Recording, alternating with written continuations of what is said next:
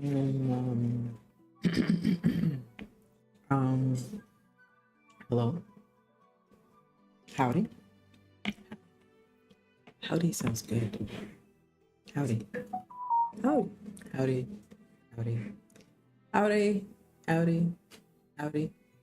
Does my sound different? Does it sound better? Does it sound less echoey? Howdy. Howdy. Howdy. Howdy. I hope so. I doubt I fixed it. But I fixed it. Maybe I didn't. Who knows? Howdy. Howdy.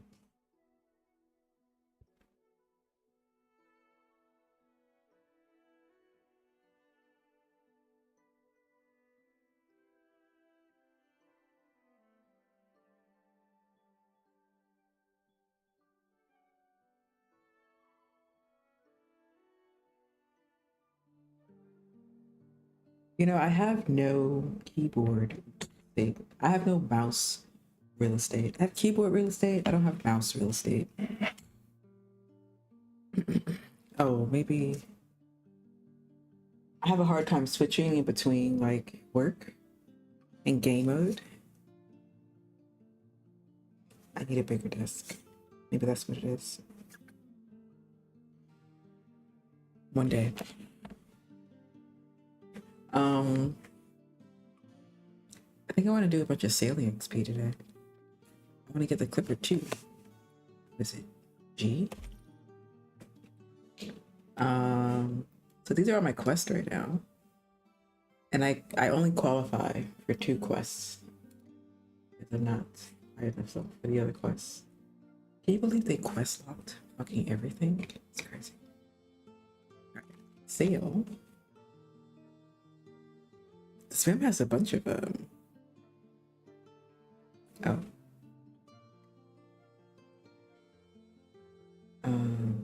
Complete ship shape 7. Oh, this is ship shape 8. 6. 5. I didn't do ship shape 5. Work to upgrade. Level 60. Oh, wait. Level 60. Oh, level 60 unlocks 2. 60. 60. Oh, this unlocks 2 quests. Upgrade your clipper. Restock his stores of ship material.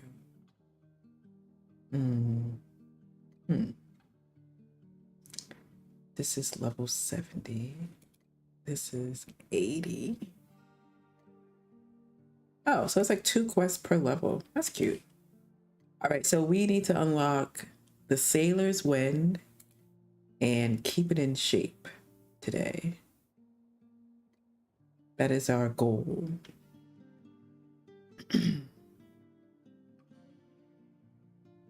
That means I need to get to level 60 sailing. And right now I'm only at level...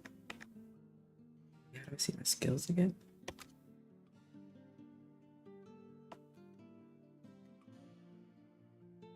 $51. That's not bad. What's this do?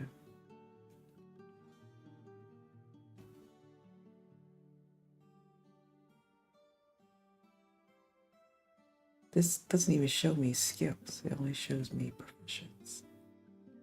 What the hell? Why even open this page? It's so useless. Why is this even here? It's just professions, bro. I don't know what the other experience needed for 9 through from 2 to 9 or 2 to 60, I guess. So I guess we're just winging it. So right now we need to get to, we just take it level by level. That's probably the best. Sailing 60.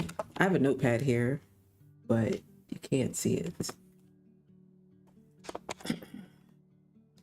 So right now I'm at level 51. And I need 21470 140 0 1.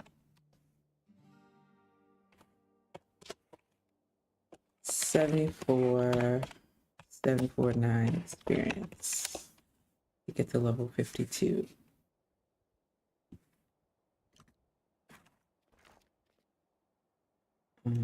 Very fine.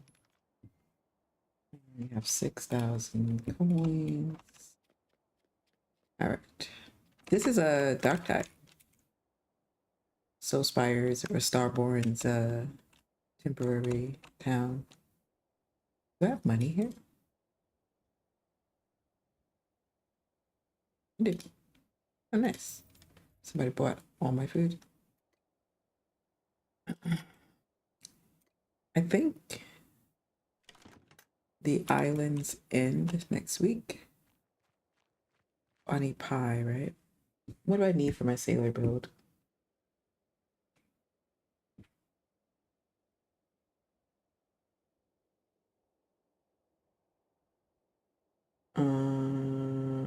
Properties.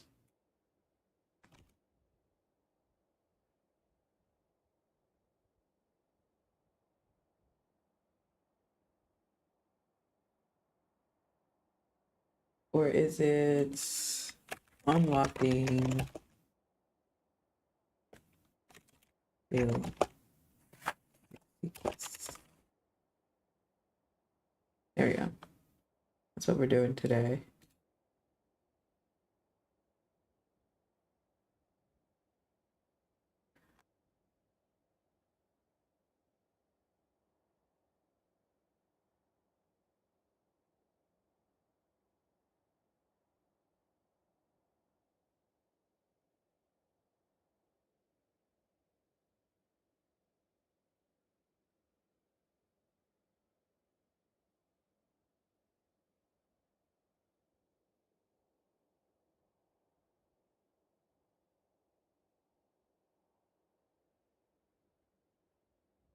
Okay.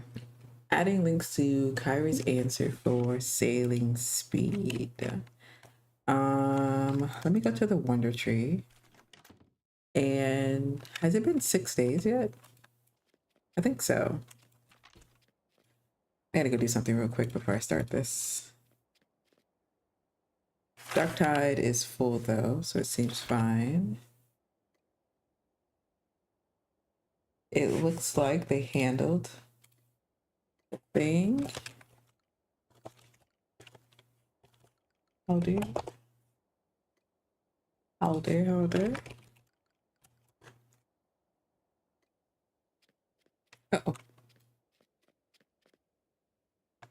right, let's go over here. We gotta do some, see what's going on over here. I am in leather. Interesting, interesting. Yeah, let's go this way.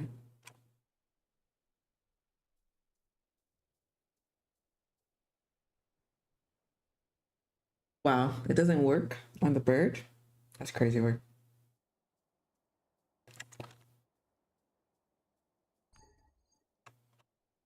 I can't move that far.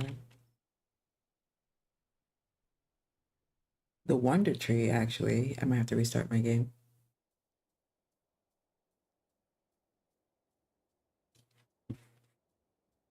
Because it never shows up. Literally never. Ever, ever.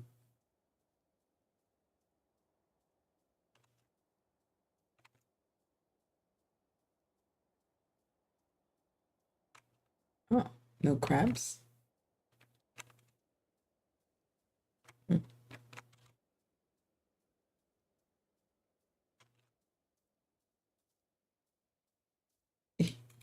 Wow.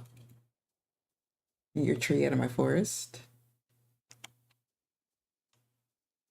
Yeah. Nothing here. I don't see a blue tree. Do you see a blue tree? I don't see a blue tree.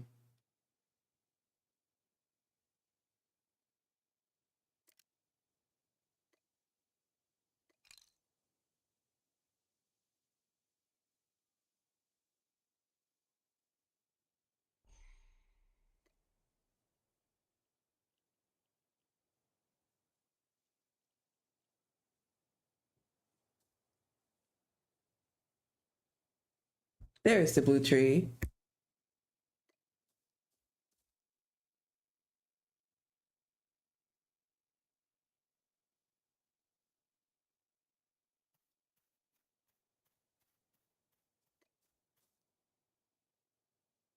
8 hours. Okay. All right, we can go back. Is my teleport set to Dark's Tide? Oh, wait. Oh, claim. Oh, good thing there's a timer on that. How would I do that?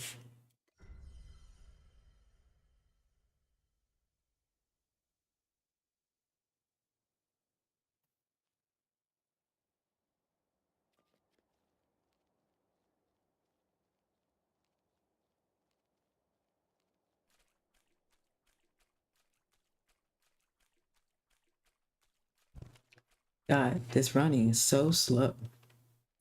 Oof, oof. Reworking the movement probably will encourage people to pave a lot quicker in other regions. Do I need this? I'm gonna be on my boat, so I don't need this. I don't need this. Well, I am gonna need to mount speed. I'll go back to Solspire. I'm pretty sure I have this over there. Fire. 10 is insane. I have nothing on it. Pocket's literally empty. Still 10. Crazy.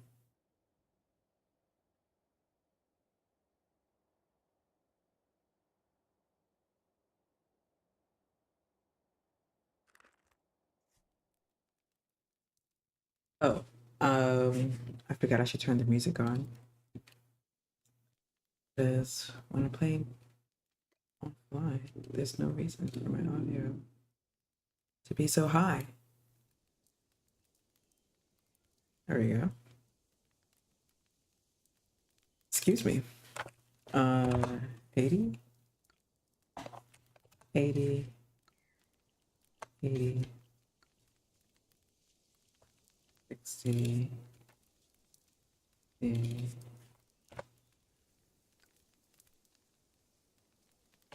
75.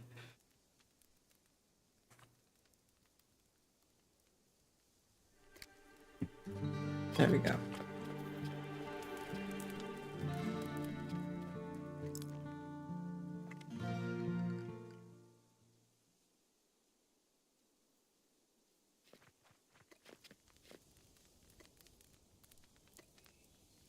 Money, money, money, money, money.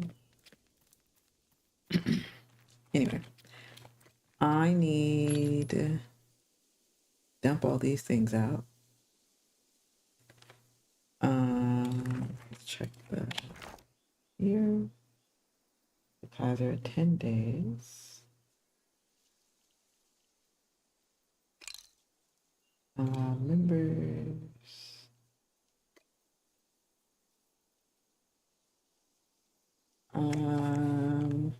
Do I have 90,000 supplies? Do I have something in here where I can make flame supplies?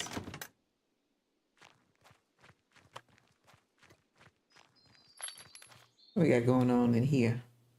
We got a bunch of bricks. They're all tier 2 though. We got some tier 1s. We already have enough for 90,000. Maybe.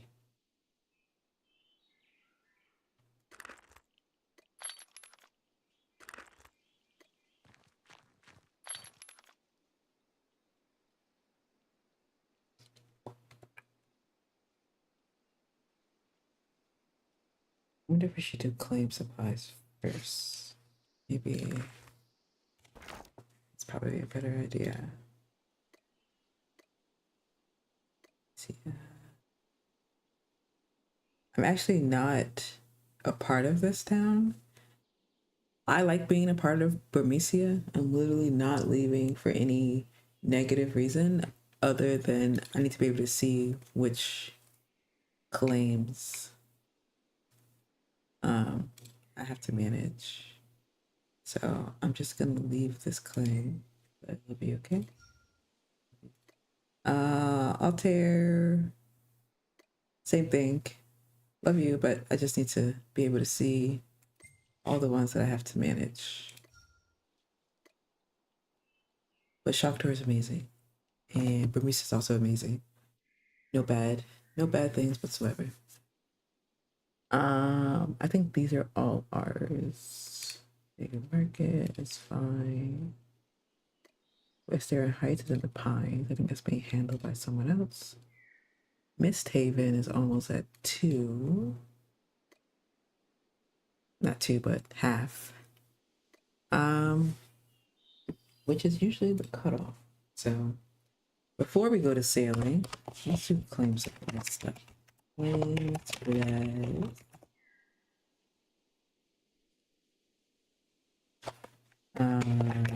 Mist Haven is 24843 divided by 50. 1, 2, 2. Buzzing it is fine. Assure. Okay. I mean, I guess since I'm going to the desert anyway, I might have to make 2 trips to the desert. I was thinking I can try to do this one at a time, but I just have to make 2 trips. Right, y'all. This changes my task though.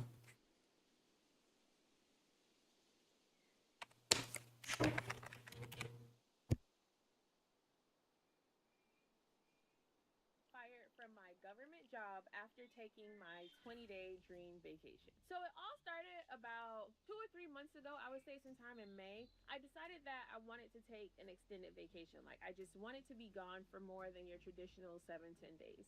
Right. And so I went to go speak to my boss about it. And basically what I asked her was the first question I asked her was, can I take unpaid time off? So the reason why I asked her that was because I genuinely just wanted to go on vacation. I didn't want to go through like the whole hassle of like using PTO and it not getting approved and da da da da da da. Right. I kind of just wanted to go on a leave. And Oh, she was like, I have to speak to my boss, which she did. And her boss told me I can't do unpaid time off. And I was a bit caught off guard. So my next question to her was, okay, I'll just use my vacation time in combination with my sick time. Wait, let me back up. So before that, they told me that if I'm going to go on vacation, I have to use my vacation days. But I did not have enough vacation days to cover the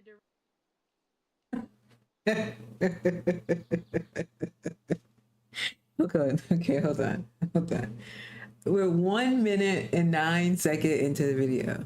Okay, I already can't focus. What do you?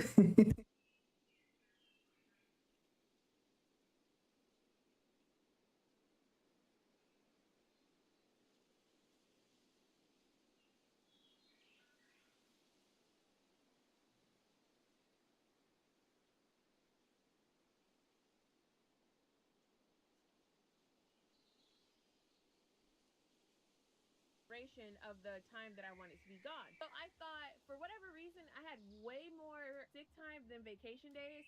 I had probably like 68 or so hours of sick time and maybe like 54 like 54 or something.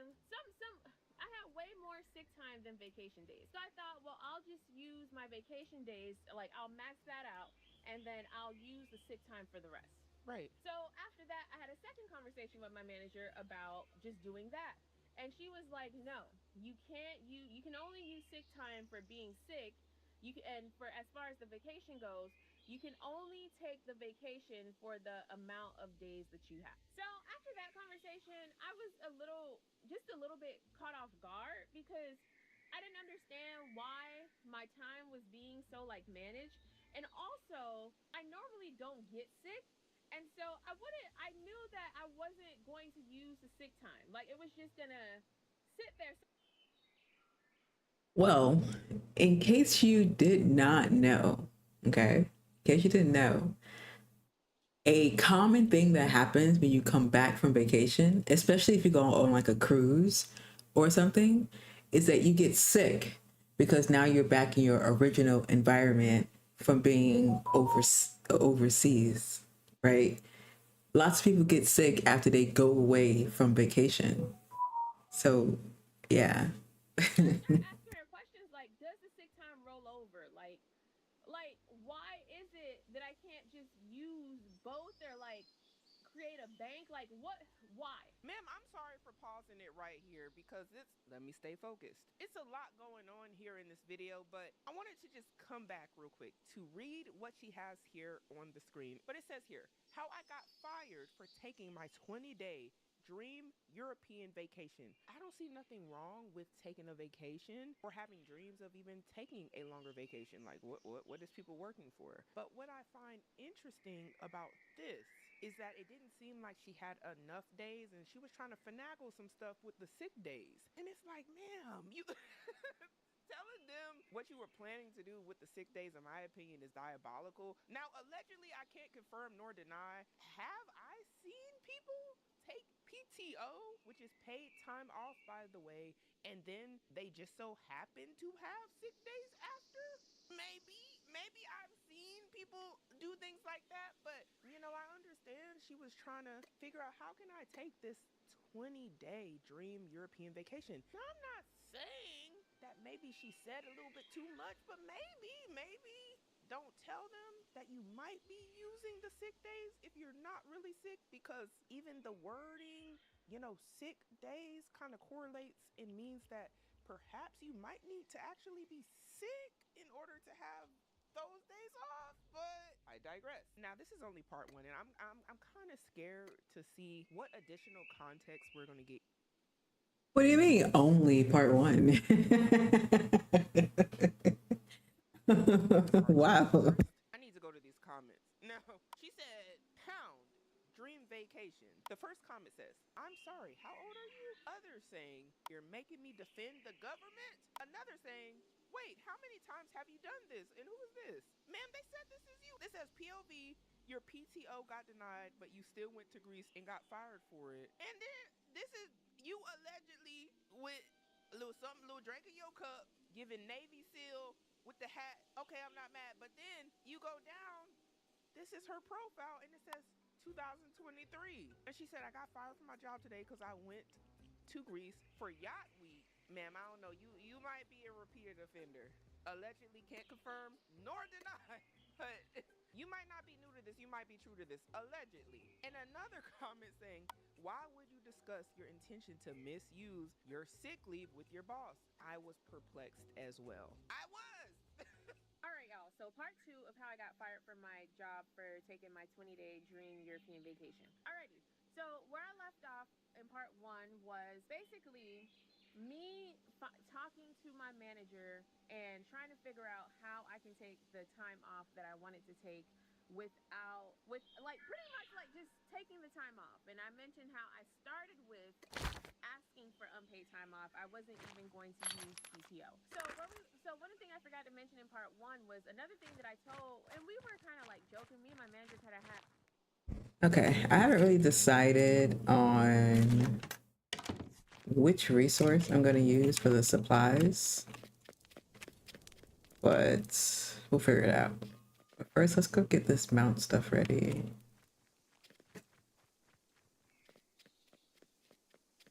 Wait, did I ever turn that stove off? Hold on a second.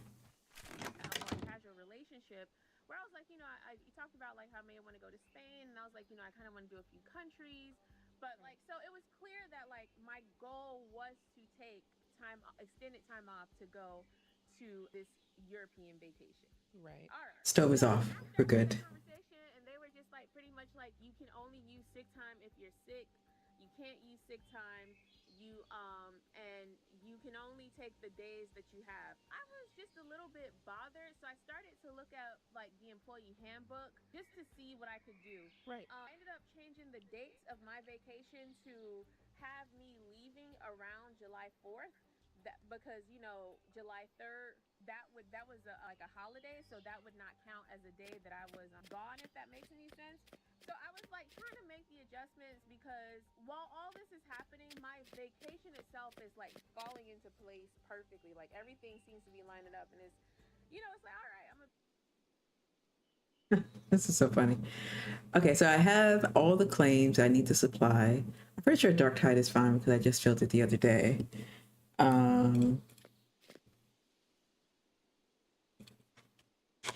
Sailing is going to be second. We're going to do claim supplies first. We're actually going to do nodes first, and then we're going to do claim supplies. But I got to count up all the claim supplies here, which is going to take me a minute. And then I need to decide which resource I want to use with that.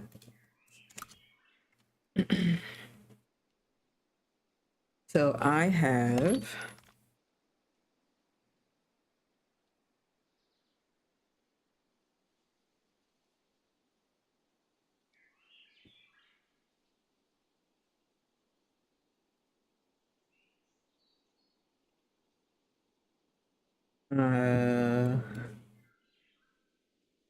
I have this fishing thing on, and I have this fishing thing on. Do I have fishing on here too?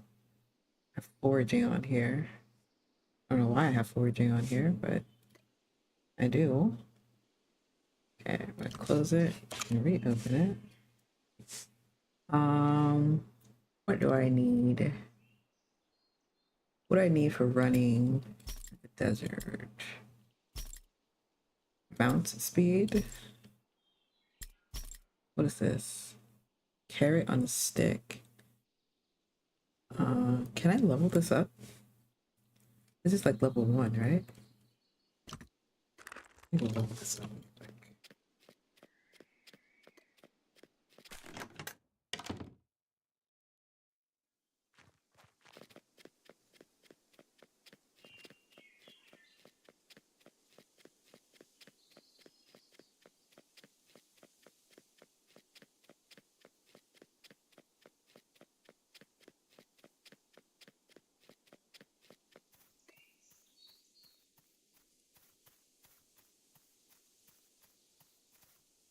Be gone for 20 days.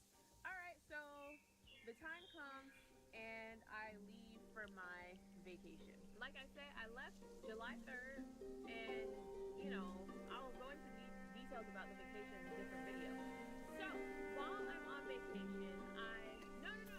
Ma'am, you all over the golly. Golly. I'm waiting for it. I am. I like it. But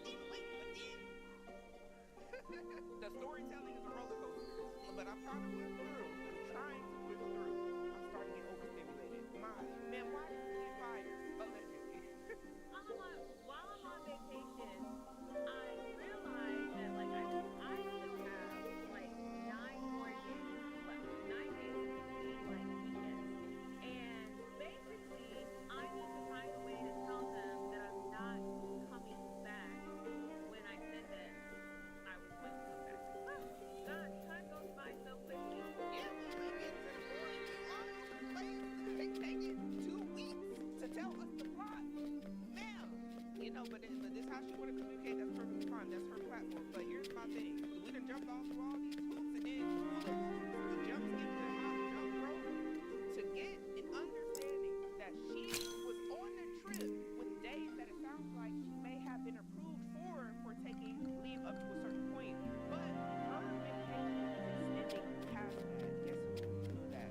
Her. And now us, there has to be a way to tell these folks that I'm not coming back on time. I'm not coming back when I said I was going to come back, which is probably why this became an issue. Because with many jobs, you don't have days and you don't have a reason not to show up. They might have a reason to fire you. But, man, you guys told me we was going to do a European vacation.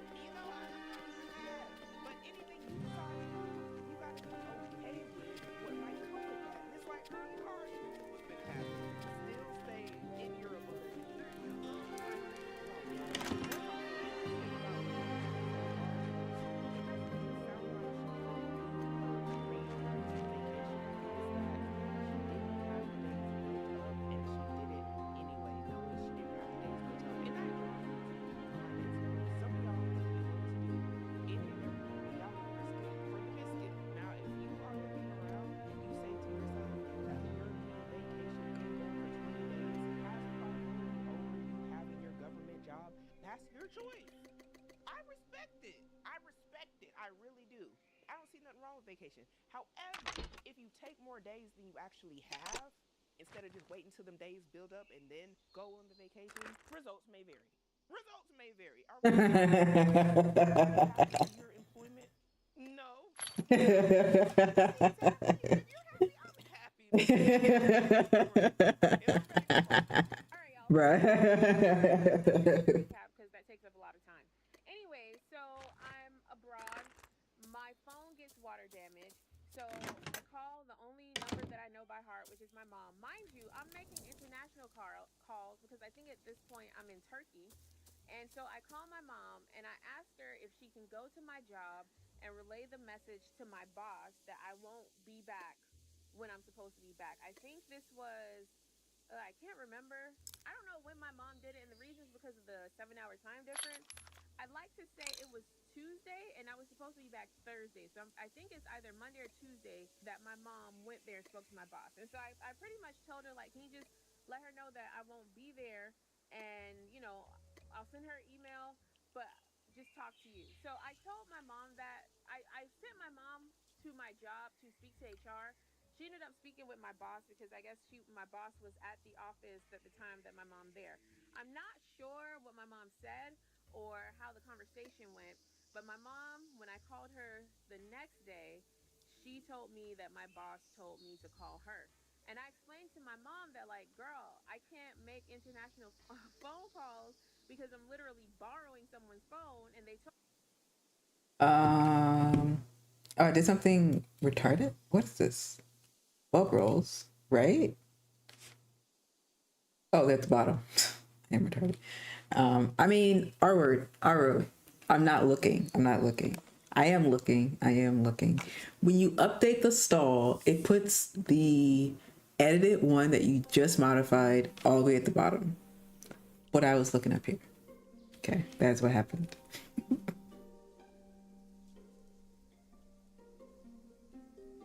And I just need to go here to update this.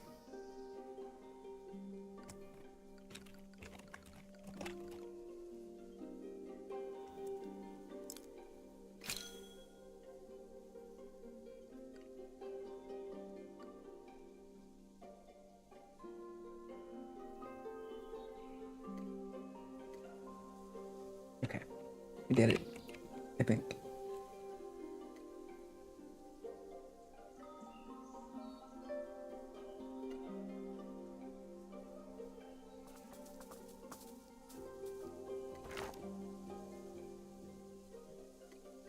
Oh, look at this. Look at this. Okay, split. I'm gonna take 35. I'm gonna take 20. Withdraw. I think I could take it all, because I think it's all mine. But we're gonna leave 35 in here. But I'm only gonna take 2005. I'm gonna leave it at 35.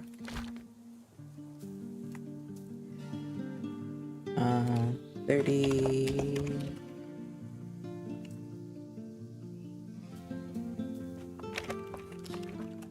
Let's get this kid.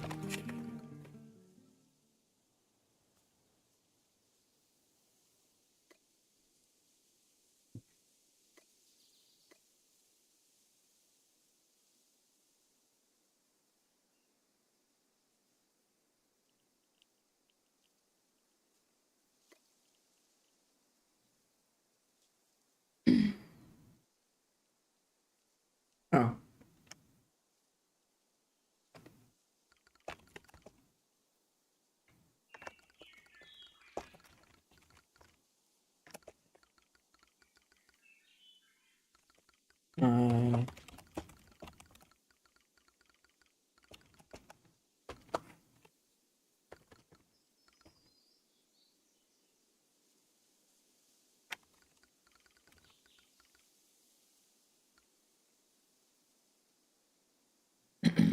All right, let's go over to the desert.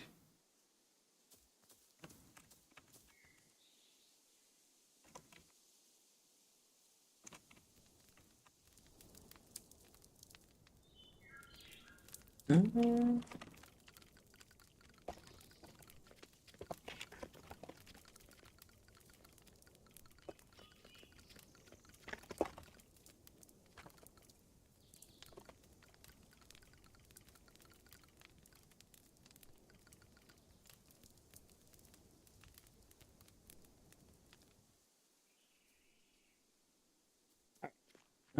Oh wait, did I get my?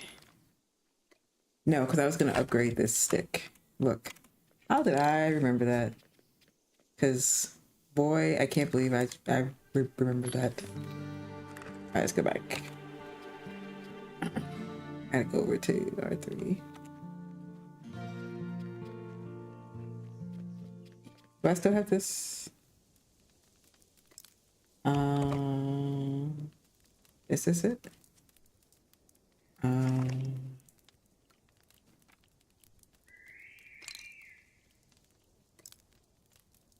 oh,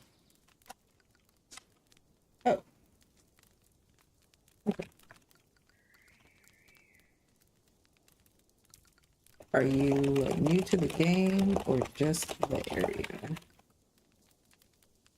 In case you're wondering. Actually, they whispered to me, so I probably shouldn't move my head out the way. We're just gonna wait a bit before I go back over there.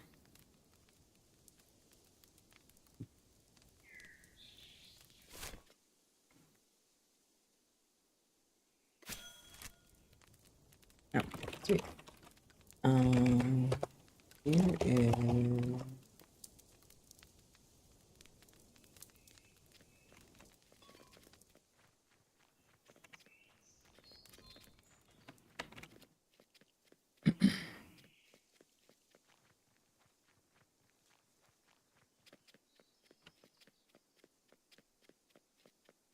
And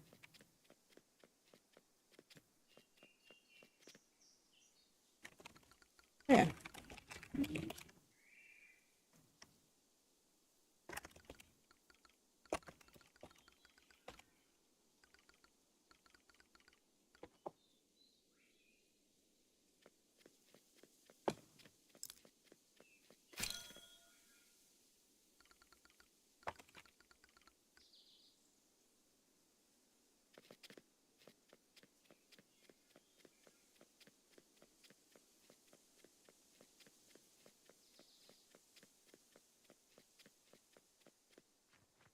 Cool.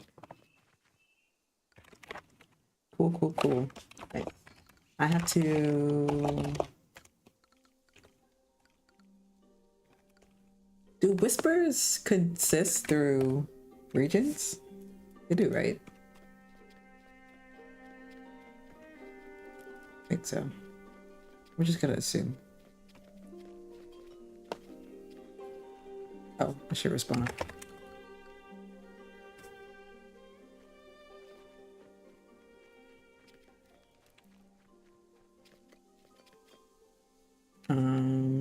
Oh, I actually don't need to do. I can just teleport back. I can just teleport back. Oh, I forgot about you know what's so crazy? I don't even know what this girl's name is. Simone. Her name is Simone. It's so often that I watch videos and I don't even know what their names are for a really long time. I came back over here because my doubloons are here. So. Told me that I only have one courtesy call, and at the time my phone was still damaged. It fell in a pool of water, so It's too much. This lady done sent her mom over to her job allegedly. I just know they must have just been like, oh my goodness. Oh my, this is too much. Like, it would be too much for me as a supervisor, as the business owner, whoever. You done sent your mom over to your government job to tell them that you ain't gonna make it into work. And then when your job tells your mom to tell you, call them. You say, well, my phone dropped into water. I'm only able to. I'm struggling with these international calls. So what? Are you there by yourself with nobody else that can contact your employer? And on top, ma'am, you're supposed to be grown. Like, honestly, it's not giving grown. It's not giving that you wanted to solve the problem. And I don't know She might have not wanted the problem solved because she was having fun on her Euro vacation. Then you got your mom in the mix stressing them folks out at the job. It had water damage. All right. So I sent my boss an email when my phone gets better. And then in the initial email, I said it was Thursday and Friday, if I'm not mistaken. And I planned on coming back the following Wednesday. So basically, I left July 3rd and I was going to be back. I was supposed to come back July 22nd, but I ended up coming back July 23rd. And so I moved some time around. But however, for work, once I started with this, for work, I was supposed to come back July 15th, or July 6th. I was supposed to come back. Damn, get the timeline laid out. Like, it's a lot going on here. It's like, it's all over the place. But actually, I should have started with that, and then I should have gone over y'all. And then I would have seen. And so I sent my mom. I sent an email, and then 2 days later, I sent another email letting them know that I would be back July 20th, that Friday, which was July 24th. So after I did that, I don't know. So when I got back, all right, we're gonna do a part 4. Time just goes by so fast. Going by slow. Time is slipping away from me. Yeah. Ain't no telling when I'm getting home. I gotta get home, yeah. And them lyrics was true to her. She didn't know when she was getting home. Allegedly. Allegedly. Ma'am, them folks in the comments said, you got them agreeing with HR. Said, girl, this is unhinged. I have to agree. This is one for the draft. For the draft, for sure. Other saying, do not send your mom to your job ever unless you have given up the ghost. That time of your life is over. It's weird too, by the way. People at work look at you sideways. Ma'am, they're accusing you of being AI allegedly, but ma'am, I might have said the same thing, but you've been doing stuff like this since 2023 allegedly. And I'm about to go back and look when this is over, because what? This person said peak unprofessionalism. As someone's manager, I would never speak to someone's mother about their attendance unless they are medically unresponsive. I would have told your mama, you're fired. Now, I'm just reading, y'all. What would y'all have told her? So sorry for all these parts. It's just that for whatever reason, when I record a video that's more than like 2.5 minutes, I don't know, it doesn't save. So I have to keep breaking it down. Anyways, so it didn't save. It didn't save. Invented chronological order. You've given it to us just like a lottery, just like the balls that spin that give you out the numbers. Because that's what it's giving, man. I don't know if it got something to do with the time restrictions. I digress. So as I mentioned in the last part, I said I'm not going to my job at the time with my boss, and then I sent some follow-up emails, and then I came back. So I came back Thursday, and I wasn't back for Thursday. So I didn't expect to get my back for Friday. And when I got to work, the boss's office, which is pretty much like her boss, said that I should not be at work unless I talk to you that I know that I can drive. And so I was like, all right, bet. So I leave, I go get consulted, and I get the doctor's note. Now, I was getting hesitant with the doctor's note because it was more than 60 days out, and it retroactively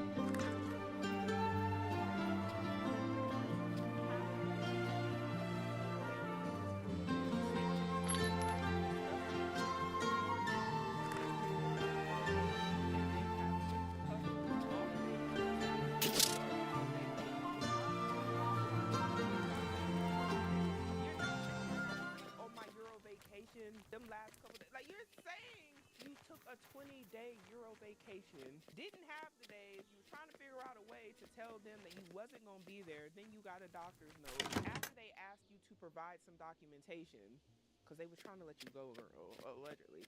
And we cannot be serious right now. Are y'all really playing these type of games right now? Like, let me know, because if so, hey, for some of y'all looking for a job, this the competition, allegedly. Allegedly. And with all due respect, man, just an observation. If this is any indicator of what the competition is looking like, the bar is looking low. Ooh. The bar is, hey, it might be easy. It might be easier to get into certain sectors, the government sector, I don't know. Can't confirm nor deny. Because ain't no way. Absolutely not. But I still bring the doctor's note. And so when I go back to work with the doctor's note, then my boss is like, do you mind writing a written statement about what did she ask me? They asked me to write a written statement about why I did not have the doctor's note when I got there. And I thought that that was a very weird thing to ask me to do, but I did it. And after I wrote the written statement, then I was told that I have to go home while they're conducting the investigation, and that if they need anything from me, they will call me. But basically, I can't be at work while the investigation is happening. Now, I was a bit caught off guard by that, but that kind of that's when I knew that, like, oh, maybe I'm getting fired for real.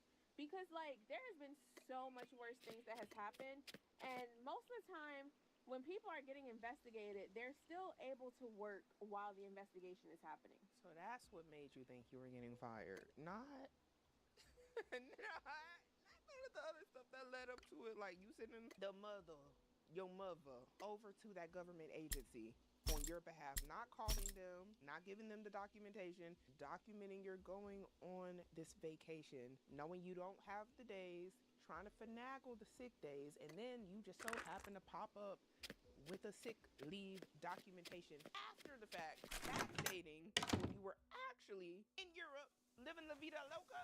Um, okay. Hey, I'm not gonna lie, ma'am. I actually think you may not have wanted that job. If this is how it happened, she don't seem too worried. Like she like, I got my Euro vacation. I'm cool. I don't care. And if she don't care, why should we care? Like, she ain't driven.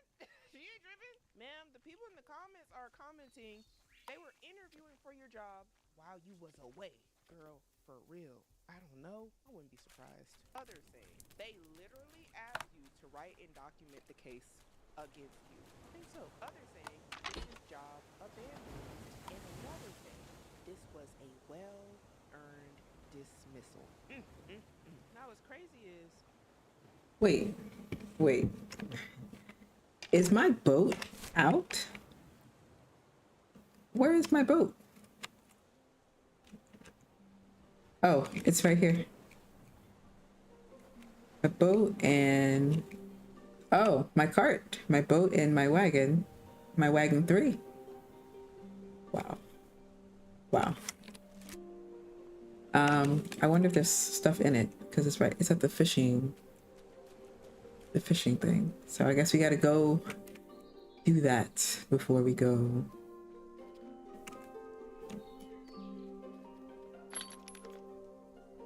Jesus Christ. Always something. Will we ever get to sailing? That's the question.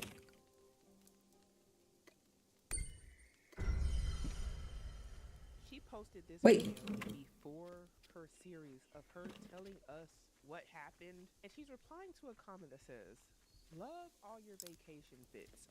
Congrats on choosing you." Y'all listen to what she's saying here. Thank you so much. It's actually like not bittersweet, but sweet bitter. What? Okay. It's sweet bitter. So is it like lemons or like lemonade, kinda? I think I get what she's saying. She said it wasn't giving sour, it gave Sour Patch Kids, you know? Like sweet because like I really did take my dream vacation, like the vacation of my life. Like just it was just so amazing, and I feel beyond blessed to have been able to afford to do something like this. Right. And it just sucks that it cost me my job because it was so life changing, and it was so amazing, and it was so great, and it just really opened my eyes to like a new level of life. And A new level of unemployment too. Allegedly can't come. They investigating you right now. So from what you saying, it ain't looking too hot. It ain't looking too hot, but continue. it just sucks. It sucks that like those kind of experiences almost never come without some sort of a sacrifice. Did we watch the same story or she gaslighting us? Man, She is gaslighting us. She is. Oh, it's over here. Oh, I remember what I did now. I had lots of fish.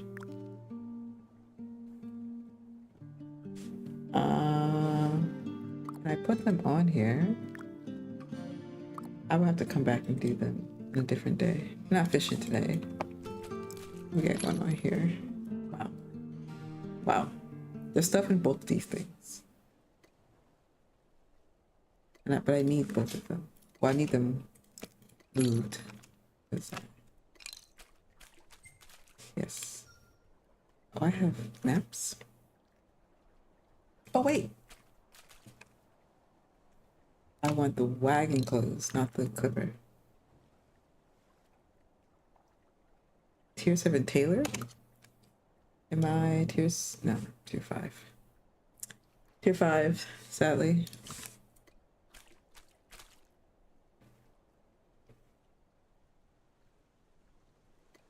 Do I have room? Wow, I have room. Wow. No.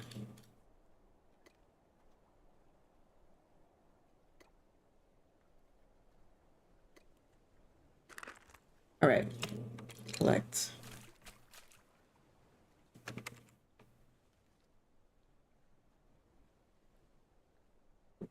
Wait, do I have fish in here that I can like eat? Is this? Can I eat this? I can't. That's crazy.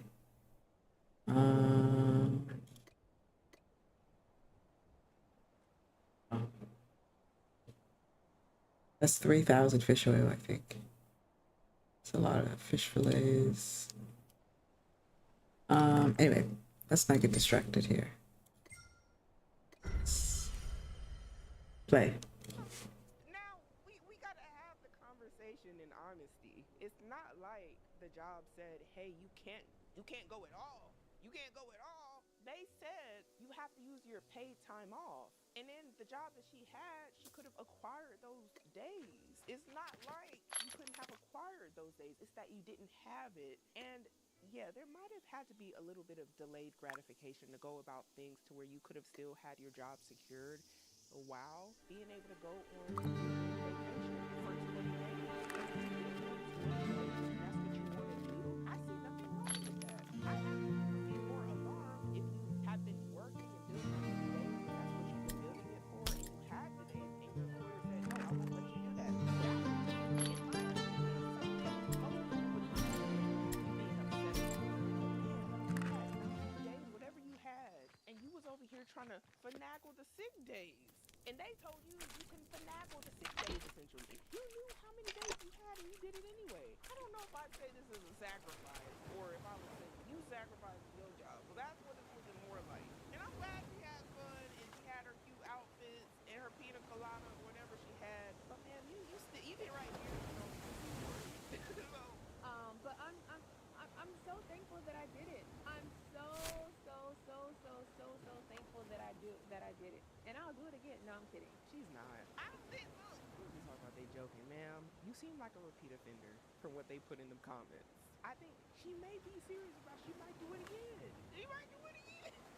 Some of y'all got the vacation bug, and I understand it. You know, understand. I don't even need to sail because I have these waypoints. I can just go to T Hut and Cola, to be honest.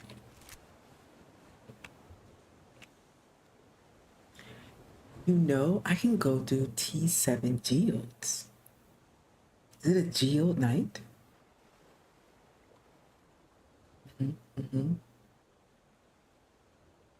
I think that's what I am gonna do. I think my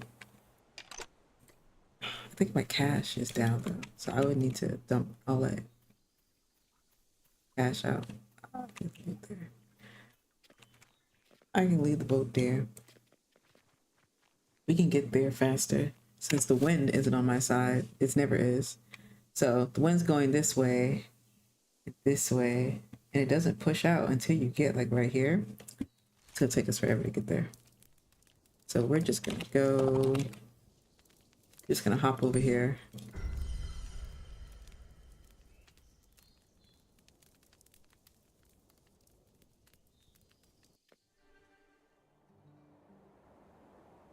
I love a good travel as well, but consider when you get back, like how you're going to be able to be employed if you need to be employed. Maybe she don't need to be employed. Maybe that's why she don't care. I don't know. But the people who need that job, they typically don't do stuff like this. They don't typically do that because it might be hard for them to get a job if they get fired. This to me sounds like somebody who didn't really care if she had that job or not. And if that's her and she's blessed enough to be able to not care, hey, that's her business. But I know many people don't have that same reality. They can't be that lackadaisical and careless when it comes to their employment. And to y'all, people like this make it easy for you. They really do. I'm just so thankful that I did it. It just sucks that it cost me my job, but thank you.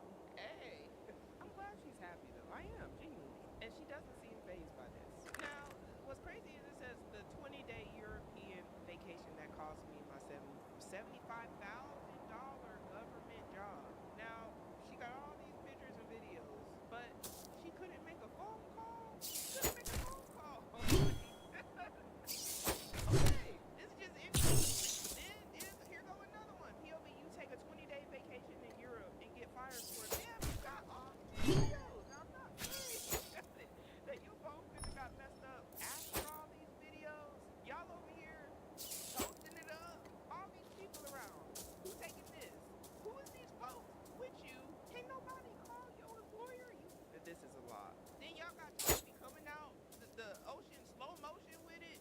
It's a lot going on, ma'am. This is a lot of evidence you got. And not me doing my due diligence, getting all the way to a post from 2024 where she's even saying pound vacation mode. I'm outside.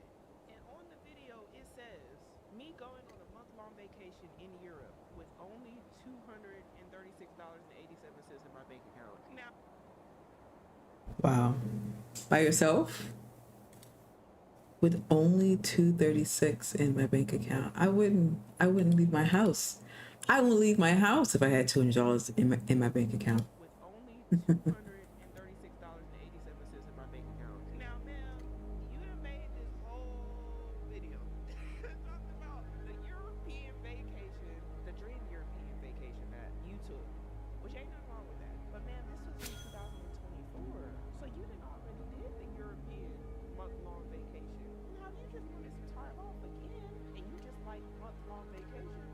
You know, that's your business. I'm over here thinking it's your first time. And as we look, this video was posted in 2024. She ain't new to this, she's true to this. She loved her a good month-long vacation. But what's interesting is this time it cost her allegedly her employment. And then, ma'am, these videos really just speak to the character. Like, I'm just looking. This was from 2023. She said PTO stands for prepare the other. Prepare the others as well. But this is her. She said your PTO has been denied. Me, somewhere in an infinity pool, not caring whatsoever, allegedly. And this was years, about 3 years ago. What I'm gathering here is she ain't never cared. And I want to say the foreshadowing on that last clip and all the ones before it was wild. That was just wild. I need to know what y'all think about all this down below. Would you take PTO, go on leave, or go on your dream vacation if it would cost you your job? Or is your job too valuable for you to risk it? I'm not sure if she got fired, but do you think she will be? And tell me, do you think she ever cared? But I know one thing. If you do care, you got to start making better decisions today in order to have a better future. It's true. It's true. Right now it's already too late. We already fucked ourselves. We're in a hole. Okay? All right. Next video.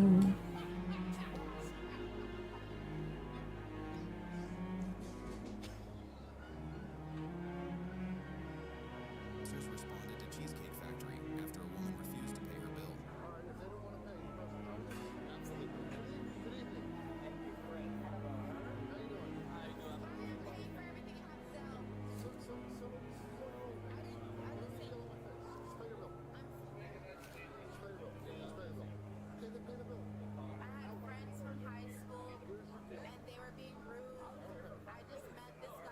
That's why I don't hang with drunk people, because that's what happened.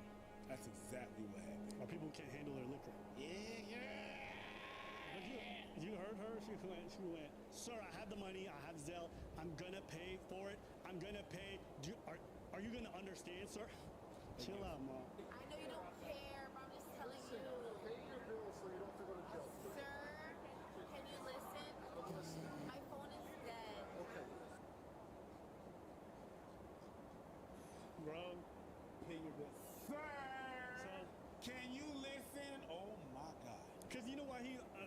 understand what the cops mad. No, Because he's being called for some bullshit. It's bullshit. Bitch, pay your fucking bill. Just pay She over your here be bill. like, do you want to understand?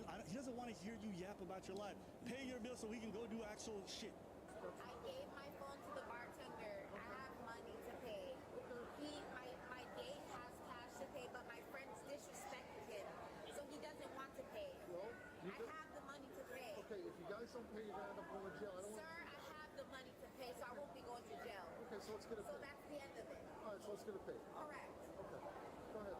At this point, I'm like, why is he being called that? Because she wants to pay. She wants to pay. She gave her phone, a phone that has no charge, which is crazy to me because I know we have all these apps, right, where you could pay with your phone, and then everything. Bring your cards with you for that reason. Why you only have your phone on 3%? Now, ordering drink, and the only thing that you could pay is your phone. What if the app is fucked?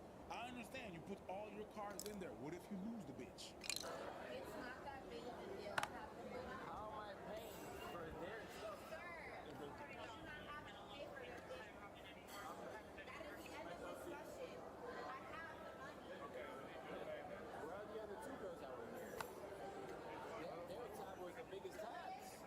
You know what? You're the one holding the bag right now, bro. This is my bag, sir. Yeah, I know. The figurative. You're the one I'm holding the sorry, bag. don't give me Get out of my face. I would just say, just keep in mind, if they call the cops, they've been dealing with her for a hot minute. And she's been saying she can pay. Yes. And it's been a while. Yes. I'll also say, I'm not going to ask you a question before we go on with this. If you go to the restaurant, okay, go there with a partner and then her friends show up, I understand you and your partner are with this and you have to cover the bill. But aren't they kind of just stealing? Like, how is it that they can just run out on their bill and then the people who are still there are still? I understand the restaurant just needs to get paid and they can't go after them. They probably not going to That's the reason probably they call the cops.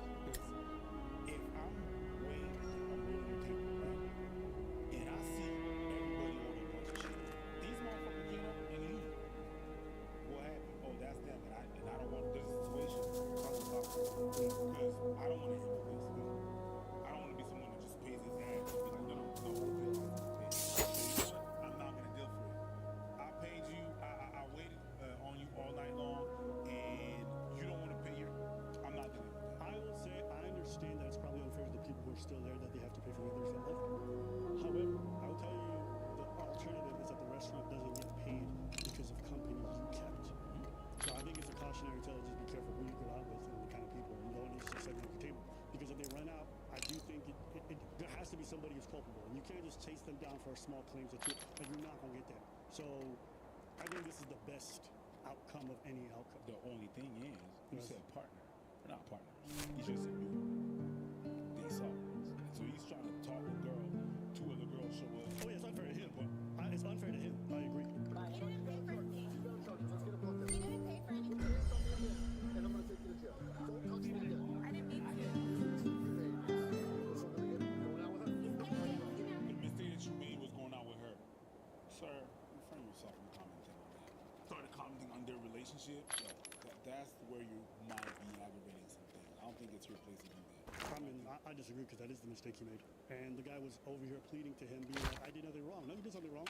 You brought the wrong company and they walked out on you for the bill. That's your mistake. That's true. The fact that, hold up, I'm sorry, that's your mistake. If you sit down with your girl and her two friends come up and rack up the fucking bill and then disappear, and now it's your problem, your mistake was being with somebody who would let her friends do that to you. Sure. I'm not saying that what happened is not factual. I'm saying it was not the police. Oh, you say it's not professional? It's not professional. No, I agree. I'm not saying that it's not true. Shut the fuck up with that shit. That's not your job. I mean, it's true.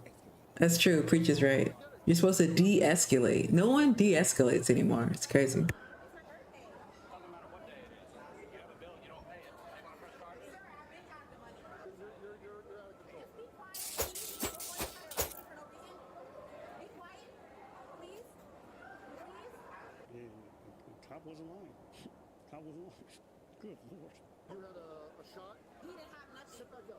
I'm just All right, letting you know. you're paying the whole bill? Everything. All right, have a good night, boss. You can go. All right, thanks, buddy. Yeah, man. See you later. So how did it get to this point? Police are called. My friends from high school. Just pay the bill. Can I explain more? They're being rude. No. See, this is where this guy fucked up. Because she was about to pay that bill, and then he asked her opinion.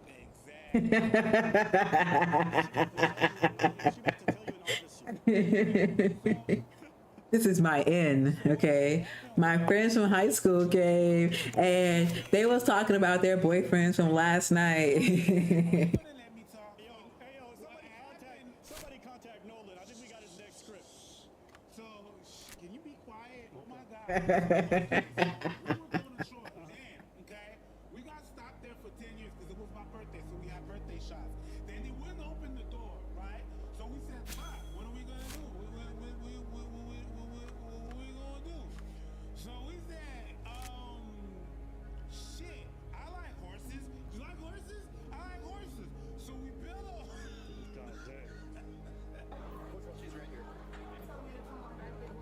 You're talking to me very disrespectful. Okay, come on back in, please. And for? Because you have an outstanding bill. I don't have an outstanding bill. Okay, we're working that out. Right now, you're detained for having an outstanding bill that you didn't pay. I'm gonna be detained for anything. Okay, well then... Especially when you're talking to me. Hey, Gibbs, I'm sorry. this one's gonna go to jail right now. Wait, this is Sunrise? Where in Sunrise is this? I'm thinking about Sunrise right now, and I don't know where this is. What restaurant is this?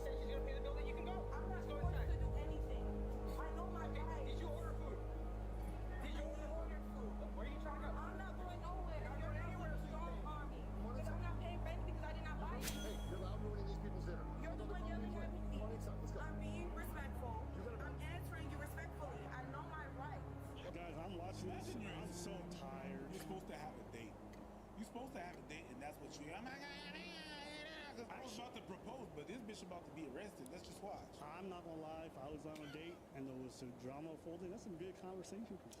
I think this is entertaining. If I was there, I'm like, I'm taking bets with my date. Is she getting arrested? Is she not? We putting money on it. Maybe a blowjob, maybe some other, you know what I mean, little sexual acts. God damn. You know what I mean? Respectfully, I know my rights, and I did not pay for it. You don't know your rights. I will say the people who always say they know their rights don't know their rights. People just say shit. If you knew I know this is illegal. If you knew your rights, you shut the fuck up. Does she order food? Yes. Yes. I sat down at the bar with my friend. So how are you gonna put everything on me? Not putting everything on. Let's put it up. I'm not the one who's paying for it because I didn't buy anything. I lose my patience. I'm sorry. I tried.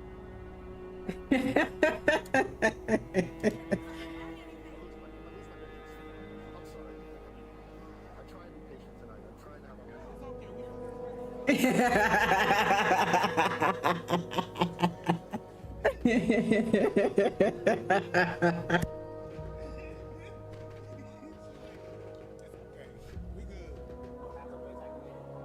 But this card is declining because of fraud. They're gonna tell them that you're right because now you got these two niggas looking at the price. I don't know what you're talking about. They don't fuck with me, so keep calm down for the rest of you. They're trying to arrest me already. Shut up. I promise they'll be quiet. Sit down. Forget the secret. Don't make it. These are like, they look exactly the same, don't they?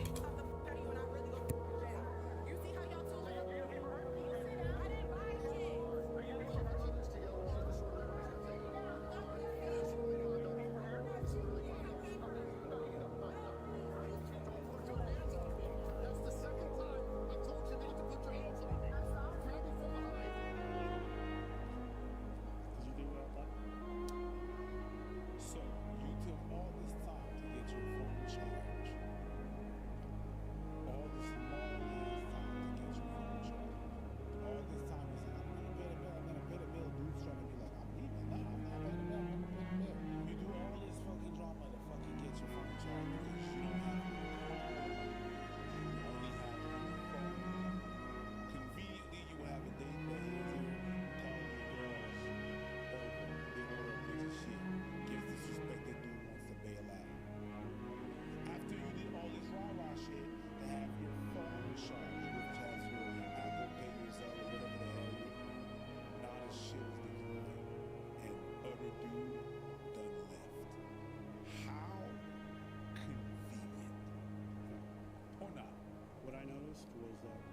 touch the top, then you put the cuffs on. That's all.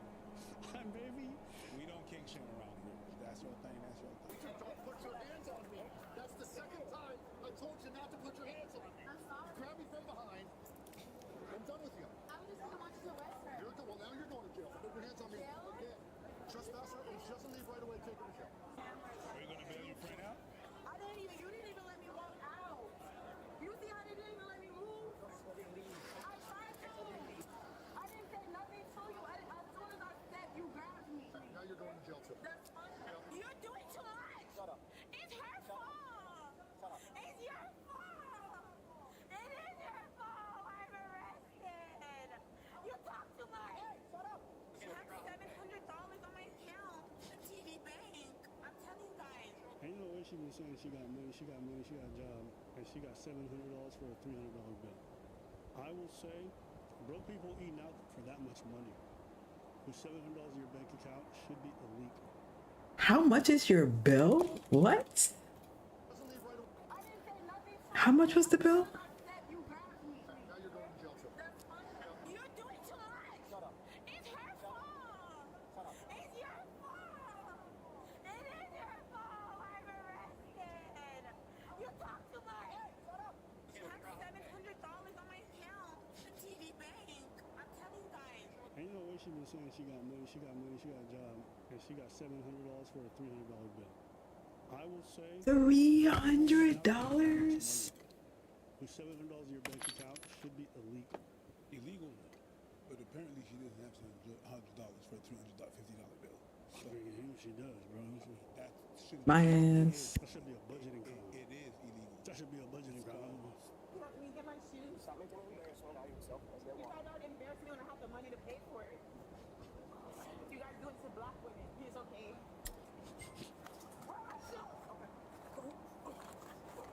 Where are my shoes? Oh, she just baby that shit Where are my shoes? on the ground. Oh shit. I don't want to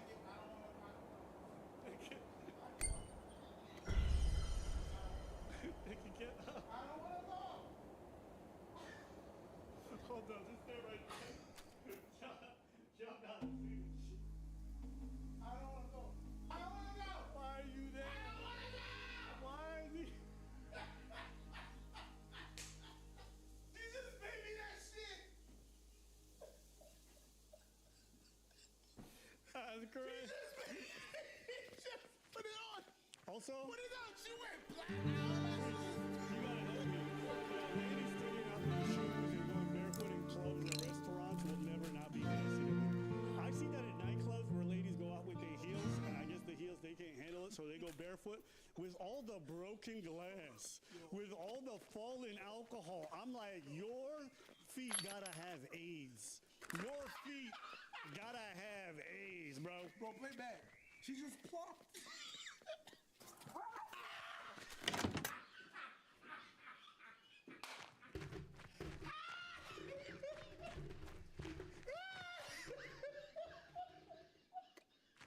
Wait. But you missed it. She did it twice. Trust fall. She did it twice. Look. She goes, Plop. one. Wait. Again. But then splits. Where are my shoes? Woo! Where are my shoes? Where are my shoes? Someone said, is it possible she's having a mental episode? No, she's just drunk. She's drunk. She's drunk. Yup. Now you can't pull back. You know you're causing all this, Robin, right? Relax. Why is she holding onto the bar? Like she did it again. Girl, I had the money to Hey, you know what? And they made sure they got a black woman to carry her the rest of the way. They said, hey man, listen, we don't want no racial incidents. Could you carry her for us? And the black woman showed up. She said, yes, sir. And the black woman didn't hesitate.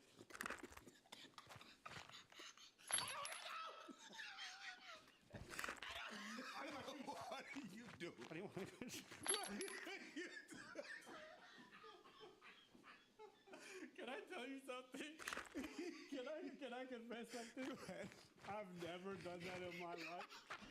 And low key, I enjoyed it.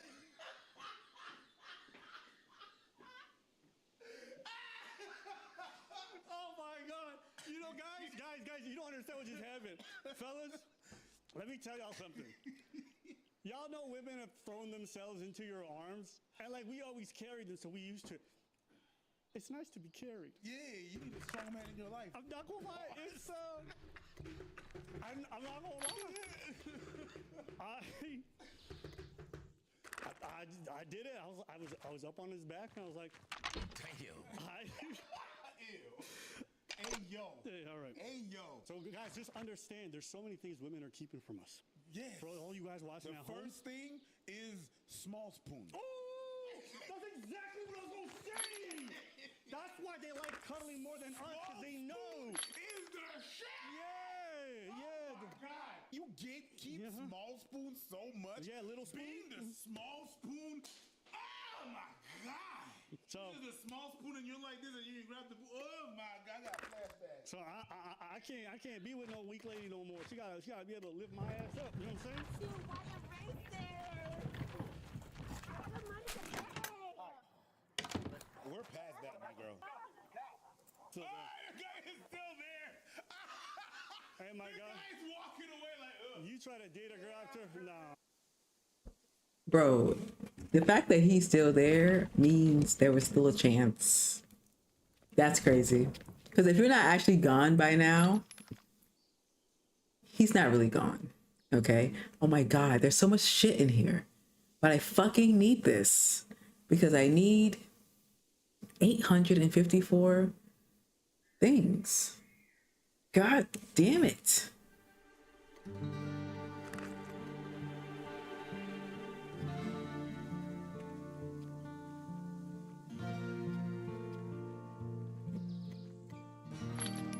All right, I need 864. Well, minus 8, I guess. Can I write this down? Yeah. 854 tier 7 ingots. What are these things called? Ore chunks. Ore chunks is what they're called. Minus T7, 864 minus 8. 854 minus 8 is 846.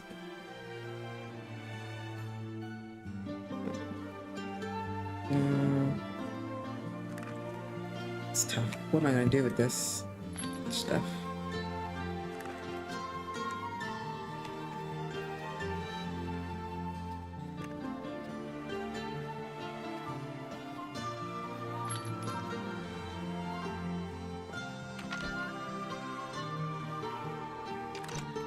The stuff that I have in my cache tree right now is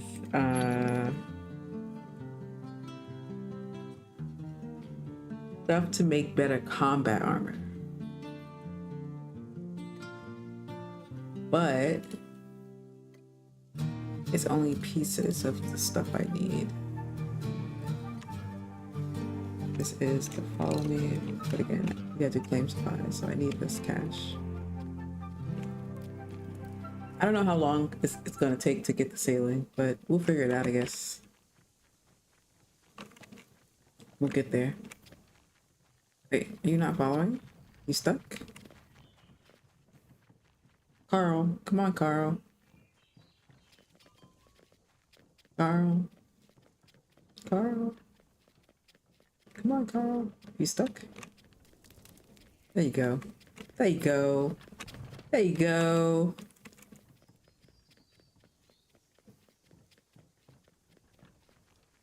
Alright, hold on. This is almost over too. Then we'll watch a really long video about Los Angeles. He got helped by the cops to realize what he's seeing her get arrested. He's trying to be a savior. Yeah. Whoa, that was. Whoa. Whoa. Hold up. Can we Is get she that? having an episode? That face right there? No, yeah. I've seen this once before. I was watching Obsession, and that shit was in the corner of the room watching the niggas sleep. Okay? That is a scary ass face to make in this kind of situation. Nope. That's right there. After doing all that crying, you have Yes. that face? Yes. You ain't no nigga. Bitch, you mixed with white. You gotta be mixed with white, huh? You gotta be mixed I thought this was a different person. It's the same girl. No, it's the same girl. Well, her voice changed. So in the session, there's like a demon that possesses the lady, right? Mm-hmm. That's the black woman and the nigga. 300, bitch. I got 700 on my account, bitch. I got 700 on my account, bitch.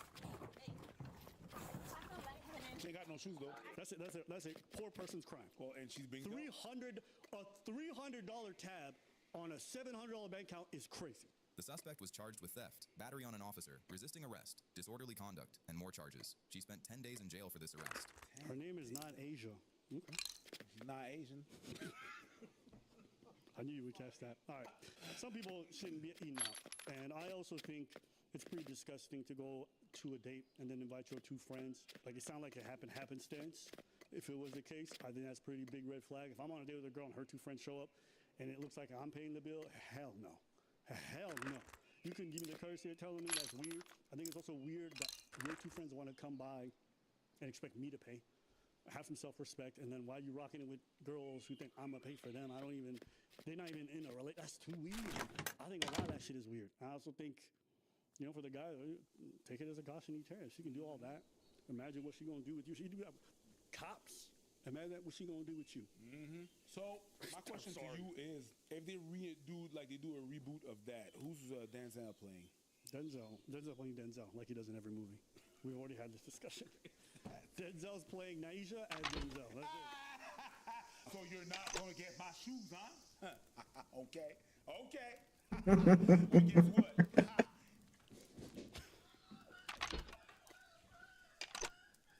Why do you keep doing that?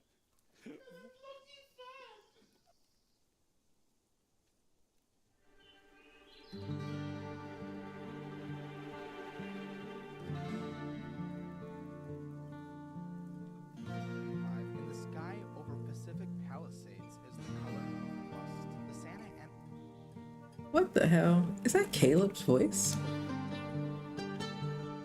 This is Caleb's voice. Oh. Caleb does. Okay.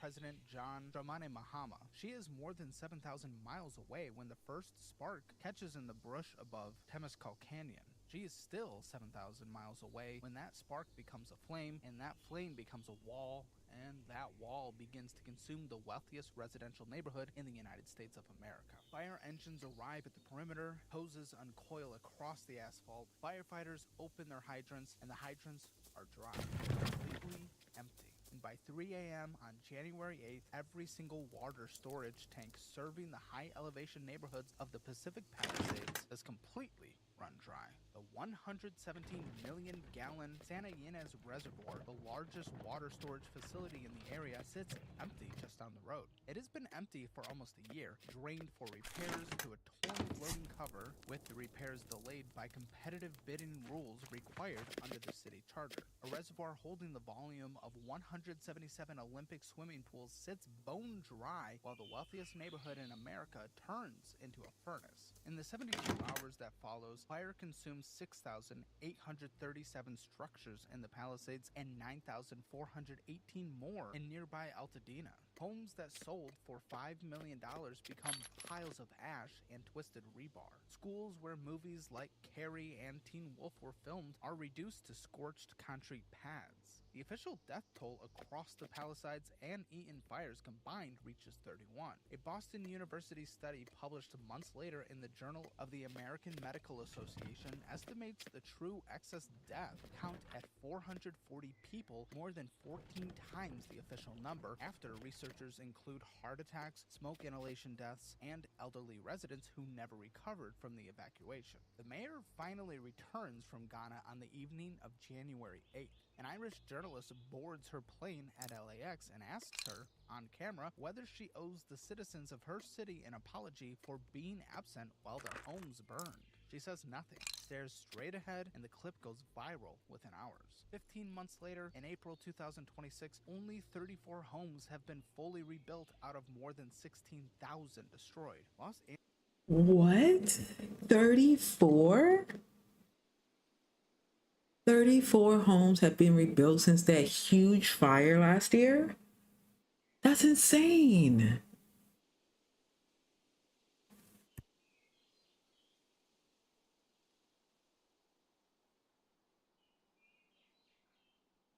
Angeles County has dropped by another 54,000 people in a single year, the largest numeric population loss of any county in the United States. The film industry has lost almost half of its population volume. The city is staring down a $1 billion budget deficit. A self-described democratic socialist is now leading multiple polls in the race to become mayor. The most glamorous city in American history is coming apart in front of the cameras, and the people who made it glamorous are walking out of the door. And that's why I'm making this. Over the next 60 minutes, this story will explain, with cold numbers and on-the-record sources, exactly why Los Angeles, the city that gave us Hollywood, the Beach Boys, the 1984 Olympics, and the modern American dream, is unlikely to recover from what is happening to it right now. This is Front Page. To understand why Los Angeles is breaking, you have to first understand how it was built, because almost every problem the city faces in 2026 traces back to a decision that someone made between 1880 and 1980. And almost nobody has the political courage to revisit since. In 1880, Los Angeles was a town of 11,000 people in a hot, dry basin with no harbor and no navigable river. San Francisco was the cultural and commercial capital of California. Los Angeles was a backwater, sweltering in the sun, surrounded by orange groves and almost nothing else. Then a small group of boosters, real estate developers, railroad executives, and water engineers decided to build a city anyway. These boosters convinced the Southern Pacific and the Santa Fe railroads to run a price war on tickets from the Midwest, dropping the fare from Kansas City to Los Angeles to $1 at one point in 1886. They marketed Southern California as a health destination, a cure for tuberculosis, a paradise of citrus and sunshine. In 1913, after a campaign of political ruthlessness so brutal it later became the basis for the movie Chinatown, the city completed the Los Angeles Aqueduct, draining the Owens Valley 250 miles to the north, delivering more water than the city even needed at the time. That excess water was the entire point. It was the invitation for the population growth that would follow. The motion picture industry showed up in the 1910s, drawn by consistent weather, varied scenery, and physical distance from East Coast patent enforcers. By the 1920s, Los Angeles was the fastest growing city in America, doubling in size in a single decade. By 1930, Los Angeles was the 5th largest city in the country. Then came the boom that nobody alive today has ever seen the equal of. From 1940 to 1970, Los Angeles experienced one of the greatest population and economic expansions in American history. World War II brought enormous federal aerospace and defense spending. Boeing, Lockheed, Douglas, and North American Aviation built sprawling factories across the basin. The entertainment industry matured into global cultural dominance. Post-war prosperity meant Angelenos had disposable income, and they spent that income on the newest technology of the age, the automobile.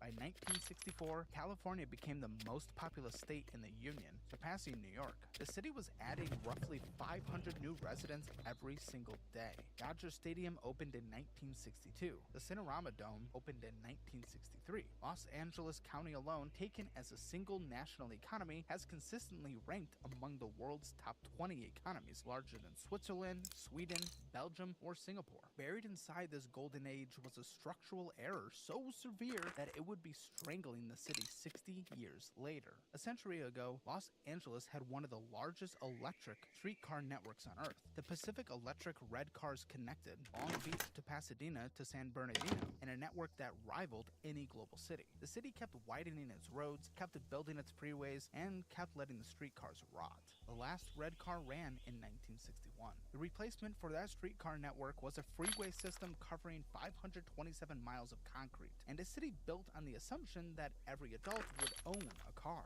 By the time anyone realized Los Angeles had been designed for automobiles instead of human beings, the concrete had been cured for decades. Today, 80 to 90% of all trips in Los Angeles require a car. drivers spend 87 hours per year stuck in traffic, costing each driver about $1,600 annually in lost time. 53% of LA area roads are rated in poor condition. The city has the highest rate of automotive fatalities of any major metro in the United States. These four conditions form the foundation of the modern city. A desert location, water taken from elsewhere, a transportation system built around cars instead of people, and an economy dependent on a single dominant industry. For decades, none of them mattered. Because the dominant industry kept dominating, the population kept growing, and the federal government kept the aerospace invincible.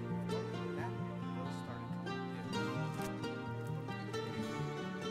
The first major bill came in 1978 when California voters passed Proposition 13. The measure capped property taxes at 1% of a home's purchase price and limited annual tax increases to 2% until the property changed hands. Proposition 13 is a tax revolt against rising property values, and it has been politically untouchable ever since. The result is a financial incentive of staggering power. A California homeowner has also purchased property. One of that home themselves and replacement home will be taxed at full market value, costing tens of thousands of dollars per year in additional property taxes for the rest of the home's life. So the homeowner doesn't sell the homeowner doesn't sell.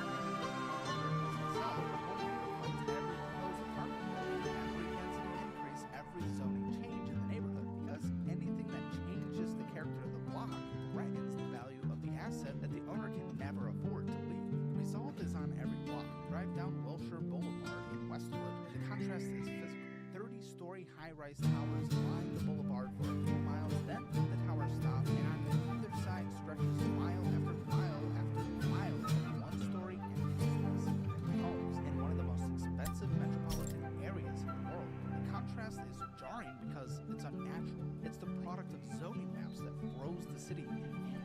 Stacked rent control on top of Proposition 13, the picture only gets worse. Los Angeles has the Rental Stabilization Ordinance, which limits annual rent increases on roughly 624,000 older apartment units. California has Assembly Bill 1482, which caps rent increases statewide. In 2022, Los Angeles voters passed Measure ULA, a transfer tax of 4 to 5.5% on real estate sales over $5 million, which sent multifamily housing development into freefall. Apartment construction in Los Angeles dropped by 1,910 units per year after Measure ULA was passed, exactly the opposite of what the housing shortage city needed. And on top of that is the California Environmental Quality Act, known as CEQA, which has been weaponized for decades by neighborhood groups, unions, and competitive businesses to block apartment buildings, transit projects, and infrastructure improvements through endless litigation. A single CEQA lawsuit can delay a project by years and add millions of dollars in legal costs. Developers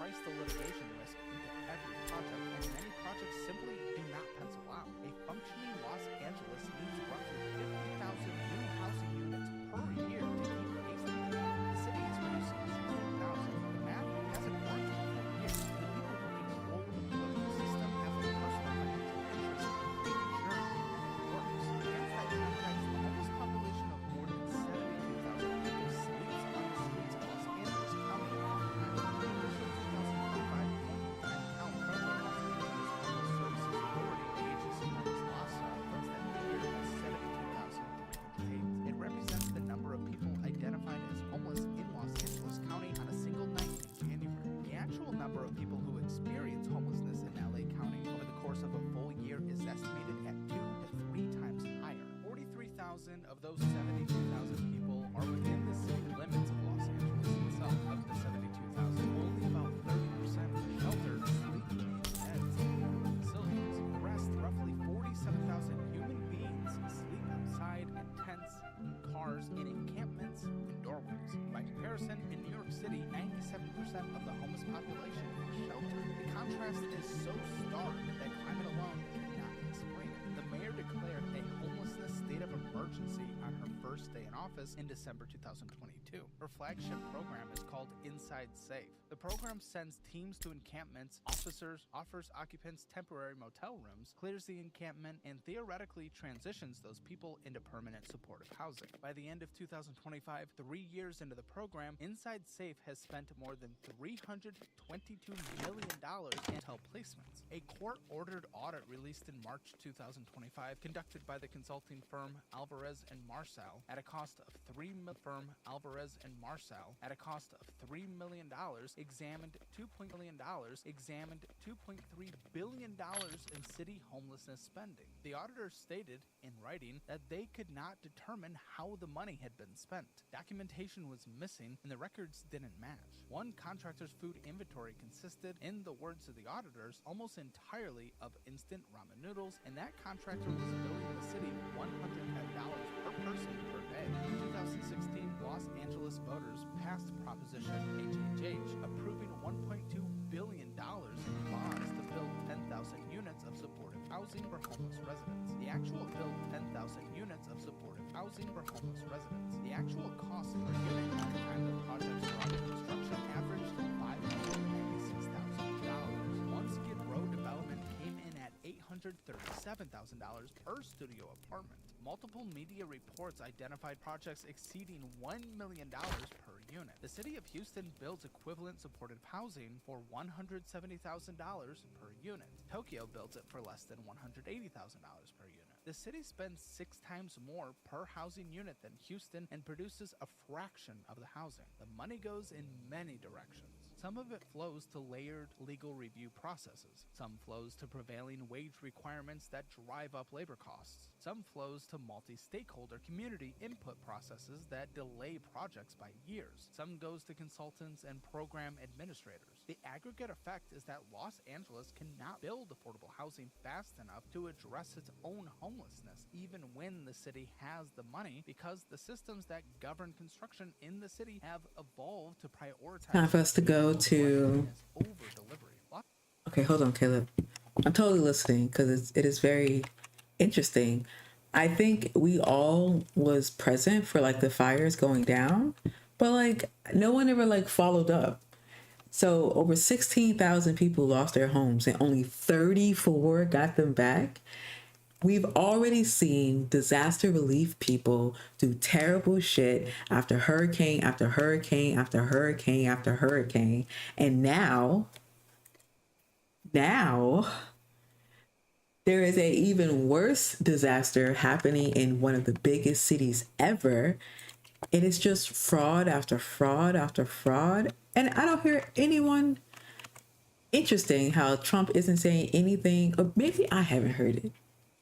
Maybe I should look it up. Maybe I should look deeper. But I don't remember hearing anything about the fires at all since they happened. But I guess that's why we're watching this video. This is our follow-up as we go to Zeltrasa. So we actually have to go to a different region because we don't have tier 7 ore here. There's no T7 ore in region 9. So I have to go to R14 to go get the ore. And since I have a lot of stuff in my pocket, I need all these things. I don't want to TP with all this stuff in my pocket. So I'm gonna walk. We're gonna walk there. So we're gonna take this road all the way to Zeltrasa, this tier 9 town up here. And then we're gonna sail over here to Moonlight. And then we are going to go all the way up to wherever this town is. Oh, I wonder if I can, it looks like I've been this way before. I can just sail straight here. This is where we need to go. And unfortunately, you can't see the town unless you're in the region. So you'll see it when we get closer. I also need to upgrade this. I want to upgrade this compass, but I feel like I should upgrade this mining thing first. Yeah, I'll upgrade the mining thing because who cares about the boat speed? Okay, who gives a fuck? I mean, I care, but I would rather more mining power than more boat speed. So. Los Angeles does not lack resources. The city lacks the ability to convert resources into outcomes, and that pattern keeps repeating across every problem the city faces. Hollywood is the second domino, and Hollywood is falling fast. In 2018, the greater Los Angeles area logged about 38,000 on-location filming days, which is the standard industry metric for how much physical production is actually happening in a region. In 2025, that number was 19,694, the lowest figure observed outside of the 2020 pandemic shutdown. The drop is more than 48% in 7 years. Television production in 2025 ran 50% below its 5-year average, with TV comedy specifically running 66% below the 5-year average in the fourth quarter alone. Feature film production for the full year ran nearly 32% below its 5-year average. The Otis College report on the creative economy estimates that Los Angeles County lost approximately 17,000 entertainment industry jobs between 2022 and 2024 alone. Other estimates put the cumulative loss across the past 5 years at 41,000 jobs. Soundstage occupancy in Los Angeles, which historically ran above 90%, dropped to 63% in 2024. 3 of the largest studio lots in the city have either defaulted on debt, restructured, or been listed for sale. Hollywood is what happens when an industry built on geographic concentration meets a world that no longer requires geographic concentration. The structural cause is tax credit competition. Georgia offers a 30% refundable tax credit on production spending with no cap. A production that films in Atlanta saves 30 cents on every dollar spent on labor, equipment, and services. New York offers up to 40% on a state cap of $800 million per year. New Mexico, Louisiana, the United Kingdom, Canada, and increasingly New Jersey all offer competitive incentive packages. California, up until recently, capped its credit at $330 million per year and offered a base rate of only 20%, so the math wasn't even close. In June and July of 2025, Governor Gavin Newsom signed Assembly Bills 132 and 1138, raising the California film and television tax credit cap to $750 million per year and increasing the base rate to 35%, with a 40% rate available for productions outside the 30-mile zone, which covers central LA. For the first time since the program's creation in 2009, the credit became refundable, meaning studios can collect cash even when they have no California tax liability. This reform arrived years too late. The infrastructure has already been built in the competing jurisdictions. Atlanta surpassed Los Angeles in feature film soundstage square footage in 2022. Studios have signed long-term leases at facilities in Georgia, the United Kingdom, and New Jersey. The supporting workforce of grips, electricians, gaffers, and craft service crews has either relocated or been replaced in those markets. A studio greenlighting a project in 2026 no longer asks whether to film outside California. The studio asks which non-California location offers the best economic terms for that specific production. A Film LA spokesperson named Philip Sokolowski said publicly that Los Angeles now competes with 120 domestic and international jurisdictions for production work. The math has changed. Below the tax credit issue lies a deeper cultural collapse that no incentive package can reverse. The traditional Hollywood model required gatekeepers. To become famous in 1995, an aspiring star had to come to Los Angeles, find an agent, audition for casting directors, get cast in something, and slowly build credits. The city's gravitational pull was industrial. Los Angeles was a factory that manufactured fame. Social media broke that model permanently. An 18-year-old in Iowa can build an audience of 20 million people on TikTok without ever visiting Los Angeles. The influencer economy is now estimated to be worth hundreds of billions of dollars annually inside the United States. That economy does not require the physical infrastructure of studio lots, craft union halls, post-production houses, and casting agencies. It does not need Los Angeles. It can run from anywhere with a smartphone and a reliable internet. The Fox lot in Century City, one of the most historic studio properties in the world, is now renting its sound stages to TikTok content creators. The Radford Studio Center in Studio City, where the Mary Tyler Moore Show, Seinfeld, and Roseanne were all filmed, defaulted on a $1.1 billion loan in 2024. The cathedral is being rented out for podcasts. The result for Los Angeles is that the dominant industry that built the city is shrinking. The replacement industry does not need the city, and the tax base is hollowing out as both effects compound on each other. And for that studio lot that defaulted on its loan, obviously it couldn't budget the downturn effectively. But luckily for you, you won't have that issue with the Dollarwise budget app. Tens of thousands of monthly active users use this app for a reason. It gets rid of the complicated BS that makes people not use budget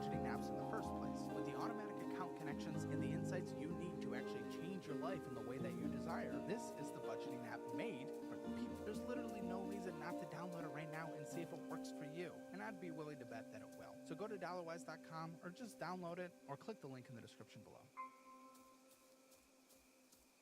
The single most damning indicator of the city's trajectory is the population data, which shows that the people are leaving. The county dropped from a peak population of about 10.04 million in 2020 to roughly 9.69 million in 2025.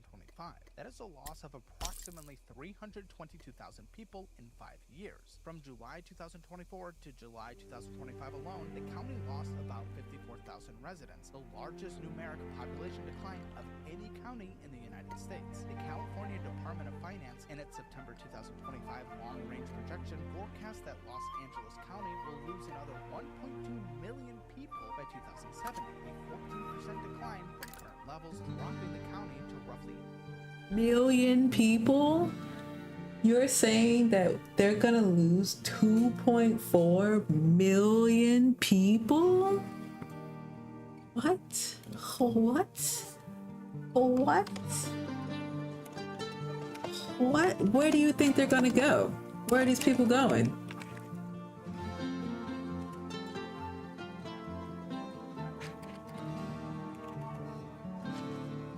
Oh my goodness. Probably Florida. They're all coming to Florida, I guarantee you.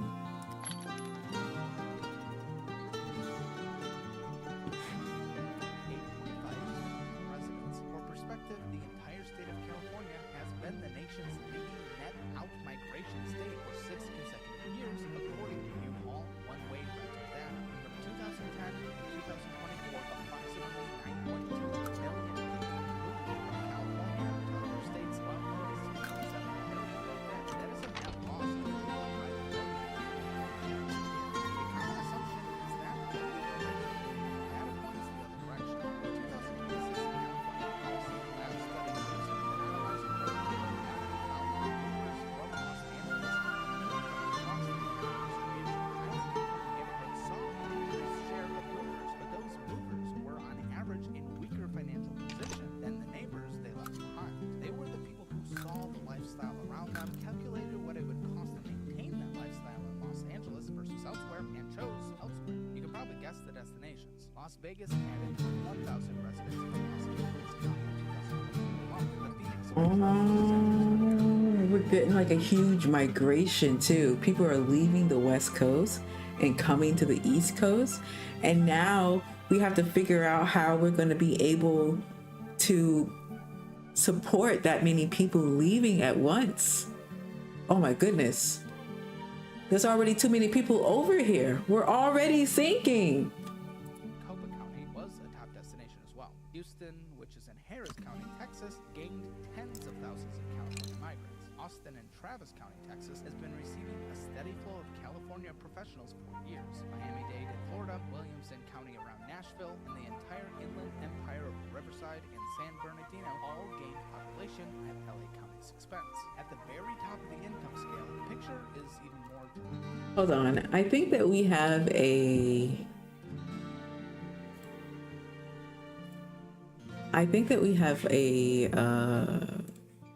T7. Does this show me crafts? It does show crafts. T7. I don't see it. I thought he had a T7 tailoring thing on the bench, but maybe it was taken care of already. I was gonna ask someone to do it, but I don't see it. I don't see anything on the bench. Not T7 tailoring anyway, at Solspire.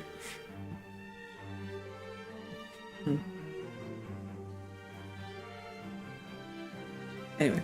California's top marginal income tax rate is 13%, the highest in any state in America. Texas, Florida, Tennessee, and Nevada have a state income tax rate for a high earner of $5 million. The difference between California and Florida is roughly $665,000 per year in state taxes alone. The list of major companies that have moved their headquarters out of California in recent years is staggering. Tesla relocated in Austin in 2021. SpaceX moved its headquarters to Starbase, Texas in 2024. 2024. Oracle relocated first to Austin in 2020 and then to Nashville in 2024. Chevron, a company founded in California in 1879 as Standard Oil of California, announced on August 2nd, 2024 that it was relocating its corporate headquarters to Houston after 145 years in California, with senior leadership in place in Texas by the end of 2024. The company's spokesman stated explicitly that California policymakers had pursued policies that made California investment unappealing. Charles Schwab moved to Westlake, Texas. McKesson moved to Las Colinas, Texas. Hewlett-Packard Enterprise moved to Houston. Palantir relocated to Denver. CBRE, the commercial real estate firm that literally tracks corporate relocation, moved its own headquarters to Dallas. AECOM, the engineering firm hired by Karen Bass to produce the Palisades Fire Rebuilding Roadmap, has its headquarters in Dallas. Joel Koltke, an urbanist at Chapman University, points out that Southern California today is home to just 19 Fortune 500 companies, roughly equal to Denver and Seattle, and about half the number found in the Bay Area, Dallas, or Houston. And the IRS migration data shows this fiscal data. Los Angeles County recorded a net adjusted gross income loss of $4.23 billion in fiscal year 2022 to 2023, the second largest loss of any county in the United States, only behind Cook County, Illinois, which contains Chicago. The Economic Innovation Group's analysis of fiscal year 2020 to 2021 found Los Angeles County had a net adjusted gross income loss of $8.8 billion in that single year. Once a high earner moves out of state, the tax revenue doesn't come back. The wealth transfers permanently into the new state. California's revenue structure depends heavily on top earners, with roughly 45% of state tax revenue coming from the top 1% of filers. The fiscal mechanics are pretty simple. The state spends heavily on social programs designed to support lower-income residents. Those programs are funded primarily by progressive income taxes paid by upper-income earners. As upper-income earners leave, the revenue base shrinks, but the caseloads don't shrink, because the people who cannot afford to leave are disproportionately the people who depend on services. So the gap between revenue and spending widens, and the gap is closed temporarily through borrowing, reserve drawdowns, and one-time fixes like the billionaire tax. A fiscal death spiral now defines the city. Demand for services keeps growing while fewer taxpayers fund the system. Structural deficits widen, service cuts erode quality of life, and more high earners decide to leave, and the cycle repeats. The budget situation in Los Angeles in 2026 is the practical reality of what that fiscal spiral looks like at the city level. The total city budget for fiscal year 2025 to 2026 is approximately $14 billion. The structural deficit going into the budget cycle was approximately $1 billion. In April 2025, Karen Bass and the city administrative officer proposed eliminating 1,647 positions to close the gap. The city council reduced that figure to roughly 600 to 700 layoffs after union negotiations. The Los Angeles Police Protective League, which is the LAPD union, agreed to take overtime pay in the form of paid time off rather than cash to help close the gap. The coalition of LA city unions agreed to 5 unpaid holidays in 2026. By March 2026, the city controller, Kenneth Mejia, reported that the deficit had been narrowed to about $25 million after these maneuvers, but the underlying structure of the budget is unchanged. LAPD, which had roughly 10,030 sworn officers at its 2009 peak, was at 8,738 officers as of April 2025, the lowest staffing level since the 1990s. The department's authorized strength for fiscal year 2024 to 2025 was 8,733. Karen Bass has stated a long-term goal of returning to 9,500 officers, but the path to get there is unclear given the budget environment. As of mid-2026 projections, LAPD is expected to drop to roughly 8,620 officers, which would be the lowest staffing level in 3 decades. LAFD had its budget cut by $17.6 million in the budget signed by Bass in mid-2024, just months before the Palisades fire.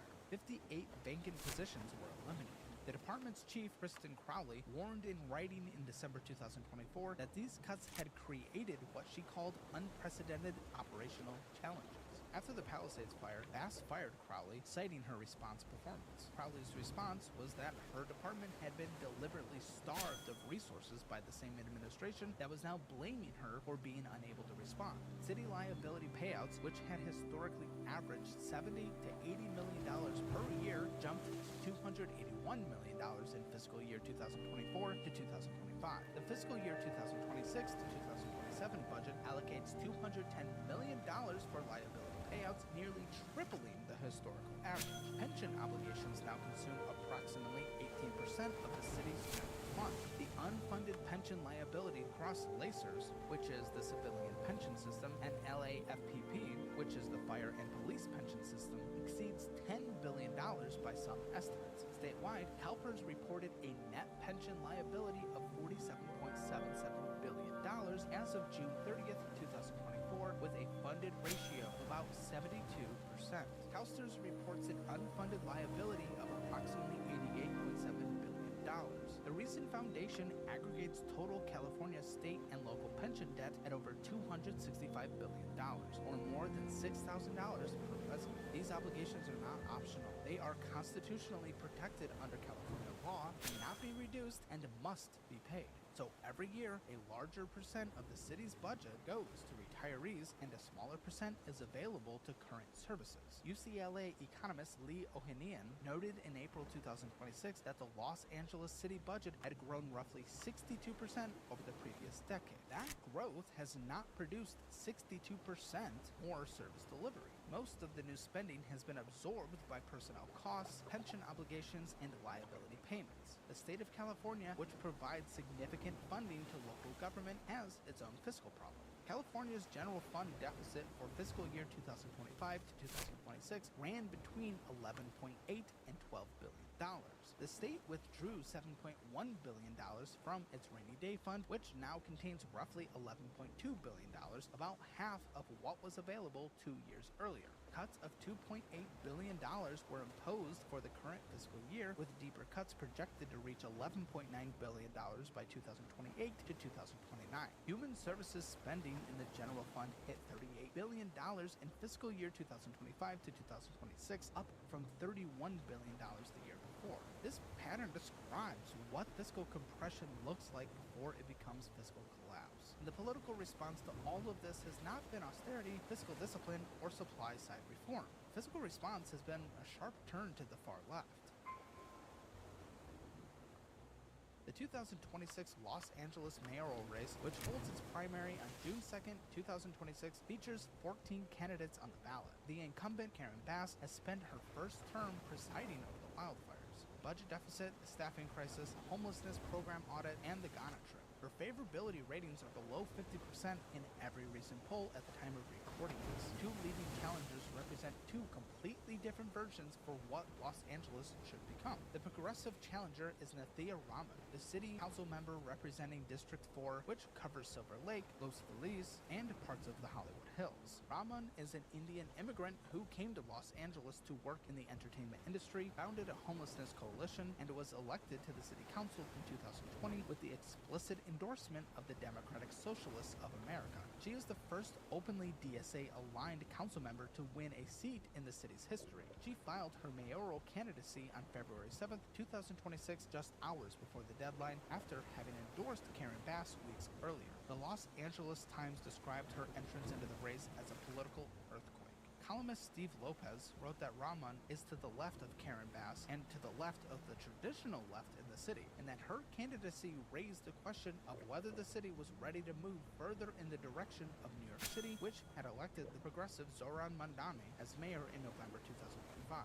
Polling on Rahman varies widely. The UCLA Buskin poll conducted in March 2026 showed Karen Bass leading at 25%, Spencer Pratt at 11%, and Rahman at 9%, with 40% of voters undecided. The Loyola Marymount University poll conducted at roughly the same time put Rahman on top at 32.5% and Bass at 17%. The discrepancy reflects how the candidates were described to voters and how the question was framed. The prediction market Polymarket priced Rahman at roughly 55% implied probability of winning the race in May 2026, with Bass at around 28%. And then headed towards the middle of May when I'm recording this, Bass actually started beating Rahman on Polymarket. So would it have been easier? I actually have to take it back a little bit because I stopped paying attention. About right here. Wait. Let's go back a bit more. Because I'm trying to like decide what is the best thing to do right here. Because the wind is against me the whole time here. It kind of breaks here, but I have to push all the way out. And I wonder if I should go this way, because this might be a little easier for me to loop back around this way. This is where I need to be. I need to be at the Shrek Team Chample. This is what I'm trying to get to. That's where the mine is. But if I continue to go this way, the path that I already came down the first time, it's gonna take me too long because the wind is against me. It'll work out if the winds are still going this way when I'm done, but it's tough if I'm pushing against it. It'll take me forever to get there. So I would rather only push against it a little bit and then get in this break right here to come out. Oh, no. This break right here. Yeah. This break. Because this is going to push me up. Up.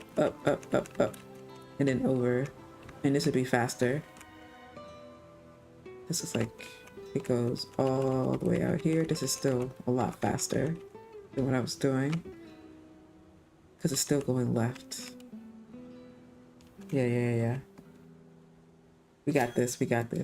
If I continue to go this way, it's going to be tough the whole way. This is the better way, for sure. Okay. Right, Caleb, I'm listening. Political earthquake. Columnist Steve Lopez wrote that Rahman is to the left of Karen Bass and to the left of the traditional left in the city, and that her candidacy raised the question of whether the city was ready to move further in the direction of New York City, which had elected the progressive Zoran Mandani as mayor in November 2025. Polling on Rahman varies widely. The UCLA Luskin poll conducted in March 2026 showed Karen Bass leading at 25%, Spencer Pratt at 11%, and Rahman at 9%, with 40% of voters undecided. The Loyola Marymount University poll conducted at roughly the same time put Rahman on top at 32.5% and Bass at 17%. The discrepancy reflects how the candidates were described to voters and how the question was framed. The prediction market Polymarket priced Rahman at roughly 55% implied probability of winning the race in May 2026, with Bass at around 28%. And then headed towards the middle of May when I'm recording this, Bass actually started beating Rahman on Polymarket. Rahman's platform includes a massive expansion of rent control, opposition to market rate development that does not include affordability set-asides, free market transit, climate resilient spending, and what she describes as care first public safety, which means redirecting resources away from policing and towards social services and unarmed response. She has voted for every tenant protection package that has come before the city council and has criticized the Karen Bass approach to homelessness as insufficiently aggressive. The conservative challenger is Spencer Pratt, who is a registered Republican and is best known for the MTV reality show The Hills, which ran from 2006 to 2010. Pratt and his wife lost their Pacific Palisades home in the January 2025 fire. Pratt launched his mayoral campaign at the one-year anniversary rally for the fire victims. As of the latest fundraising reports at the time of filming this, Pratt has raised approximately $540,000 between January and April of 2026, slightly ahead of Rahman's $530,000 and ahead of Karen Bass's roughly $495,000 in the same period. He pulls around 11%, occasionally cracking third place. Pratt's platform centers on wildfire accountability, public safety, and what he calls exposing every dark corner of LA politics. The reality TV background means the political establishment does not take him seriously, but his ability to drive attention online has made him a more effective candidate than expected. A Pratt campaign ad released in April 2026 racked up more than 6 million views on social media in 48 hours, which is more reach than the Bass campaign has generated in the entire first quarter of 2026. The other 11 candidates on the ballot range from a Democratic Socialist housing organizer who has been compared by Political to Zoran Mandani, to a Brentwood tech entrepreneur named Adam Miller, running as a moderate manager, but none of them are pulling above the margin of error. The structural reality of the race is that the two DSA-aligned candidates, Rahman and Huang, are collectively polling somewhere between 25 and 50% of voter support against an incumbent who is unpopular and a Republican who cannot reach a majority in a city where Democrats outnumber Republicans by approximately 6-1. In a low turnout June primary where roughly 25% of registered voters typically participate, We're about to break. We're about to break. We're about to break. Roughly 5,000 dues-paying members, a battle-tested organization. How slow we're going. Clear vision for what they want. The mayoral race remains. I don't have any food. I don't have any like boat food. I should have brought boat food. The trajectory is pretty unambiguous. Even if I guess I can eat this. Let's have satiation. Satiation 75. What do I have? 170. You can up your food too, right? Was it your heart? I guess. Expand social spending and continue the regulatory environment that has produced the housing shortage and corporate flight in the first place. The city council that governs Los Angeles, alongside whichever mayor wins in 2026, has its own track record, and that track record is a part of the reason Angelenos are losing faith in the governor. In October 2022, the Los Angeles Times published the contents of a leaked recording from a closed-door meeting that had taken place in October 2001 at the headquarters of the Los Angeles County Federation of Labor. The participants were City Council President Nuri Martinez, Councilmember Kevin De Leon, Councilmember Gil Cedillo, and head of the County Federation of Labor, Ron Herrera. They were discussing redistricting strategy. On the recording, Nuri Martinez referred to the adopted black 2-year-old son of fellow councilmember Mike Boren as Parise Anguido, which translate from Spanish as looks like a little monkey. She said of District Attorney George Gascon, and these are her words, that guy, he's with the blacks. She mocked Oaxacan immigrants and discussed how to gerrymander the district lines to politically harm Nithya Raman, the same Nithya Raman who's now running for mayor. Within 72 hours, Martinez and Herrera had both resigned, and Cedillo had been stripped of his committee assignments. Kevin De Leon refused to resign and was eventually defeated for re-election in 2024. The recording broke between black and Latino voters in the Democratic coalition that had governed Los Angeles for decades. In January 2024, former council member Jose Huizar, who represented the downtown 14th district, was sentenced to 13 years in federal prison after being convicted in a massive corruption case involving bribes from Chinese real estate developers in exchange for favorable zoning. It's pretty fucked up that a lot of people are homeless right now. A lot of people don't have places to stay. And a lot of their future is being handed to people who are only trying to do what's best for their political career and what's best for like themselves, right? Ooh. It's just, that hurts my soul a little bit. It hurts my soul. It hurts my heart so much.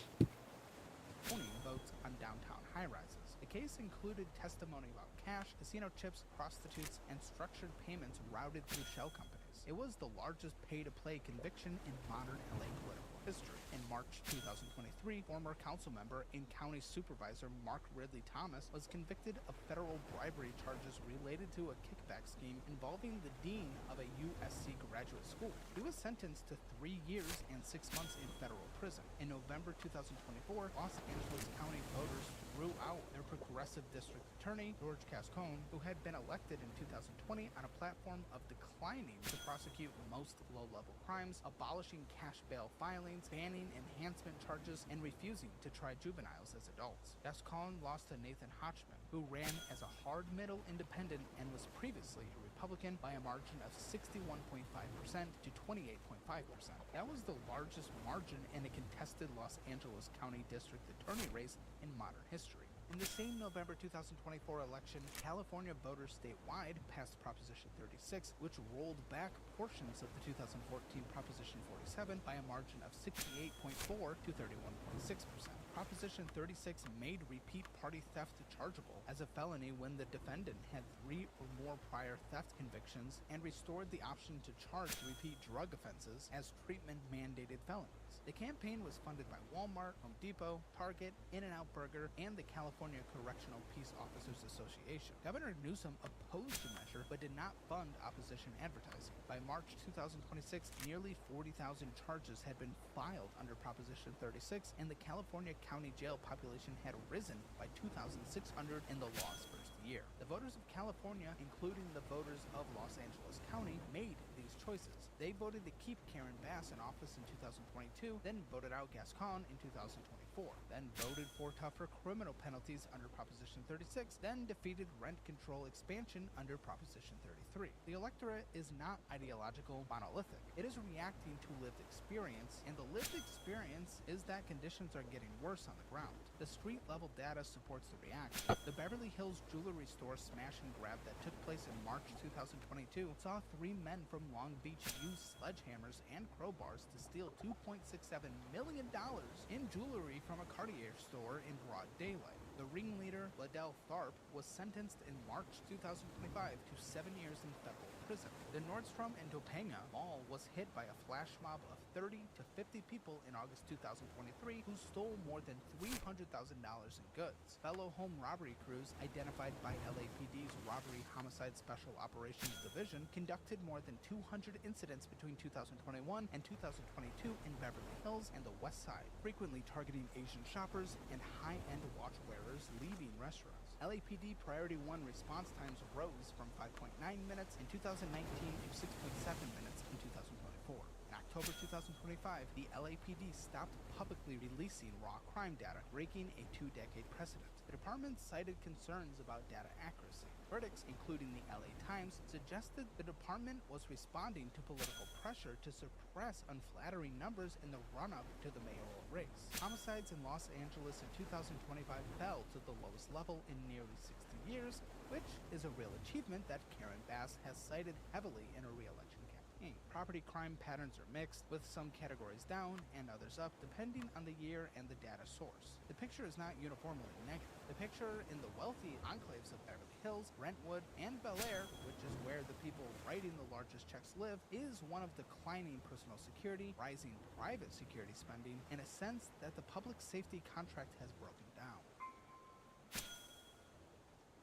And then the water crisis is layered on top of all of it, and that crisis has the potential to cancel out every other improvement the city might otherwise make. The metro exists because of water that it took from somewhere else. William Mullihan directed the construction of the Los Angeles Aqueduct, completed in 1913, which drained the Owens Valley to feed the growing city. The story was dramatized in the movie Chinatown, but the real story was even more brutal than the fiction. The city secretly bought up land and water rights in the Owens Valley while the Reclamation Service was preparing a federal irrigation project for the same area. The federal project was killed, the aqueduct was built, and the Owens Valley dried up. Owens Lake, which had been a navigable body of water, became one of the largest single sources of dust pollution in the United States. The aqueduct was followed by Colorado River allocations under the 1922 Colorado River Compact, which divided the river's water among 7 western states. California received 4.4 million acre-feet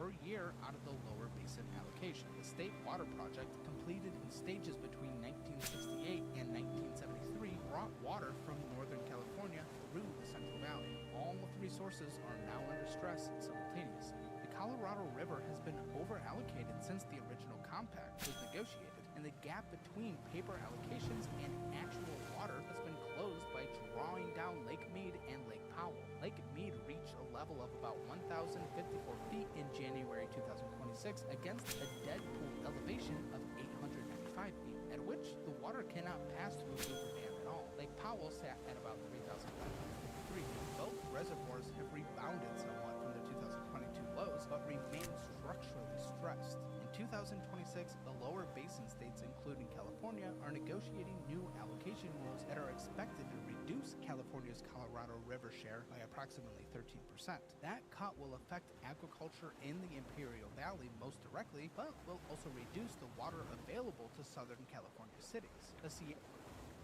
Wow, we made it. Did it take us that entire time to get from Solspire to here? That's 43 minutes. That's crazy. But we did. We made it without TPing. I still have 100 and 20. I can actually get rid of my boat. I just leave the boat there. Just don't need to get rid of it. Mining station.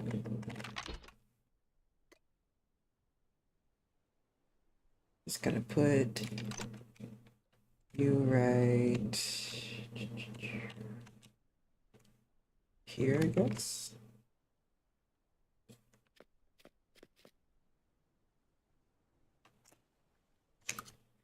I'm gonna put my hat back on.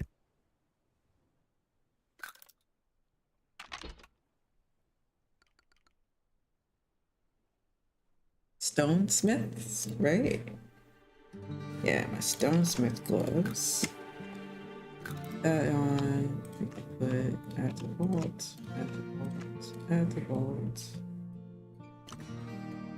We're gonna put you in here. I don't use you by accident. Don't need these. And I'll keep one of these. I don't need that either.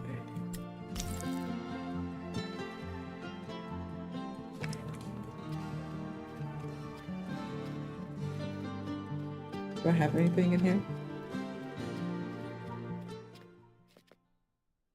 Nada, nothing.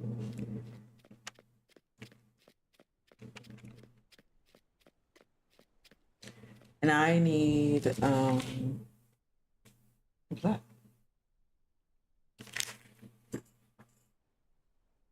I need how many? 800 and I can cancel this. 846. Oh. I'm using this and not the game. It's fine. Get in this. Let's get in this mine. Let's get in this mine. Let's get in this mine. Let's get in this mine. Okay, any mine that you go into, this right here is the perfect spot. No matter where it is, this is the best spot. This is the worst spot because this spot is too small. Actually, this is the worst spot because this spot is too small. But this is the best spot over here. The good news about these other spots is that they do spawn back, so you can go here, here, and here, here, here, and here, here, here, and here, here, here, and here. But if you're over here, you just have to stay here because they respawn. By the time you get like right here, these are respawning. By the time you get right here, these are respawning. So this is like the perfect. We chose the perfect time for this. So excited.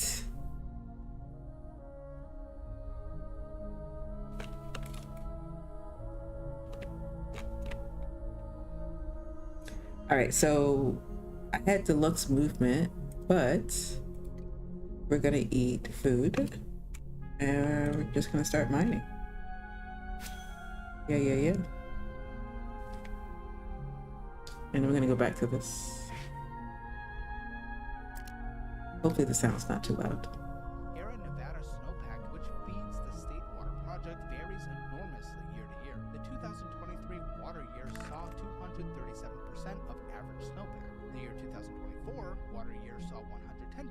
The 2025 water year saw about 96%. Long term, the snowpack to participation ratio is declining as more participation falls as rain rather than snow. And there's local groundwater in the Central Valley, which California also depends on, but has been overdrafted to the point that land subsidence has reached 28 feet in some places. The Sustainable Groundwater Management Act of 2014 requires sustainable balance by 2040, which means severe pumping cuts are coming. But there is the Huntington Beach Desalination Plant, a $1.4 billion project proposed by Poseidon Water, but it was rejected by the California Coastal Commission on May 12, 2022 by a vote of 11-0 after 22 years of permitting. The Carlsbad Desalination Plant, which is the only major desalination facility currently operating in Southern California, produces about 50 million gallons per day at a cost exceeding $2,000 per acre foot, making it the most expensive water in San Diego County's portfolio. The city's response is to invest in water recycling. Mayor Bast announced a goal of becoming 70% 70%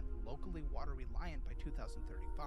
A $1 billion expansion of the Donald C. Tillman water reclamation plant in the San Fernando Valley will produce 45 million gallons per day of purified recycled water by 2028. The total cost of meeting water quality standards in Los Angeles County over the next 20 years is estimated at $20 billion, and the city does not have a clear funding pathway to meet that cost. The Palisades fire revealed the operational fragility of the city water system.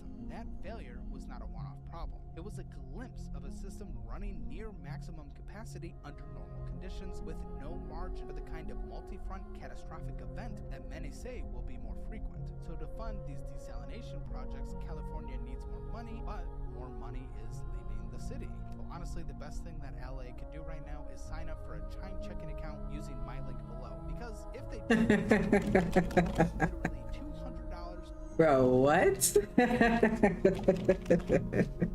If only they sign up for my Chime account, they wouldn't be homeless. Good job. Good job. What is the tier 7 food called? For free right now. Why would they do that? Because What the fuck? it's their platform. And with Is it delicious? right, there's really no reason not to. I get free money. No, delicious is tier 7. They get you on their platform. What's tier I mean, delicious is tier 8. What's tier 7? Description below. Get $200 for free right now. Don't be stupid like LA, because you know Mayor Pass would say no to a free $200.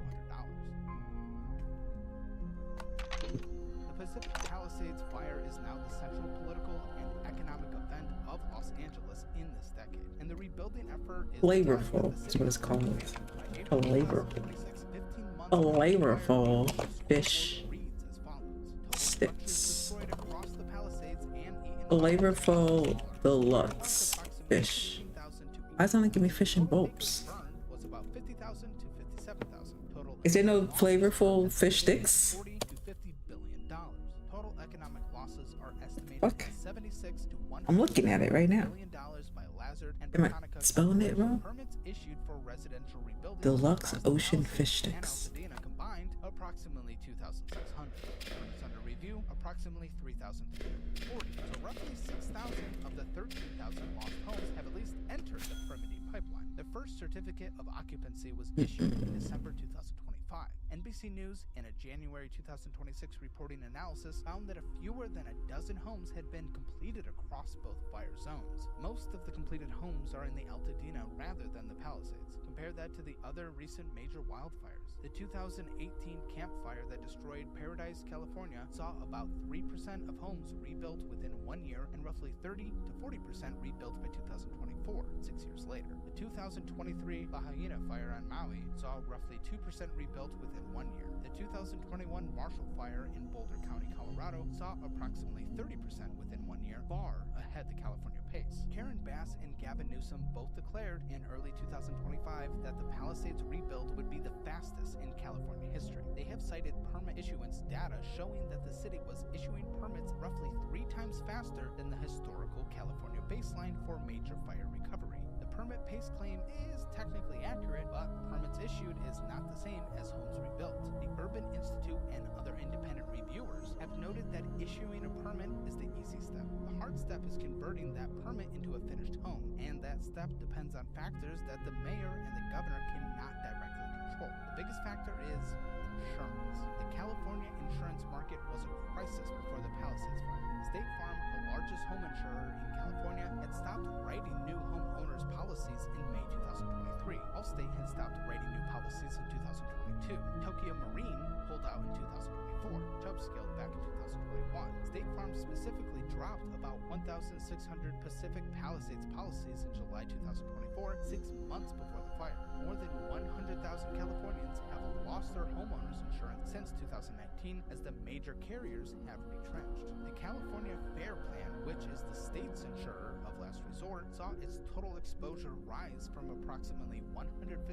billion in 2020 to $458 billion in 2024. 2004. In Pacific Palisades specifically, fair plan policies rose from about 330 in 2020 to roughly 1,400 in 2024, meaning 1 in 7 of the area's 9,000 homes was covered by the insurer of last resort when the fire hit. After the fire, fair plan exposure in the affected zip codes alone reached $23 billion.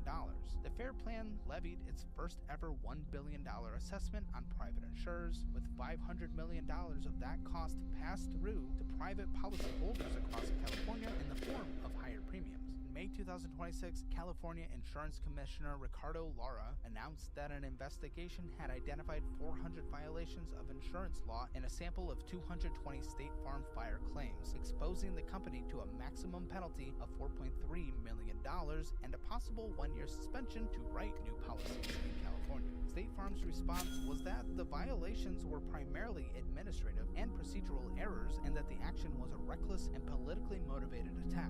State Farm had paid out $5.7 billion on more than 13,700 fire claims by that point. Construction costs in the Palisades are running $800 or more per square foot. In Altadena, costs are running about $570 per square foot. Most homeowners' policies do not cover the full cost of code-compliant rebuilding, which can require fire-resistant materials, additional setbacks, and sprinkler systems that did not exist on the original homes. Many residents are uninsured by hundreds of thousands of dollars per house, and the insurance settlements that should be paying for the rebuild are arriving slowly, in pieces, sometimes after litigation. 53% of Palisades fire victims, according to a survey published in early 2026, had taken no action to rebuild as of 1 year after the fire. The most common reason given was financial. Capital required to actually start construction simply was not there. So the Palisades in 2026 is not seeing a rebuild. The neighborhood is seeing a slow-motion sale of fire zone lots to investors, builders, and wealthy buyers who can self-finance construction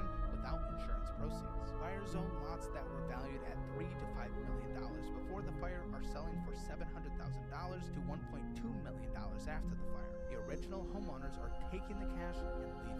The neighborhood that emerges over the next decade will be smaller, less middle class, and entirely different in character from what burned down. Steve Soboroff, a Los Angeles real estate developer, was named Chief Recovery Officer by Karen Bass on January 17, 2025. His original salary, which was $500,000 paid by philanthropy rather than the city, became a political controversy and was reduced after public backlash. Southern California Edison, the utility whose downed power lines are alleged to have started the Eaton fire, is facing more than 50 lawsuits. A Florida man named Jonathan was charged on October 8, 2025 with 3 counts of arson, with prosecutors alleging he set the small Lockman fire on January 1st that flared into the much larger Palisades fire on January 7th. In February, the Los Angeles Times published the result of a months-long investigation into the official Palisades fire after-action report. The Times reviewed 7 separate drafts of the report and reported that Mayor Karen Bass had personally directed interim fire chief Ronnie Villanueva to soften or remove sections that documented fire department failures. The original draft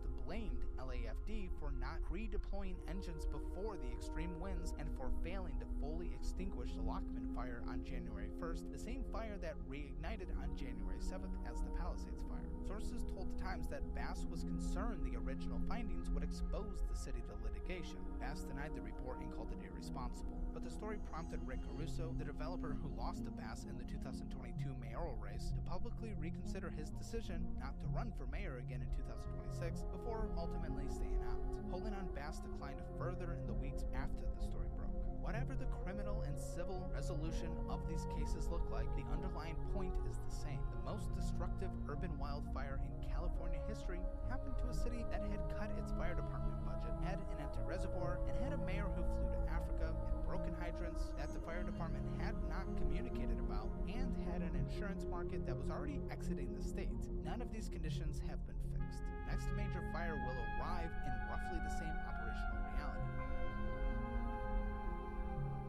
The 2028 Olympic Games are arriving in Los Angeles in 2 years, and the Olympics will either be the city's last best chance to force a comeback or the moment that confirms the decline. The LA 28 Organizing Committee has projected a budget of $7.149 billion, wholly privately funded, with no new permanent venues required. The committee has secured $5.1 billion in total commitments from sponsors sponsors, including $2 billion in domestic sponsorships announced by the end of 2025. The model is based on the 1984 Olympics in Los Angeles, which generated more than $200 million in profit under the leadership of Peter Ueberroth by reusing existing venues, securing record sponsorship deals, and limiting public spending. The 1984 Olympics had 21 sports and 6,829 athletes. The 2028 Olympics will have 36 sports and 15,000 athletes. The scale is twice as large, and the cost control assumptions that worked in 1984 may not survive contact with reality. The Southern California Association of Governments has projected that the 2028 Games will produce $13.6 to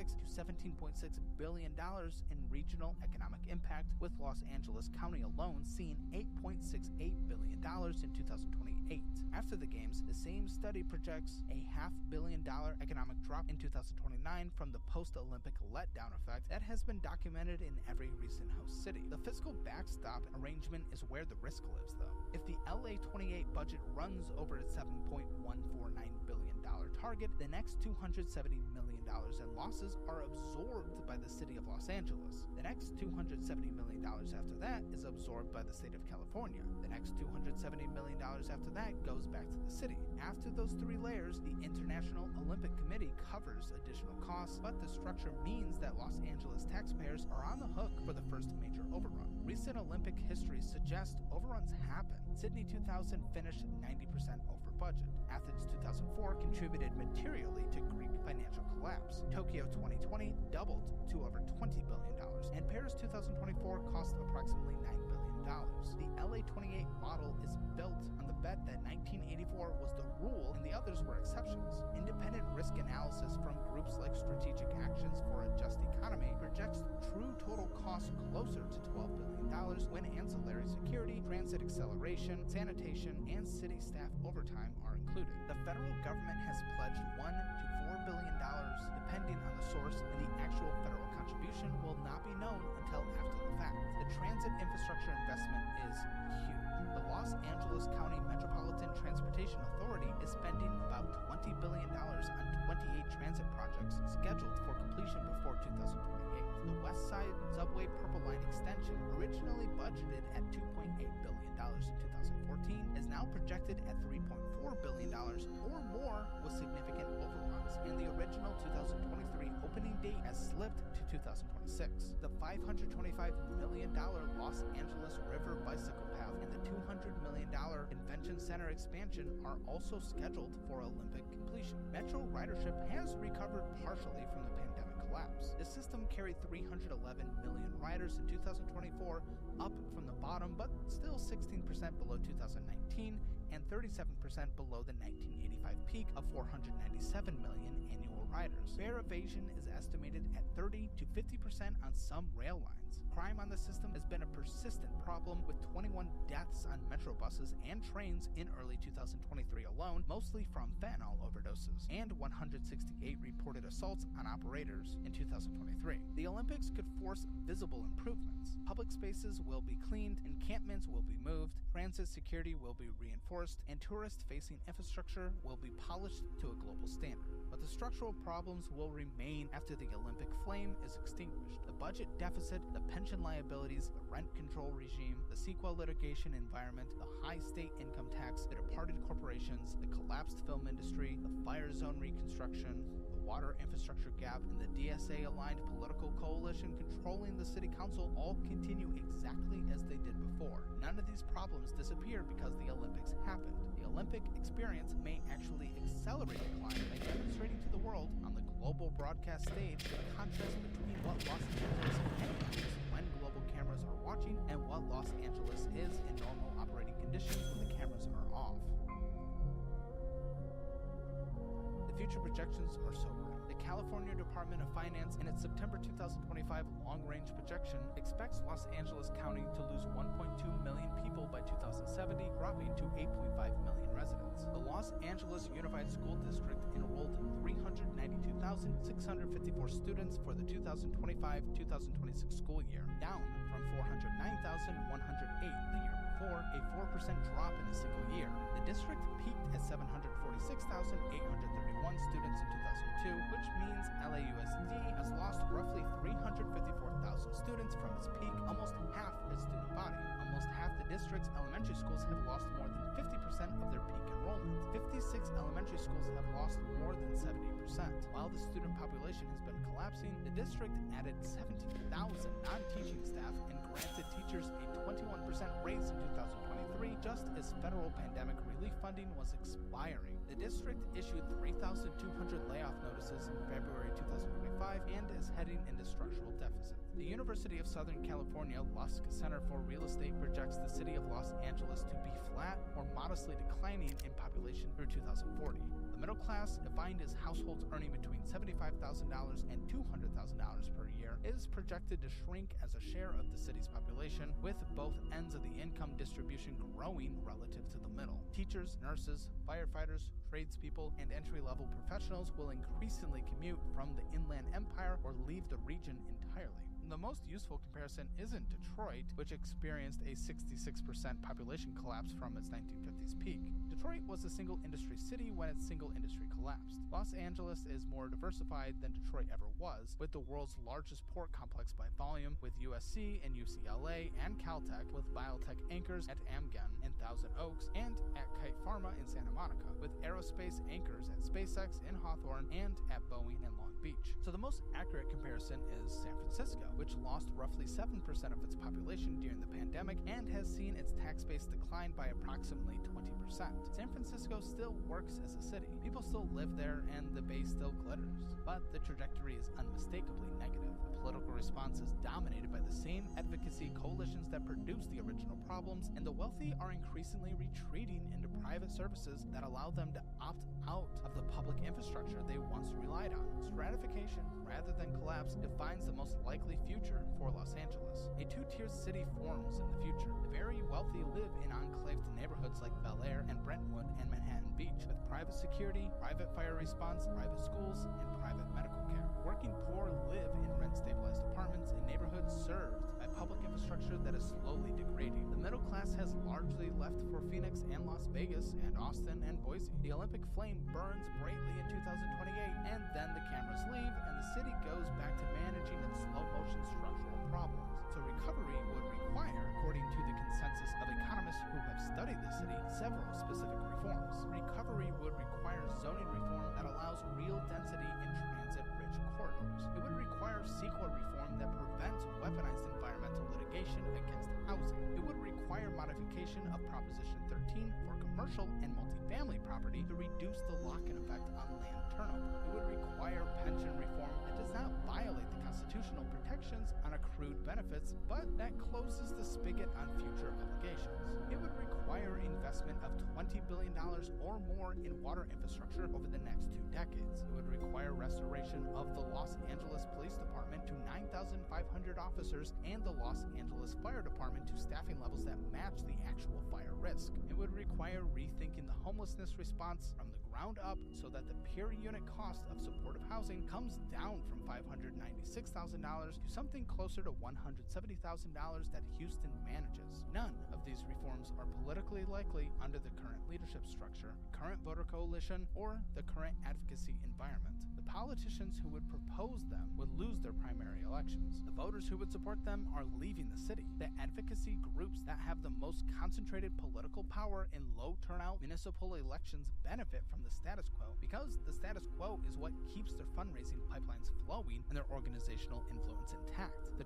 trap that Los Angeles is in has a particular shape. The reforms that would help are politically impossible. The politics that are possible are the ones that produce the problem in the first place. The path of least political resistance is more declarations, more programs, more spending, more deficits, more departures, and more decline. A final piece of context makes the current moment more dangerous than the past LA crisis. After the 1965 Watts riots, Los Angeles recovered because the federal government was pouring aerospace and defense money into the region. After the 1992 riots, Los Angeles recovered because the dot-com boom and the manufacturing of a more diversified economy. After the 1994 Northridge earthquake, Los Angeles recovered because of $11 billion in federal aid and the national construction boom.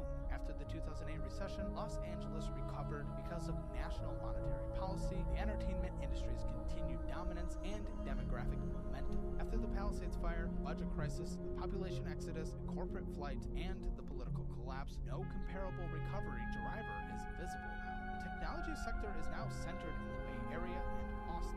Aerospace has moved to Florida and Texas. Entertainment is moving to Atlanta and London. The federal government is currently controlled by an administration that views California as a political opponent. There is no obvious source of the kind of external economic boost that has historically pulled Los Angeles out of its valleys. Los Angeles has always come back before. It is the place of reinvention, the place where dreamers go when their hometown disappoints them, the city of golden hours and palm trees and second chances. The brand is so powerful that the city's actual condition can decline for years before the brand catches up to the reality. The brand is not the city. The brand is the story Los Angeles tells about itself. The actual city is a place where the population is shrinking, the budget is broken, housing is impossible, the streets are patrolled by a department at 30-year staffing lows, the wildfire recovery is stalled, the dominant industry is leaving, the political coalition is moving further left at the moment it most needs reform, and the people who can afford to leave are leaving. The brand might carry the city for another decade. The Olympics might buy 3 years of cosmetic recovery. A future mayor might find the political courage to actually take on the structural problem. The federal government might change hands once again and reopen the funding spigot. Or the most beautiful, most ambitious, most globally famous American city of the 20th century may have already passed the point where the math can be reversed. The city may not just be having a bad decade. It may be becoming what every city eventually becomes when its political system loses the ability to make hard choices. A monument to what was, a warning to what could have been, a place that the rest of the country looks at as an example of what happens when honesty about the trade-offs disappears from the political conversation. The weather is still warm, the sun still sets behind the Pacific, palm trees still line the boulevards, and the studios are still there, even if they are quieter. The Olympics are still coming, but the people, money, and the industry are leaving, and the politics that voters elected, the politics that the activist coalitions demanded, the politics that were supposed to fix everything, are the politics that are accelerating the very decline they were supposed to reverse. Los Angeles will probably never recover. The city doesn't lack what recovery would require. It lacks the political will to do what recovery would actually demand. A story like this does not end in Los Angeles alone. Every American city with high taxes, expensive housing, captured politics, and aging infrastructure is watching what happens in Los Angeles because the same trap is closing in on a lot of places. Los Angeles is just further down the road. The lights are still on, and the freeways are still moving. The Pacific is still beautiful from the bluffs at Pacific Palisades, where almost nothing has been rebuilt. The party's not over. The bill is coming due, and the people who would have paid it already moved to Texas. I'll see you in the next one. I'll be candid. Front Page loses money. The cost of research, audio editing. Great job, great job, great job. Listen, this is a passion project. It's great. I didn't even realize Caleb did like other stuff. It's kind of cool. Yeah. It's kind of cool. Yeah, drama people who watch drama, it doesn't translate to politics, but I enjoyed this other channel for sure. We will definitely be back here. All right, I'm doing a bit of, is it parentheses and then, is it bracket and then parentheses? I think it's bracket and then parentheses. Yeah.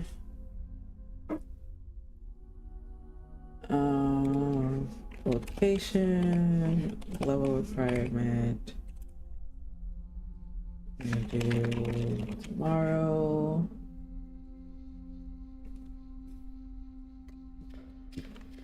Oh, look at that. Look, my my trick is gone. I must be a lot faster than I usually am here. Usually all of this other stuff have respawned already. I must be getting faster. Uh-oh, I didn't take that into consideration. Ah, sorry. What's next? I have a whole list of videos, so don't you worry. Don't you worry.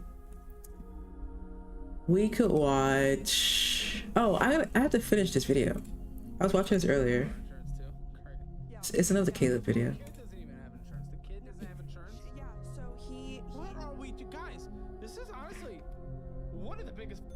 losses and disasters I think I've ever seen. Like, it's actually crazy. So he chose to purchase a large amount of tools instead of getting her insurance. So instead of putting the $400 a month into his company insurance to cover our child care, he decided, because this is what I've been thinking about for months. Insurance? Yes, our insurance. Is that not how you say insurance? Is that not how you say insurance?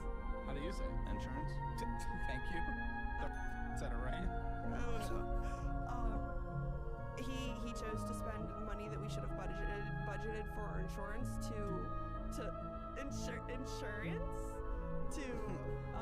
insure and then tools instead of making sure our kid who was having seizures had insurance. She still had insurance at that time. She had insurance.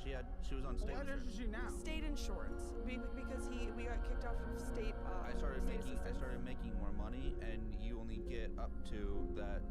We would have stayed $4,000. We would have stayed on state assistance had he put her on insurance, because they factor the amount that you spend on like your bills and insurance to your income. And had he paid for the insurance, we would have still qualified. So we lost our child care payment. We lost that was also another reason why I wasn't, because we weren't paying for child care. The state was paying for child care. We lost our insurance, and then we what else did we? Oh, our food stamps. Food stamps. So guys, what are you guys? Aliens. Had he paid the insurance, we would still have our child care covered. We would still have our. Meanwhile, I was still waiting for my 90 days, and then that's when insurance got cut. But he chose to buy $600 a month worth of tools instead of. Oh my. Wait, the dad? Insurance. You have tool debt? Oh my. You're not one of the. I haven't had those in forever. Oh my goodness! I thought we just stopped doing it. I thought we moved on as a society. You're easy to sell to. Yeah. Check the hat. You have a snap-on hat. Snap-on hat, This snap-on is socks, insane. I have snap-on socks, snap-on hat. What do you know? Jacket. I have a vest. Which he hid at work. I didn't know he had all of that. Jacob, would you be with her if you didn't have the kid? Am I on this opinion? Yes. Why? I guess because she mothers you. It's easy. I'm still attracted to her. Still love her. And would you be with him without the kid? No. I mean, it's the codependency is the only reason. And I also, I think it's a lot of, I feel guilty because all of his family lives out of state and he moved to my home state. Yeah, who gives a if you guys aren't. He's the one that can go get an apartment. Yeah. This is insane, guys. I really don't understand. Okay. So the state of the relationship is complicated. Yeah. We're Like a working, Facebook status. We want to try to work it out and everything. And I think you do. I would like to see it's like an 80-20. But I have very little I have a family. This is a just weird mess of insanity. Well, I mean, in all honesty, she talks to my family more than anything. Yeah, his mom just set up a trip to come spend time with us. Codependency. I mean, that's what she said. Yeah. It makes sense. It fits into her why she won't leave, which is honestly pathetic. The thing is, buddy, why don't you want a better life for yourself? I'm so confused. You don't want a better life for yourself in any way whatsoever. Yeah, it's less stress. I wake up, go to work, Isn't come it actually home. more stressful though if you don't get a better life? No, because he leaves all the stress to me. He doesn't stress about it at all. I do 100% of the stressing for our relationship. See, I don't pay attention to where money goes. I just go, $20. Because mommy's there as well to bail you out. What do you guys think your household financial score is today? 0 out of 10. 0 being the worst, 10 being the best. 0. Yeah, between a 0 and 1. Well, get yours for free at CalebHammer.com. Your Hammer financial score new and improved, so you can see where you stand in different categories. So if you've taken it before, take it again. See how you've improved, see how it works, what you need to do to improve. It's free and it just takes a few minutes. And if you don't want to be like a guest who ends up on the show, make sure to download the Dollar-Wise Budgeting app, the one we made specifically for you guys for the average, everyday American. Check it out, get your free trial, see if you like it. And I did actually get my score, and I got a 0.5 out of 10. which I think is highway robbery. Okay, it's probably a 0 because I don't. Anyway, 0.5 is crazy. Most people do, and they take the annual version because it saves almost 50%, and you get the physical version of my 30-day meal plan signed by me, mailed directly to you, and the digital version of the cookbook as well. So check those out, guys. Check those out. Okay, so his mom. I mean, we talked about the money. I thought she was gifting you money. Why do I see his mom $8,000? Because that's the money that she paid for into my motorcycle. You have a car and a motorcycle? I have a truck, a car, and a motorcycle. Get rid of 2! Get rid of 2! So the issue with getting rid of any of... No, listen, I'm all for it. I made him list his car because we couldn't afford bills. Which is our only reliable vehicle for him. His truck isn't worth anything. He owes more on the truck than what it's worth to sell. And the motorcycle, if he sells it, he owes all the money to his mom. Because if he sells it, she is claimed. So I'd make nothing off of it. Good, though. You owe her the money. Pay her off. Yeah. Is that not a moral thing to do? You're not a moral person. That doesn't pay off the bike. Right? He's saying that that's because of the bike, and that's not because of the bike. She blatantly said that you don't owe her because of bike stuff. You owe her for more if you do sell the bike. So it's more like $12,000 if you end up selling the bike. That's just her picking up your phone bill and paying your negative account. That's not your motorcycle.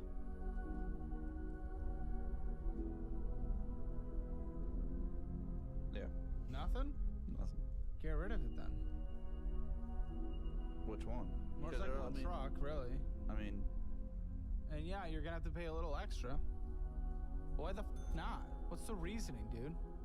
Just because it all goes back to your mom, not in your own pocket, so because of that? It's just more of the fact that, like, I have, like... It's... Jacob's a car guy. Yeah. Yeah, that's fine. Do it at work. Do it at work. I don't give a shit. Be attached to your kid. Take care of your kid. Try to be attached to her. Win her back. Stop being a loser, pathetic failure. This is metal. This is gears. It is not as important as the human flesh that you created. Why are you prioritizing it over them? That's pathetic. I mean... Dude, go to a glory hole, suck a dick, take a dick up the ass, then you'll be fine, you'll be reset, you'll be good, then sell this. That's your other passion? Get on Grindr, go take a dick. My car is more my passion. Really, than that? I don't know, he is like set on the fact that his car is the fastest stock turbo car. It's not really stock. That he knows. It's not what is it then? It's a Volkswagen Jetta. You don't know what a Volkswagen Jetta is? No. Why would I? What's so good about it? It's loud, it's fast. Well, loud's annoying. No, it's not. He purposely welded a cherry bomb under it to make it even louder. Yeah, so you're literally just like, you annoy everyone else just for your own benefit. Yep. You're the selfish person on the road. Nobody respects you. Nobody likes you. To be clear, nobody turns their head at you other than in disgust while you drive. Actually, I've had multiple people like go, nice car, dude. It's only because you're $1,600 rims. You're annoying to everyone on the road. Nobody respects what you do when you pull up. How fast is it? What is it, 0 to 60? 0 to 60 is... Slower than your Tesla. 3 seconds. But I know that. I mean... It is. Yeah, yours 0 to 60, you have all power. Yours is an electric motor, it's all power, it's all torque. Yeah, it's fun. It's a toy. Yeah. I get to actually have fun. To a certain extent. Oh, I'm sorry, it doesn't go. Yeah, exactly. I don't need it to go. I just want it to go. No, I like the sound the car makes. Yeah, you like the sound. I like the feeling in my body when it goes quicker. Yep. This is very strange. So the Bitcraft planner that I usually use doesn't have flavorful deluxe fish sticks. They only have fish and bulbs. And Bitcraft has a new tool craft planner option, a crafting planner underneath the tools category, but it doesn't tell you. I hate the way that it displays the ingredients. I wish it displayed it like the Bitcraft calendar. I mean, the Bitcraft planner displayed it. I can't tell what all this is. It's giving me everything from like tier 1 I just need, just give me the final product, bro. This is so fucking aggravating. Just give me the final product. This is, isn't even right. I don't even know how much salt I need. I need 3,000 salt. 3,000 fish sticks. But salt, 3,000. It's fucking, it is ridiculous, actually, that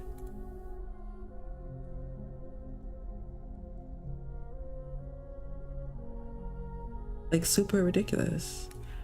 Let me pull this out. What is this? Oh, I did it twice. I pull this out. Pull this out. Okay. I'm trying to create my menu while I do this, but I just wanted to show you how weird this is.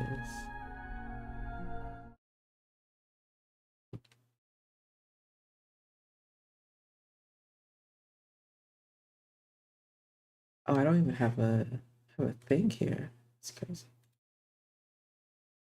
Notepad, recipe planner.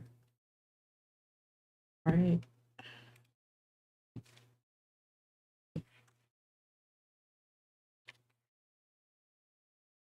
That was 8 minutes. I think it was less than 8 minutes, actually. Bro, I'm flying through these fucking rocks. Oh, but look, they all like came back. Look, they're coming back.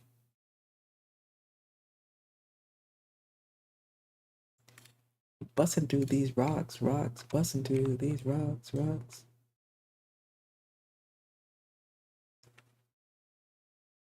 Okay, let's try this again.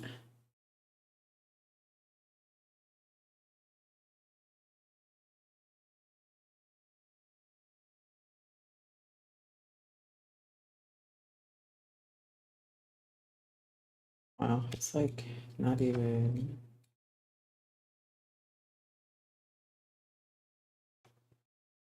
Okay.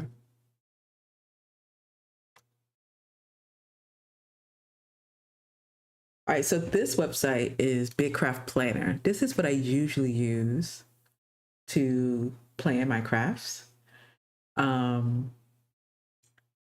This particular one, I have the frame for the claim supplies, and I'm trying to figure out what I need for the food. Oh wait, do they have like a thing? We've updated the planner, including new items. Please use our contact form. Contact form. Contact. Oh, contact form. Deal.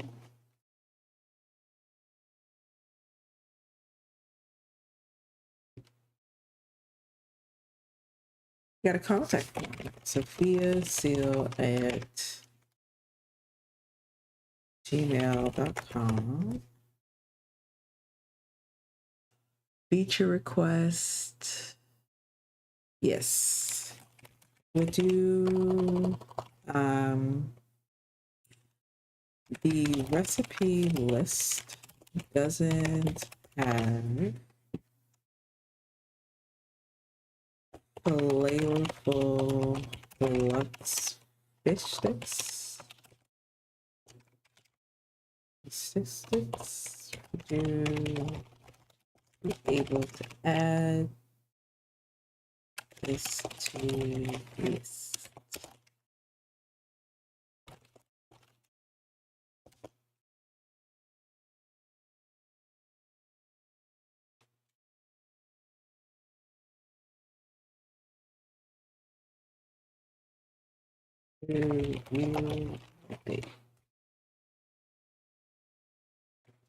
Send message. Done. All right. So, oh, I closed it. Fuck. I didn't mean to close it. I just wanted.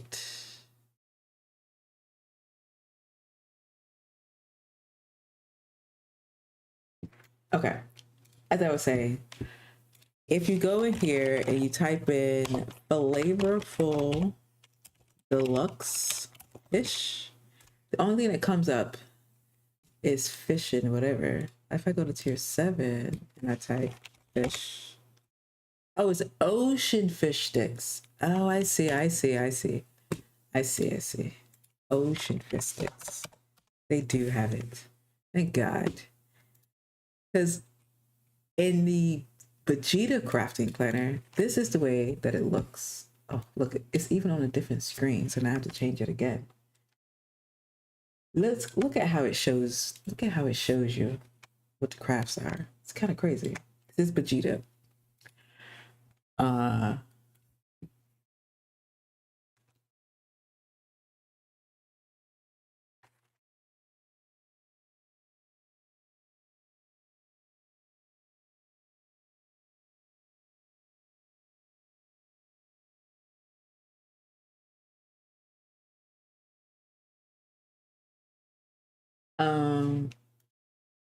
I don't know why ocean is the distinction here.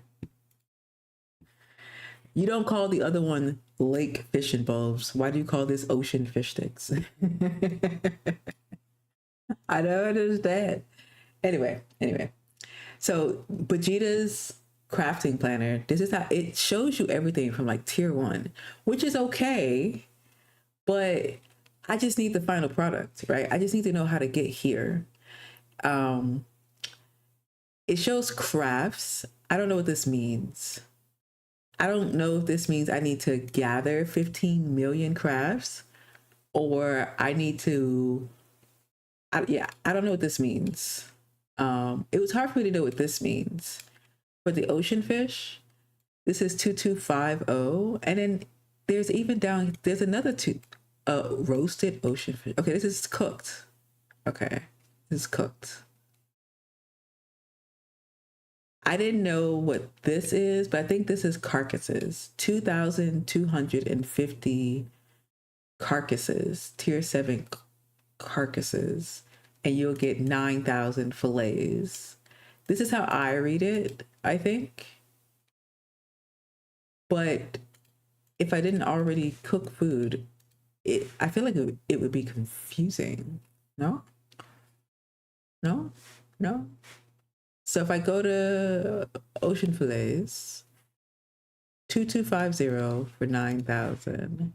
And this should give me 9,000, right? 6 is 9. 1,500 and 750. So does this equal out to 2,250? 1,500 plus 750. Yes. So the 2250 is the carcasses. Okay, so that is correct. And this is just the total of ocean fish after you got those fish. Okay. See, the planner, it breaks it down into sections where you have the normal ocean fish. What is happening? What am I doing? I can't see.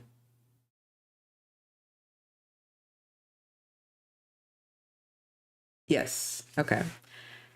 So you have the salt, and then you have the first quantity that you will have 3,000 dough, 3,000 ocean fish, and you get the normal ocean fish. And then you want to bring in an extra 3,000 dough and an extra 6,000 fish and salt. And then you get the deluxe ocean fish.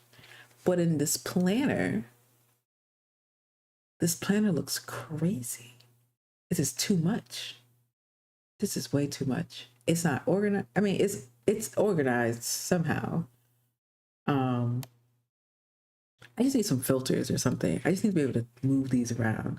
And if you go to raw materials, it only shows you this stuff, which is weird, right? And then by profession, cooking, farming. I can't read this at all. I'm gonna be honest. I can't read this at all. But I can read this. And I don't know if it's because I've used this for so long or what, but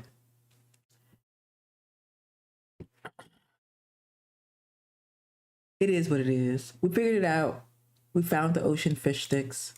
Now I can finish my recipe. Now I need to wait upload my thing. All right, we're going back.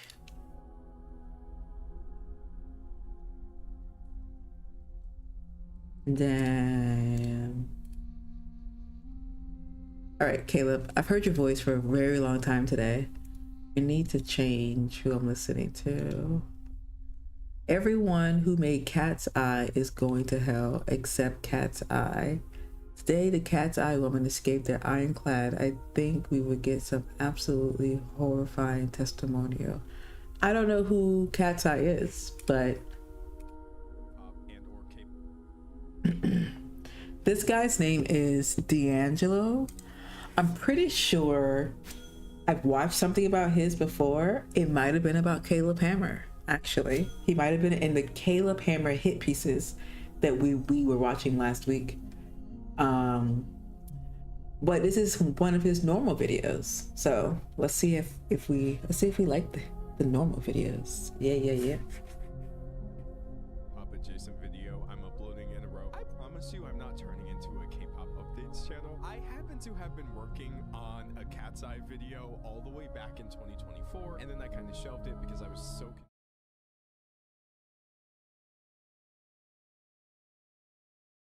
or not being on hiatus, what is going on there? So I started updating the outline, and then I got so confused I just moved on again. Most recently, they have drama with discourse involving sexualization of the group members, some of whom literally just turned 18, so I figured today's the day. Let's just finally get into this Cat's Eye discourse. You are in no way going to get a comprehensive documentary on this. There's already a couple of those on Netflix. You're just gonna get my deeply concerned take. So if you're like, D'Angelo, please, you're testing my patience. Who is Cat's Eye? They are a global girl group. They're managed by Hybe and Geffen. Hybe is a K-pop label, and internationally, this group of women is marketed. They do the whole 9 yards. They had their training arc, they debuted, they released their songs. It's just every single aspect of everything Cat's Eye has ever been associated with is actually cursed. Also, I am not here to trash the actual members of the girl group. If you came here because you have like a favorite member or a hated member and you're trying to see which of these opinions I'm going to validate, I'm very much team I hate their management. I don't think I have much to say about the individual members, but I'm sure other people have that covered better than I do. I think it's pretty safe to say there's a lot of strange things going in the background, hence one of them being missing from all of their promotional material, videos, performances, etc. for months. One thing I do want to say, this group is popular, bro. It's not just some internet type stuff. That's what I assumed. I saw the 9 million Instagram followers. I saw them killing it on TikTok, 20 million, which is absolutely crazy. I was like, okay, they must be going bananas with, you know, younger Gen Z, Gen Alpha, maybe, I don't know. Then I started looking at some crowd photos. Bro, Cat's Eye is crazy as hell.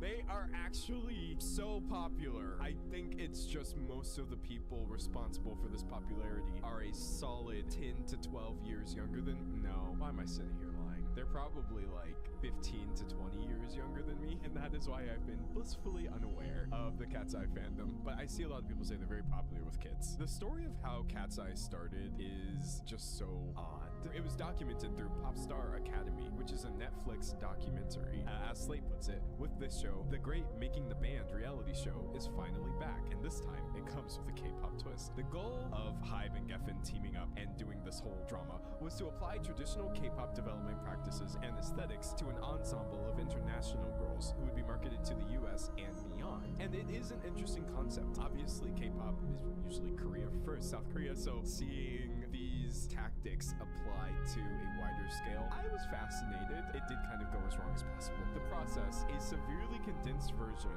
of the Korean entertainment industry's infamous grueling trainee programs dubbed Training and Development, or T&D, followed by a broadcast Korean-style survival competition show to finalize the group. Now, here's the problem. If that sounds like two things to you, a training development period and also a weird reality TV style survival, we're eliminating people show, they didn't tell the girls that it was going to turn into a survival show. They invited all of these these young people and were like, yeah, come train with us, come work together. And then they sprung a surprise. Oh, also, you're all getting eliminated. Also, I just want to point out, this was definitely child labor. Half of the current lineup were literally minors during this. In episode 7, Lexi, which is one of the girls who didn't make the cut, voluntarily leaves the show, expressing how it had descended into something she didn't want to be a part of. The whole program changed so much when it went public, and it turned into like this show turning us against each other, she said. And that was something I really didn't like personally. It felt really wrong, and I was really upset. What they would do too, they recorded segments of the girls ranking, like, okay, who would you want? And they told them, we're not gonna show your answers, don't worry. And then they had a big group watch session where they show all of the girls' answers. I'm being so for right now. Regardless of all of this, it worked, I guess, at the expense of all of these other people. And finally, Cat's Eye had their 6-person lineup. Next, I'm gonna get into the drama involving Manon. I'm telling you right now, this is a can of worms. Unfortunately, she is either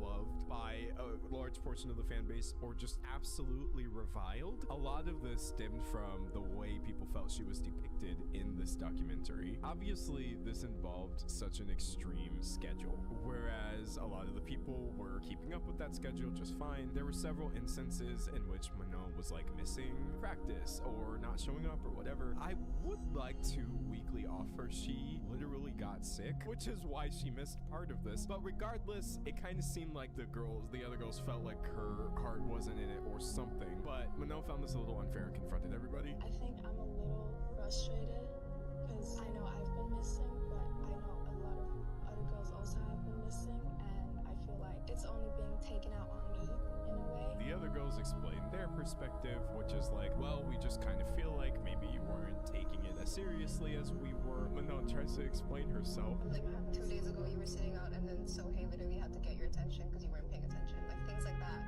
Like, I know like you try to listen instead of react to what she's saying. Try to just sit and listen. I fear this is what has caused this major division where you have half of the people saying like, oh, Manon, so entitled, so lazy, and we're gonna get into how weird this lazy criticism is in a second. And you have another group of people saying like, if somebody was interrupting me while I was trying to explain myself, I would crash out. The thing that I feel like Manon haters do not acknowledge for some weird reason, she literally said sorry. I'm sorry for missing classes. I want this. I'm trying really hard. I hope that reads, and I'm sorry. It's okay. Just Do better is crazy, but she did better. The girls get over it and everyone makes up. Even though I think that whole conversation could have been handled much better without shutting her down and saying, oh, just sit there and listen, do better, because that's crazy as hell. This should have ended 2 years ago, and yet it devolved into this Manon is lazy discourse that I have personally seen pop off for years. At this point, 2 years, 2026, we're still talking about this. Manon had a reputation on Popstar Academy for being absent from rehearsals and had to miss a date on their first North American tour owing to illness. It's the way I grew up, she says. America has a very different culture when it comes to work-life balance. You guys are all about grind and hustle. In Switzerland, where she's from, if you're sick, you take a day off. No one's going to expect you to work. It doesn't help that her work ethic has been under scrutiny since day one. Being called lazy, especially as a black girl, is not fair. Now I feel like I always need to put in extra work to prove something, even though I really don't. Genuinely, she is right. It doesn't even matter if she was taking it seriously in the beginning or not. She turned it around, obviously, or she wouldn't have made the cut. And continuing to push this, well, we just hate her because she was lazy in a documentary 2 years ago that was obviously edited to portray a certain narrative. It's insane. And if we start looking at it from the perspective of why is the black girl in this group getting the lazy allegation, I hate this. It gets to the point where it's like people posting on the Cat's Eye subreddit. It's crazy how a lot of y'all are okay with the hate Manon receives. Someone saying it's very obvious a large part of this fandom has serious distaste for Manon, because tell me why, I've seen more comments accusing her of faking an illness so that she wouldn't have to perform than comments missing her, defending her. And that's what happens anytime this girl is missing from anything. People go online to say, well, there she is again, just being the laziest member of Cat's Eye. And I'm just like, y'all are genuinely so foul for this. The drama that these girls were going through was foisted upon them by the management. You got people randomly on TikTok being like, don't end me, but I simply can't imagine Manon doing this with them anyways. They didn't let Manon perform because she can't perform like this caliber wild. All of this was necessary because I want you to realize it colors this whole Manon hiatus controversy that's now going on. This year, it's been this weird will they, won't they, where she has stopped Cat's Eye related everything, which could literally have nothing to do, obviously, with the pressure that they were under. But like, here's a timeline of this. Cat's Eye confirmed the hiatus. After open and thoughtful conversations, we're sharing that Manon will be taking a temporary hiatus from group activities to focus on her health and well-being. Good. I'm so happy for her.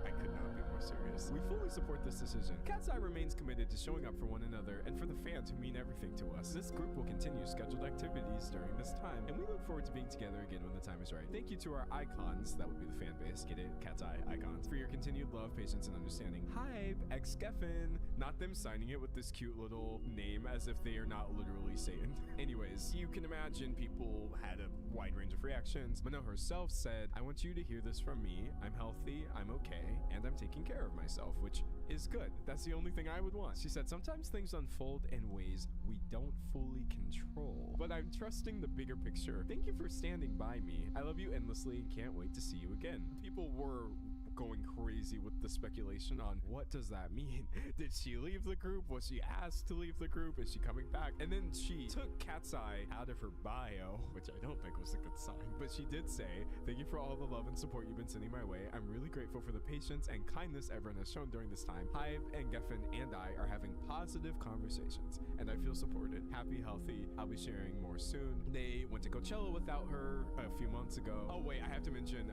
someone in chat said she was at Coachella just not performing. Yeah, they performed without her, but she was there, which is hilarious. In an interview with Laura Sophia, another group member said, Manon is always welcome back in the band. Because we did announce that the hiatus is about her well-being, it's not our place or anybody else's place to rush her. We want to give her all the time that she needs, all the space that she needs, and so we don't want to make any assumptions or set anything in stone. And the door is always open. We love her, and the fans love her, the people love her. So please don't let anybody tell you that this is like, finally, Manon has gotten what she deserves, getting kicked out of Cat's Eye by the other group members because she was so bad, not a reflection of reality. Kind of getting into some of these work conditions just because y'all can't convince me it was just her being crazy. I am sorry that I can't find a higher quality. I'm gonna be honest, that is the Swedish culture. That is the European culture. If they're like sick or tired or it's time for lunch, don't they just shut down the whole town? Oh, it's lunchtime. Let's go have meatballs for like 6 hours. I don't know what the fuck they eat over there.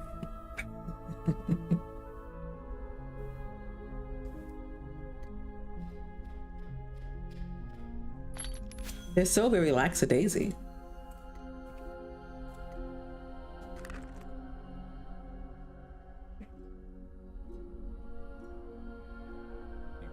Also, I don't know what Cat's Eye is. I've never heard of them, literally ever.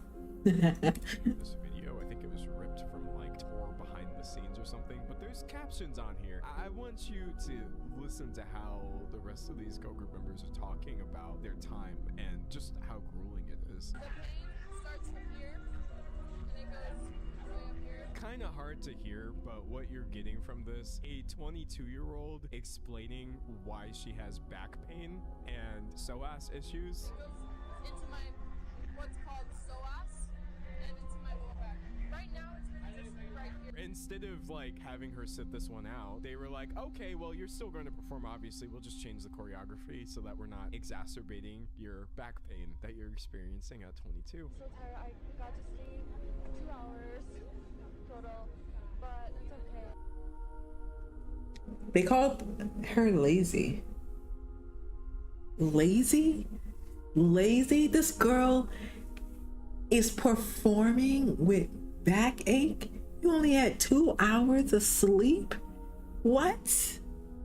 What? Bitch, I'm going to sleep. I'm not showing up to practice if I only got 2 hours of sleep. Get out of here. A dance? The most optional thing in the world? You crazy.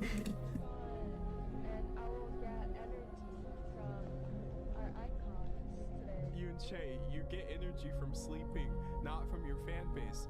Just doing this kind of high-level performance off of 2 hours of sleep while various members are experiencing back pain, saying that they felt like they were going to pass out and or vomit.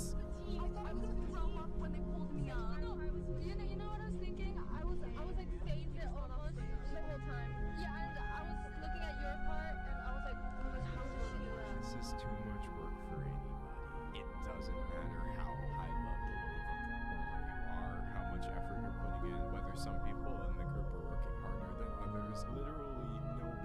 should talk about their own job this way, but the fact that it's been normalized to the point where their management doesn't even care about footage like this getting out, we'll put it out ourselves. It's just how it works. This isn't how anything should have to work. And I feel like maybe instead of the discourse being like, oh, Manon should have just worked as hard as everyone else, maybe we should have been asking if any person should have to work that hard. That's how I feel about this whole lazy discourse personally. Right here, you have Sophia explaining that like the spins from the choreography are just making her dizzy. All of this is really hellish. I think it's like workout 101. You need rest days. You need rest periods. I can't believe this started for some of them when they were children. And that's why I was very unsurprised when amid Cat's Eye Manon hiatus uncertainty, we get Cat's Eye's Sophia to temporarily step back from group. This is literally another person. Interesting. The group revealed she has the utmost support from the band. Following through consultations with medical professionals, it's been advised that she take dedicated time for extended rest and ongoing care to ensure a full recovery, reads the statement. While Sophia herself is eager to perform alongside her members, the health, safety, and long-term well-being of our artists will always remain our highest priority. She also posted her own statement saying, "It truly breaks my heart to miss out on a lot. You know how much I love being on stage, performing, and sharing these moments with you. Making this decision wasn't easy, but I'm learning that health has to come first. I'm realizing that if I don't take care of my mind and body now, I won't be able to keep doing what I love the most for so long." Someone in chat said they're putting these goals at medical risk. Hey, maybe if 2 of your members are now out of the equation for undisclosed wellness reasons, you should just let the group rest. But instead of that, what do we have? We're like, okay, well, Cat's Eye can't be 6 members, now it's just going to be 5. Oh, Cat's Eye can't be 5 members, now it's just going to be 4. And they literally just keep going and going and going. Here is them performing on the Tonight Show without Sophia. Also, speaking of their performances and their music videos, I would like to talk about them for a second because I'm so deeply disturbed by what Hype and Geffen think is like appropriate. And this is the part where I have to work hard not to sound like some sort of puritanical grandpa. I think there's a difference between me being too invested in something in which I'm not the target audience and finding things like this incredibly strange. This is the video for their song Gnarly, released by the way when Yoonchae was still a minor. Alright, so ignoring the hind slapping and all of that, I don't know if you caught that weird like moan ad-lib that was thrown in there. Actually, this entire video has really weird imagery and undertones where it gets to the point where they cut to like 2 flies and for some reason the flies are just going at it. I was like, very odd for a group that so obviously is being catered towards literally Gen Alpha. But anyways, the moan sample, some of the producers for that song went online and talked about where they sourced it from. If you zoom out a little bit from the audio clip, you can kind of see maybe where the sound's from. You can take a guess. Why are we downloading porn audio and mixing it into the background of these girls' music and then distributing it to their obviously primarily child fan base? I feel like to not ask these questions would make me feel more insane than to ask them. So I simply must ask, what is going on with Cat's Eye's image at this point? Would you believe that people are defending this, by the way? I'm sorry, but this reach is so far. It's just a sound. You're acting like a 17-year-old has never touched a browser before. This is weird and y'all are not going to trick me into believing it's not, okay? Are we offended by sounds now? I think maybe I would just have to agree with this person who said, am I simply too woke, or is this really effing weird? That's a hill I am quite willing to die on, so as not to sound like these people saying like, oh, 17, that's almost 18. Don't ever say that. But of course people on Twitter are defending this. I don't even know why I'm acting surprised. Please do not even get me started on the usage of AAVE in this track, which is actually genuinely so cringe. Y'all ain't black. I mean, Manon is, but y'all ain't black. Out here talking about, oh, we in the session tonight, gang, gang. Chat, what do you think she meant by that? All the lyrics to the song piss me off. Now you be like, gang, gang, gang, gang, gang, gang, haha. I mean, they were sensible enough to give that line to Manon, I guess. But literally just the various members of this talking about, Avi, they be trying to copy, I'm the ish. No, please. Just because you guys are inspired by K-pop, and K-pop is notorious for this cultural appropriation garbage, doesn't mean you guys have to steal that part of it too. Also, one thing that people will try to point out to me is like, oh, you just don't understand Gnarly. This song is satirical, guys. It was written by Alice Long Yu Gao. In large part, she made a demo for this. I would just like to say I probably am a bigger fan of Alice Long Yu Gao than any of the people trying to convince me that Gnarly isn't weird. Actually, I really like all of her music. I think I've been listening to her for years, whereas I can believe satire from her because this is literally her stick. She actually, on God, has a project called Let's Hope Heteros Fail, Learn, and Retire, which is such a great title. No, I don't believe everything she's doing is in all seriousness. I just feel like a lot of that satire gets lost when you take it from somebody who is a performance artist and translate it onto this obviously cynical, contrived girl group that's being managed by two completely unethical companies. Does that make sense? Gnarly just still doesn't sit right with me. If, like, Gnarly was brain rot in a nutshell, they kind of realized, oh, this works. Let's do it again. And so you get stuff like Internet Girl, which features amazing lyrics such as... And again, I just feel like, what with the literal baby voice samples and the chorus of a song being like, eat zucchini, you cannot convince me that this music is not being created primarily with a very young audience in mind. I mean, this video itself is basically just like Coco Melon for tweens. So overstimulating. And that doesn't mean, by the way, you're not allowed to enjoy the music if you are older than Cat's Eye's target audience. That's not what I'm trying to get at here. I just feel like when we start mixing this in with some of the more obviously sexualized things, I have nothing but a side eye for Hype and Geffen for all of this. I don't want to be the bean soup guy. If you're not familiar with bean soup theory, it's like a phenomenon where somebody says, what about me, basically? Like an individual watches a video that doesn't pertain to them, but finds a way to make it about them anyway. It stems from a 2023 TikTok recipe for bean soup where commenters were... I think it's actually interesting that you noticed that the band's sound has gooner bait in it that's directed at 10 million people. So maybe people are subconsciously gooning at things because they don't even know that it's like in their most favorite song, right? And it's kind of wild. Literally saying, oh, what if I don't like beans? I know that Cat's Eye's not for me, but not even Cat's Eye's fans enjoy this music.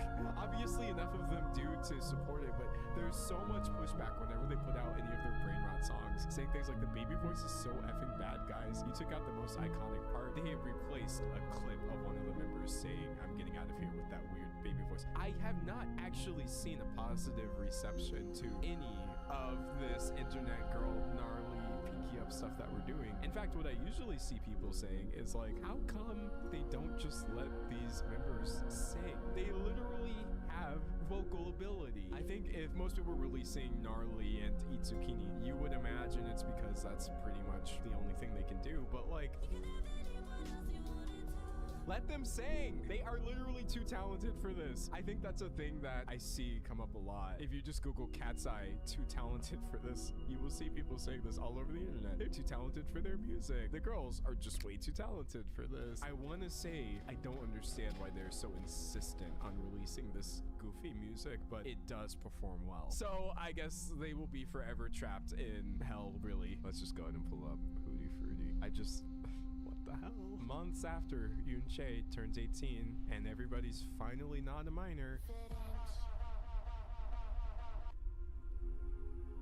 this video is crazy. I think beyond a shadow of a doubt, if I was to actually sit here and show you multiple clips of this, I'm going to wind up catching a fat demonetization.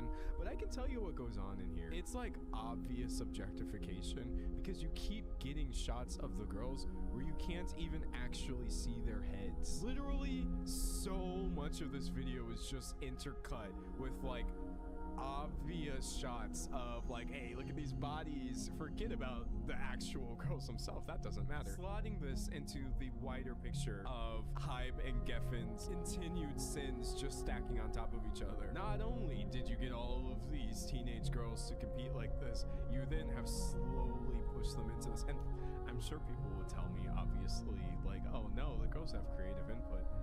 Please stop. You really held this competition, did all this, amassed this child audience, and have now thrust them into this obviously objectifying video. It's odd. I think it should be called out. Someone said it truly hurts being a fan. Yeah, I think all the people who have been supporting Cat's Eye this entire time, they weren't doing it because they wanted to see this. Look, I know I'm Unk. I'm turning 28 in mere weeks, and yet I feel pretty confident saying nobody actually asked for this. The second Yoonchae turns 18, after seeing this, I have no words. An ad for slime aimed at kids in this kind of music video is crazy. It's not just me inaccurately surmising that this is obviously a child audience. People in the audience feel the same way. This also seems like a great time to bring up the Cat's Eye choreographer. A lot of this strange choreo that you're seeing, he's been with them for a while is my understanding, would be courtesy of Grant Gilmore, whose personal take on dance I can only describe as idiosyncratic, I think is the nicest way I can put this. But yeah, not only do I want Cat's Eye to be freed from brain rot producers putting porn audio in their tracks, I want them to be free. I want them to be free from the clutches of Grant Gilmore and whatever it is he's having them do, because what the actual helly is that? I just want to see what any of the members of Cat's Eye would do free from Hybe and Geffen's influence. I was always that person who was like, oh, I want to hear Jonghyun's solo work, and then I wind up falling in love with She Is, which is like, that was a deep cut and that probably made no sense to half of you, but that was real for me. I always like to see what people do when it's a bit less collaborative, because sometimes certain influences wind up in the brainstorm session that simply have baffling results, is how I feel about that. In conclusion, I think my main question is, who is this? It's completely improbable that anybody wants me to believe Cat's Eye is for adults. They have a lot of adults who support them and enjoy the music, and that's fine. I don't think there's anything wrong with that. I just genuinely want to know why Hybe and Geffen are acting like it's suddenly normal to obviously cultivate this very young fan base through key moves like the brain rot songs and all of this, and then suddenly flip the script like this, and it all just conveniently aligns with the members aging up and all of that. When I think about the answer to the question, who is this for, I hate every single possible configuration of that. So maybe I'm just gonna stop thinking about it. Anyway, if you wanted the cut of this video that was more focused on what the actual girls themselves have done and their sort of dramas or speculation, I think there's enough people online doing this. I really do. And forgive me for just wanting to villainize, well, the massive companies that are overseeing this and allowing them to take the brunt of this discourse, because really I feel like those are the people we should maybe have more smoke for. But yeah, that's all I have to say about Cat's Eye. Hopefully you never have to think about them again. I know I will certainly try not to. And yeah, I actually recorded this video live right here on YouTube, where I stream quite regularly Tuesdays, Thursdays, and Saturdays at 12 p.m. Eastern time, unless of course I don't, in which case I'm probably just, I don't know, sleeping. But yeah, hopefully I catch you in the next stream or the next video, and if not, that doesn't matter at all. Okay. That's true. That's true. Doesn't matter. Doesn't matter. All right, what else? I got 45 minutes left. I updated my menu. I didn't go sailing. I hit all my nodes, my wonder nodes, my hexite nodes. I am working on claim supplies for all of the claims. Not all the claims. And then we're going to work on, wow, 556. Look at that. We're almost there. Wait, does this only go up to 100?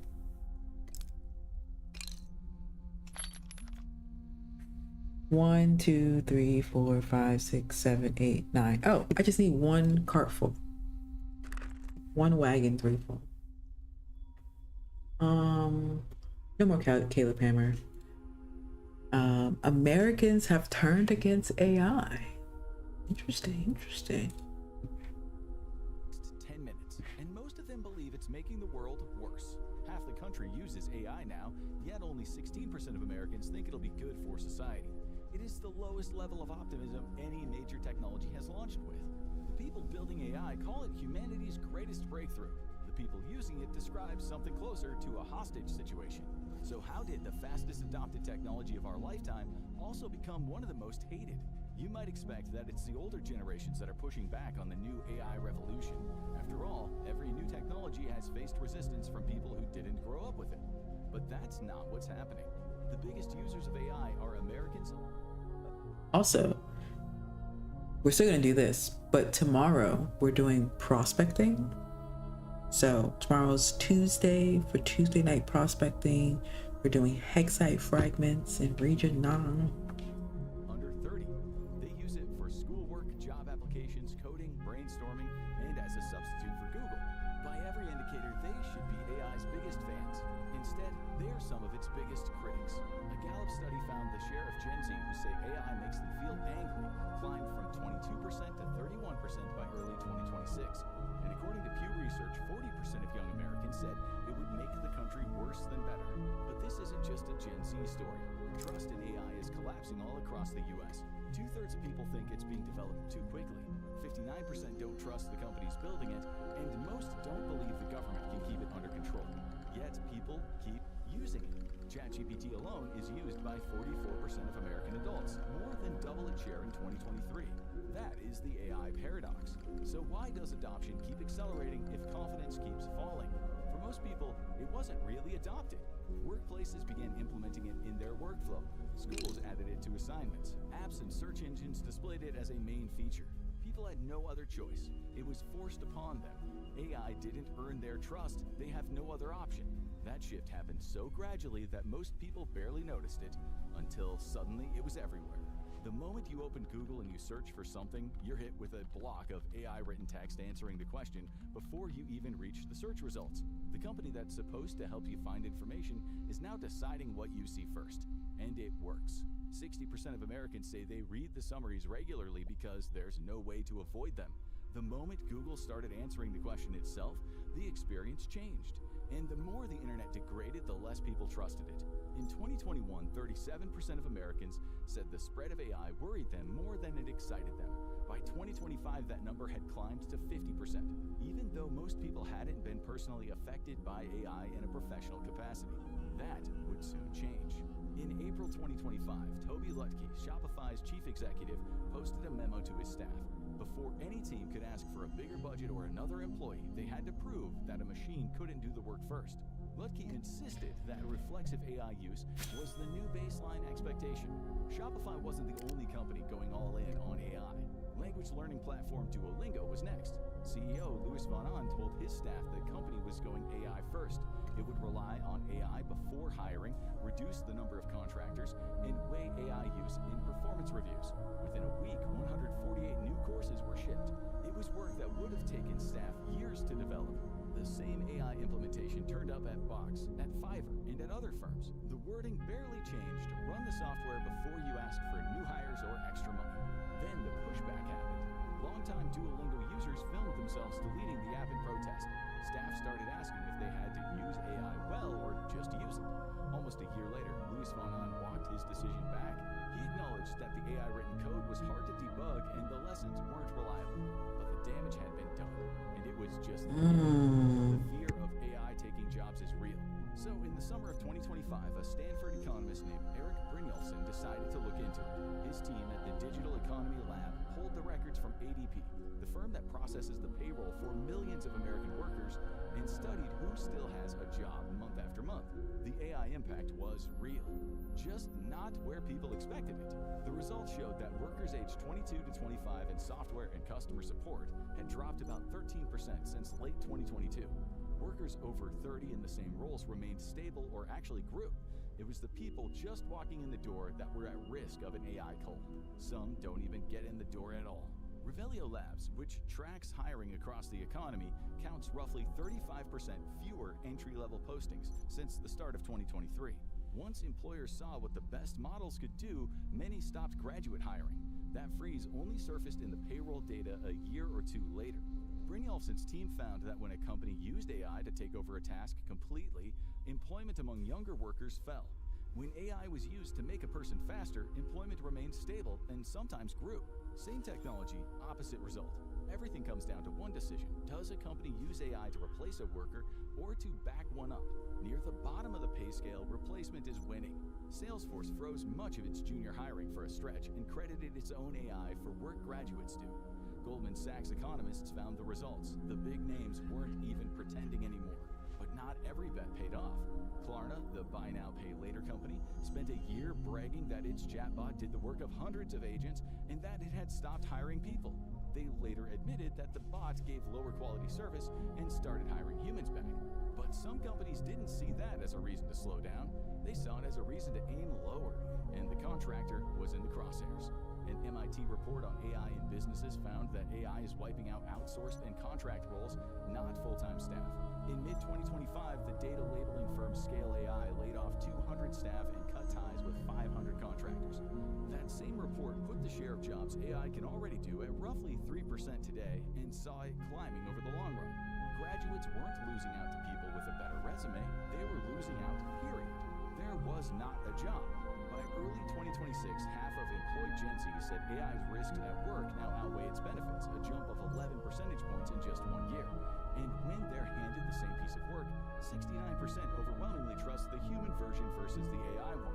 An entire generation now spends its days training the technology that is replacing the jobs they are trying to build careers in.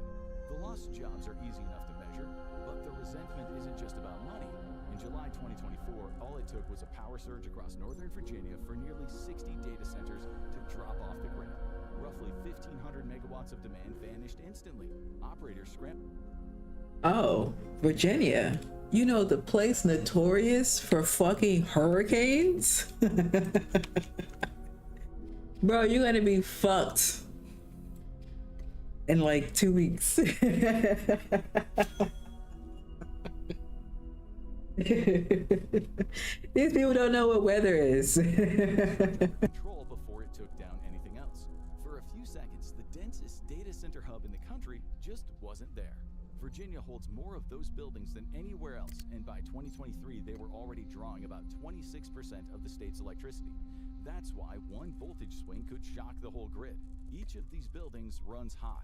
One question to a chatbot burns about 2.9 watt hours. That's roughly 10 times a normal web search. On its own, it's nothing. But nobody asks just one question.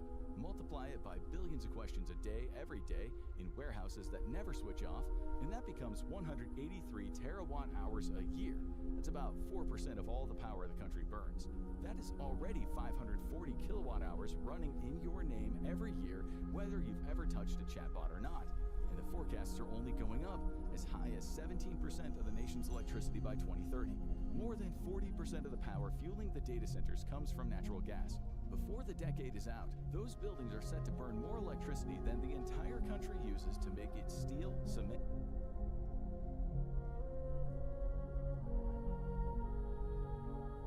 Here's what I don't understand. Why did we need to build all the data centers now? Isn't it possible that we could have rolled this out slowly, right? Only put a couple of data centers out there for like the first 20 years, appropriately price it since everyone can't have it, and then see what the effects are after that. Then you would have had a controlled subject and been able to iron out all the kinks that we're running into now. I don't understand why we had to rush this. Who are we in competition with right now with AI? Aluminum and chemicals combined. A high voltage line takes up to 8 years to build, meaning a fifth of these data center projects are about to run straight into a power shortage. To cover the expense of those extra lines, utilities are going to regulators to demand more money from regular consumers. This means your monthly expenses are going up by 2030 just to keep the lights on at a server farm down the road. You didn't leave your lights on or crank up your AC, but your money is bleeding out anyway to power the massive cooling fans of a tech giant. Researchers at Carnegie Mellon estimate it could push the average American power bill up by about 8% by 2030, and in the worst hit parts of Virginia, north of 25%. There simply is not enough energy or money to fund it, so some companies got tired of waiting. Instead of waiting for years for the power grid to catch up, they built their own power plants beside the data centers. And one company took that idea to the extreme. To power Colossus, the supercomputer training Elon Musk's Grok chatbot, XAI deployed a fleet of gas turbines in South Memphis. The entire site was up and running in under 122 days, a project that would have normally taken years. By the time the Southern Environmental Law Center flew thermal drones overhead, it counted around 35 turbines, most of them without air permits. Just downwind sits Boxtown, a neighborhood that spent decades surrounded by refineries and chemical plants. Residents began to show up at public hearings, describing a rotten egg smell in the air and children wheezing through the night. Memphis already earns an F for ozone pollution from the American Lung Association, and Boxtown's cancer risk is about 4 times the national average. The researchers at the University of Tennessee analyzed satellite data for time and found peak nitrogen dioxide levels near the site had jumped roughly 79% Oh my god. Bro, we are so fucking cooked. In 4 years, we're gonna see more damage to our wallets in 4 years. It's only gonna get worse. compared with before XAI arrived. The turbines were labeled as temporary, a workaround that allowed them to keep on running and bypass the regulations. Lawsuits followed, but by the time the case moved forward, the service had already been running for a year. Power isn't the only resource these data centers consume. In Newton County, Georgia, about an hour and a half east of Atlanta, Beverly and Jeff Morris live 1,000 feet from a Meta data center. Their house runs on a private well, which means their drinking water comes straight out of the ground. It worked fine for years, right up until Meta broke ground next door in 2018. A few months after construction began, the water pressure slowed to a trickle, and then it stopped altogether. When it eventually came back, it was brown and murky. Beverly Morris told the New York Times that she was afraid to drink the water coming from her own tap. The neighboring data center uses roughly 500,000 gallons every day, nearly a tenth of all the water Newton County pumps. County projections show demand outpacing supply by 2030, while residents face water bills expected to jump 33% in just 2 years, compared with the usual 2% increase. A Meta-funded study said the company's operations probably aren't to blame and has invested more than $4.5 million in local schools and nonprofits. Private wells like the Morrises fall outside the Federal Safe Drinking Water Act, so Meta didn't break any laws. The Environmental Protection Agency is powerless, so Meta keeps on pulling water to cool the chips. And those hubs are insatiable. A 2023 study by UC Riverside and the University of Texas found that training one model, GPT-3, ran through about 5.4 million liters of fresh water before the public ever even typed a word. The same researchers found that a short back and forth around 100 words consumes close to a full bottle. One Google data center in Papillion, Nebraska, went through around 1.5 billion liters in 2024, more than 600 Olympic pools, and it is one site among thousands. That daily draw dwarfs the one-time cost of training. Nationally, data centers used over 60 billion liters in 2023, and the World Resources Institute expects AI to pass 1 trillion gallons a year by 2030. In August 2025, Tucson City Council voted 7-0 to reject Project Blue, an Amazon-linked data center campus that would have drained millions of gallons of city water in the middle of a desert. Residents had packed the chamber for weeks under a banner that read, "No Desert Data Center." For one night, it looked like a regular city could tell a tech giant no, and actually make it stick. It didn't end there. The developer already owned the land just outside the city limits and kept building anyway. Then in the spring of 2026, the contractor was caught drawing enough Tucson water. This is why everyone needs to know where their local election office is, so that they can get ballots for when they send out these surveys that say, do you want this person to buy this land for this thing? You can say no. I'm pretty sure that was a topic in a meeting somewhere in a town hall at some point. Guys, you gotta pay attention. Gotta pay attention. Go down to the town hall tomorrow. Go to the DMV tomorrow. Update your voter registration, okay? And you will just start getting information in the mail about stuff that's happening in your town, just randomly. All you have to do is just be like, hey, I just want to figure out where my stuff is. And then they will update it, they will mail it to you, and then stuff will just start coming. Or you can go online and find it, and then you can say, hey, I can request this. You can do that too. But I think this is a case of the town sent out like a survey to see if they could do this.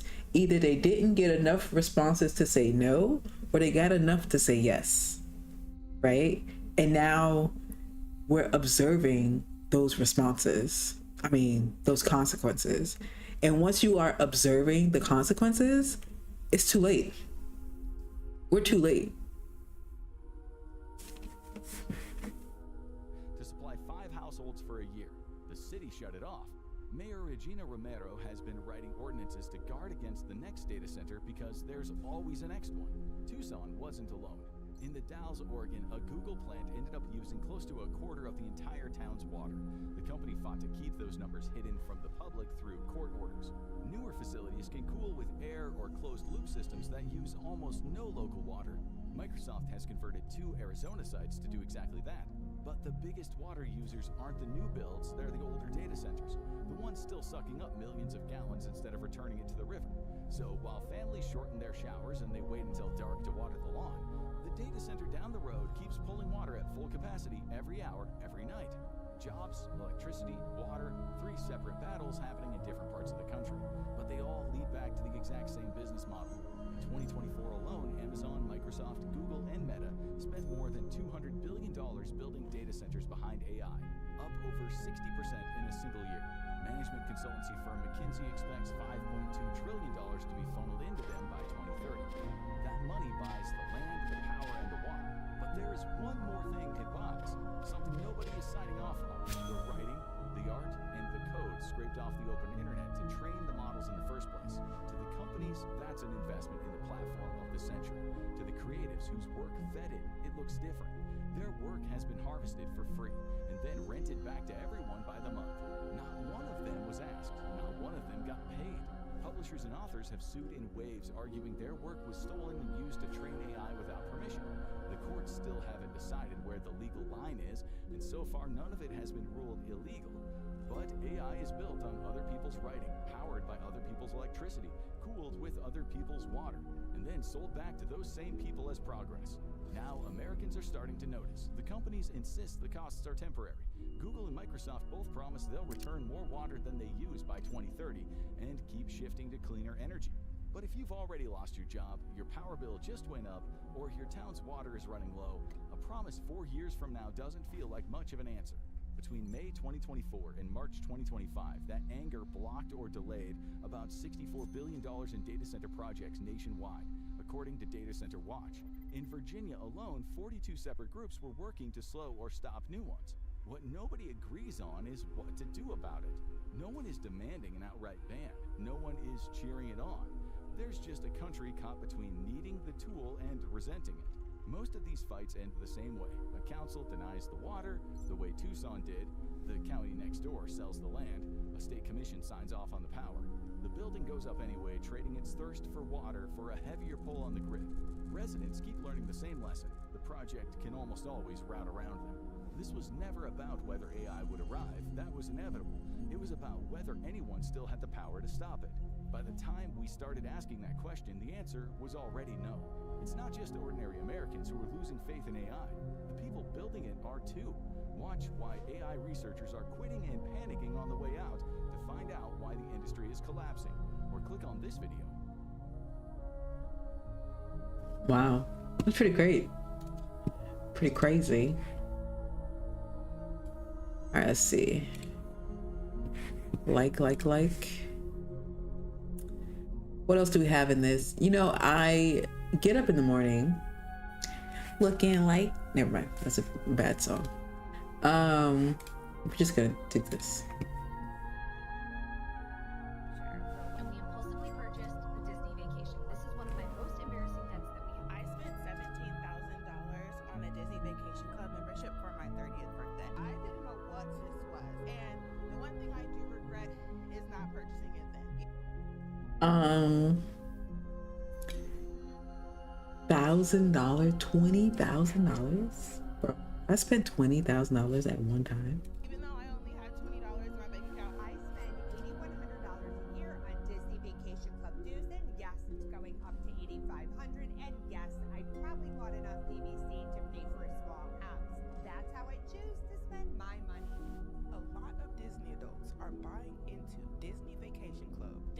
it's just a membership for super fans. And it's not.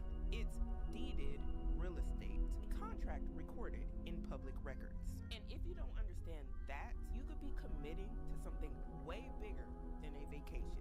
Now, before y'all start debating on whether this is a good or a bad thing, let's define what Disney Vacation Club actually is. Now, according to DisneyVacationClub.disney.go.com, in the frequently asked questions, it says, "Is my purchase a real estate transaction?"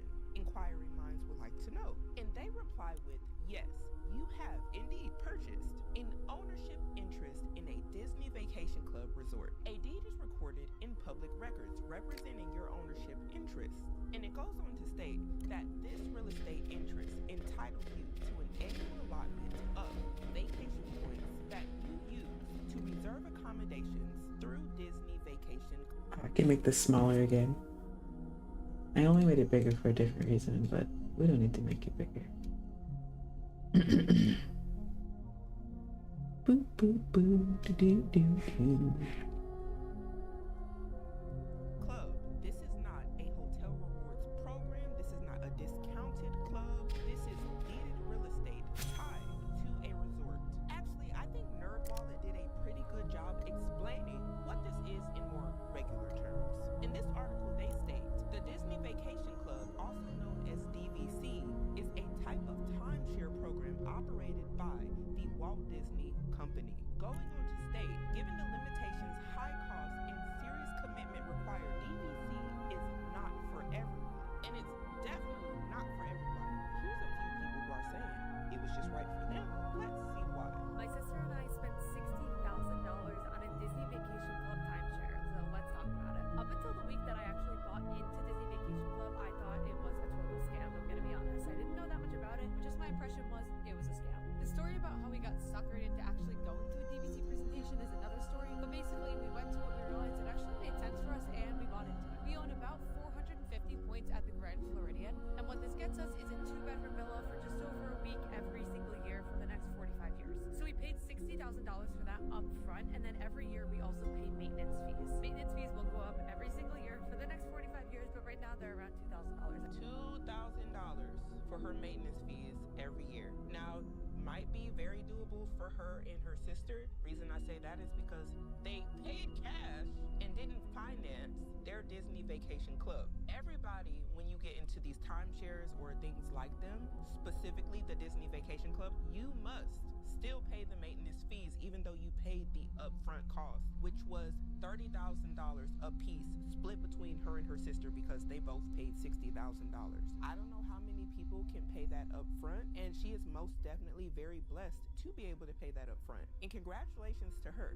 However, this is where things can get very dangerous for a lot of Disney lovers, because imagine paying Disney every month for a property, real estate that you own, as well as paying those outrageous maintenance fees of around $2,000 that she named. That's a whole bill, and you really must evaluate how much your individual living expenses are before you get wrapped into things like timeshares.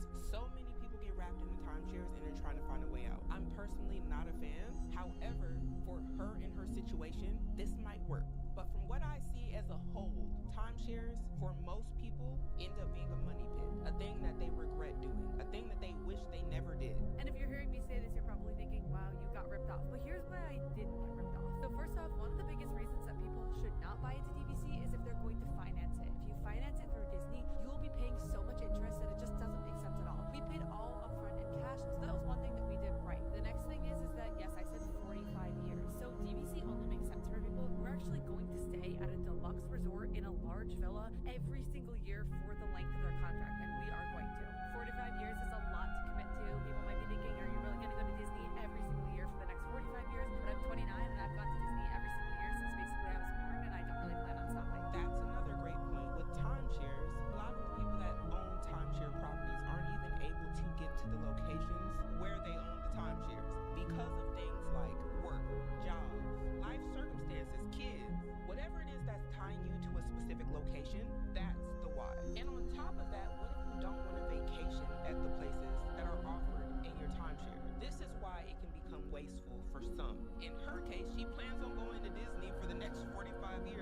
I know the Disney adults right now hearing this are like, heck yeah, sign me up. One thing I would challenge everyone to think about is your life right now might look a little bit different in 41 years. Don't you think? Like, maybe. I think we can all agree that's at least a possibility. So I challenge you all just to think long term for where you see your life headed. Does that make the most sense? The next question is probably, so why do a timeshare? Why not just pay regular cash for the rooms every single year? And this is where actually, if you look at a spreadsheet, which we have, I'm happy to share if anyone has more questions on it, it does end up helping you save money by buying into the timeshare by basically paying for the room price now versus in the future. And by that, I mean a 2-bedroom villa at the Grand Floridian has astronomically increased in price since they first were created, and it's only going to continue to do so. I'm certainly not saving money in the first year, or the second year, or the third year, or the fourth year, but by the 15th year, the 28th year, we're going to end up actually saving a ton of money versus just paying the cash price. And then another bonus for us is that we have annual passes, and because we're out of state, we can only have the Incredipass. That's $1,400 to $1,500. But because we have DVC, we can get the Sorcerer Pass. That's about $900.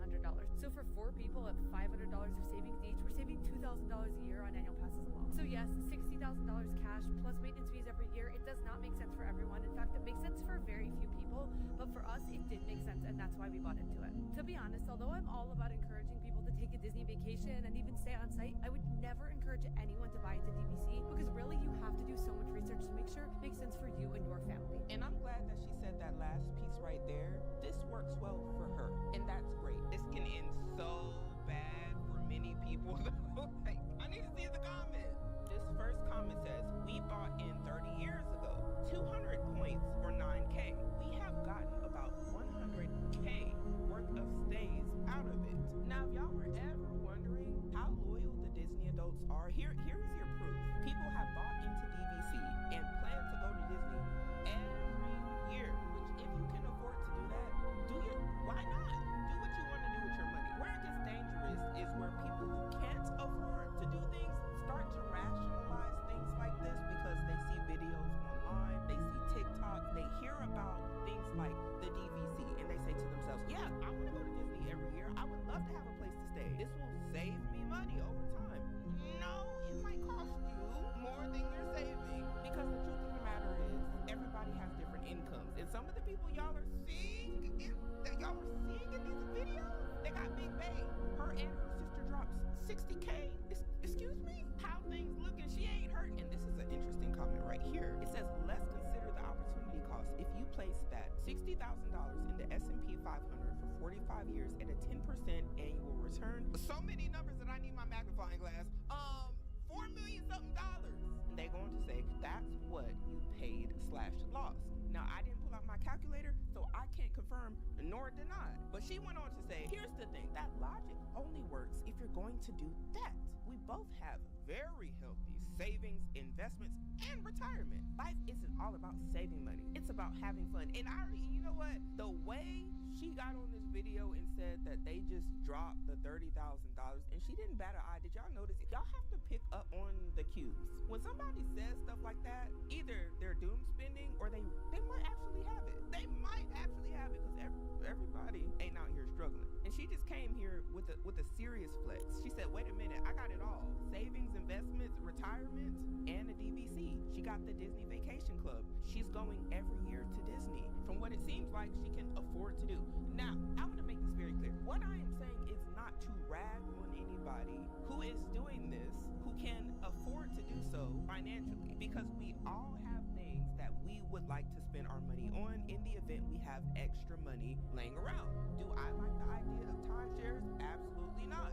But her experience opens up a whole topic of discussion, and I think it's very needed because a lot of y'all love Disney. Y'all are the adults crying over Mickey Mouse, Cinderella, and going crazy for the Grinch at Disneyland. Wait, is the Grinch at Disneyland or is he at Universal? I can't keep up. Anyway, you'll go broke about the Disney magic. You will. Now somebody here said, ha ha ha, what? 60K for only a week. Different strokes for different folks. And another comment here saying timeshares is one of the biggest legal scams there is, including with Disney. And I want you all to comment down below, how do you feel about timeshares? And do you think for her this was a wise decision? It looks like it worked well for her, but let's see another story. This is part 3 of how we got into massive debt, and this is one of my most embarrassing debts that we have. Now, before we hear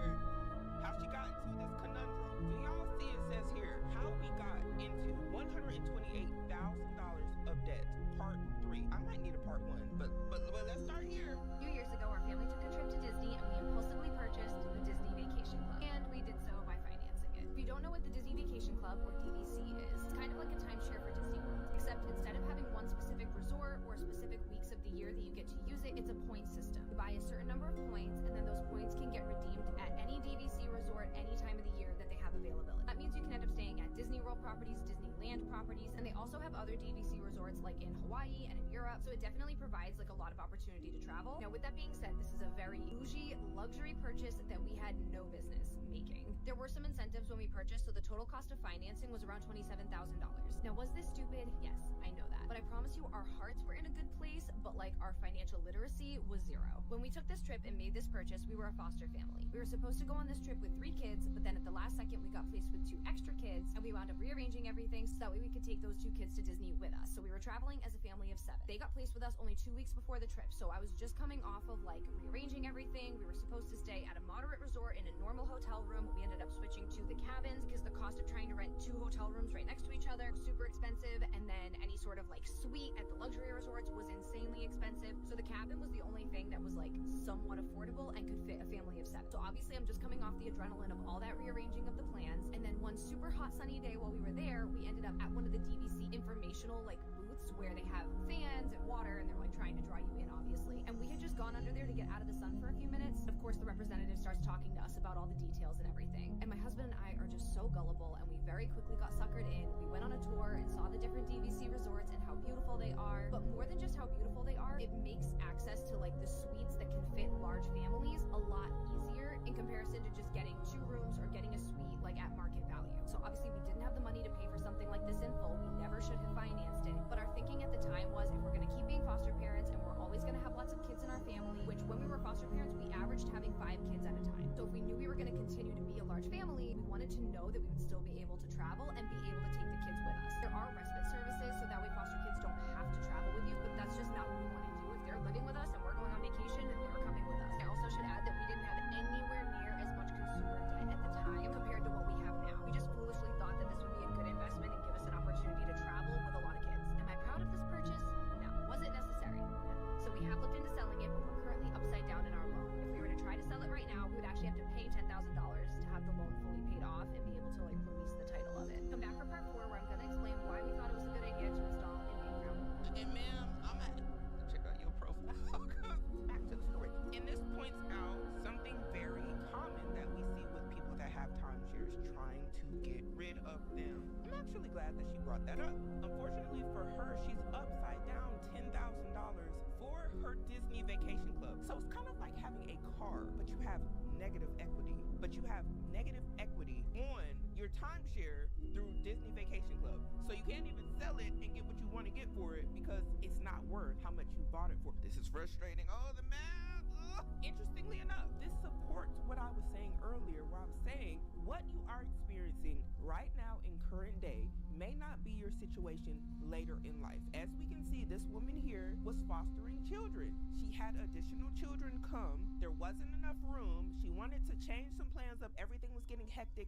And on a stressful day, they caught her slipping. And they say, you know what? We got an offer for you that you can't refuse. You know what? You look like you need a Disney Vacation Club.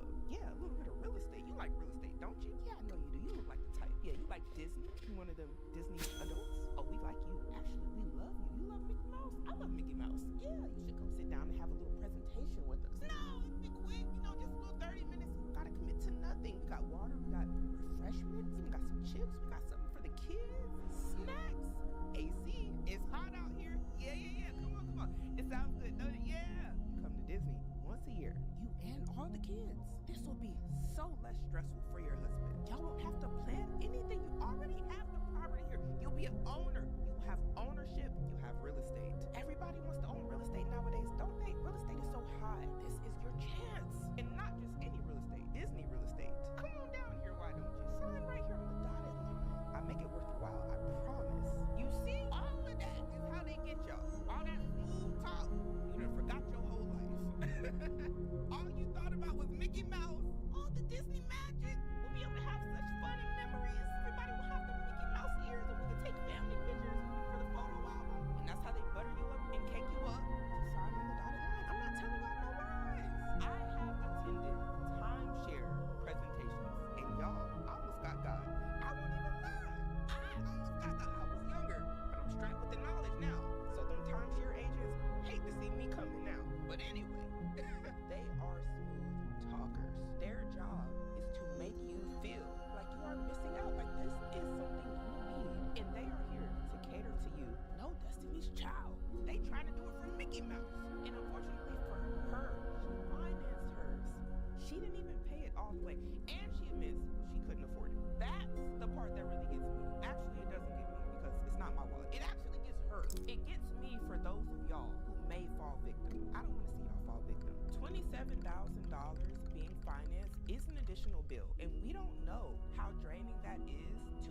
person individually. And guess who doesn't care? The salesmen who are pitching to you all these timeshares. Do you think the people who are trying to sell the Disney Vacation Club care about you after you leave? Because I'm telling you here, they don't. I'm telling you they don't. You can do all the crying and complaining about how you can't afford your bills. This is too much. You need to reverse things to make it right. You need to sell that timeshare. And let me tell you, they will lock you in the best they can. They will sink their heels into your neck, actually into your wallet, and bleed you dry financially. That was a little violent. Woo. And I'm only telling y'all the truth because I love y'all. And this is crazy because she was saying this is how she got into massive debt, actually $27,000 worth, because she impulsively spent for this Disney Vacation Club. Now, this first time it got me stressed out, and it says here, why are all the Disney adults in debt? It's a catastrophe out here. She said, I didn't even want to be a Disney adult. Well, ma'am, it's a little too late. You wanted magic, and this is what you get. Gotta tighten up. All y'all Disney adults. Because if you go into debt for Disney, you are officially a Disney adult. I don't care if you don't like Minnie, Mickey, Duck, Goose. I don't care. You're a Disney adult if you go into massive debt for Disney. Because, guys, we're the adults. We're the adults, guys. It's us. It's us. We're supposed to be the responsible ones, I think. Can we blame this on the boomers? I don't know. I know a lot of y'all want to blame this on the boomers. We're supposed to be responsible. Oh. Another comment said, I love our DVC membership, but you need to be able to pay it in cash or nearly all in cash. And she said she agrees 100%. Now I want to know down below, is there anybody who got the DVC that didn't pay it in cash and can't afford to pay it all the way in cash? And is it because you're a Disney adult? And if it's no judgment here, I am just trying to do a head count because I'm a little concerned. But I digress. I spent $17,000 on a Disney Vacation Club membership for my 30th birthday. If you are familiar with what Disney Vacation Club is, it's essentially a membership that you buy into Disney that works just like a timeshare. In 2015, I was first introduced into what Disney Vacation Club membership was. I did a timeshare with my family, sat down, and at that time I was still relatively young. I was an adult, but I was still relatively young, so I didn't know what this was. And the one thing I do regret is not purchasing it then. Even though I only had $20 in my bank account as a poor college student, I really felt like I should have invested then. Oh my gosh. Okay. And everybody's entitled to their opinion. And so am I.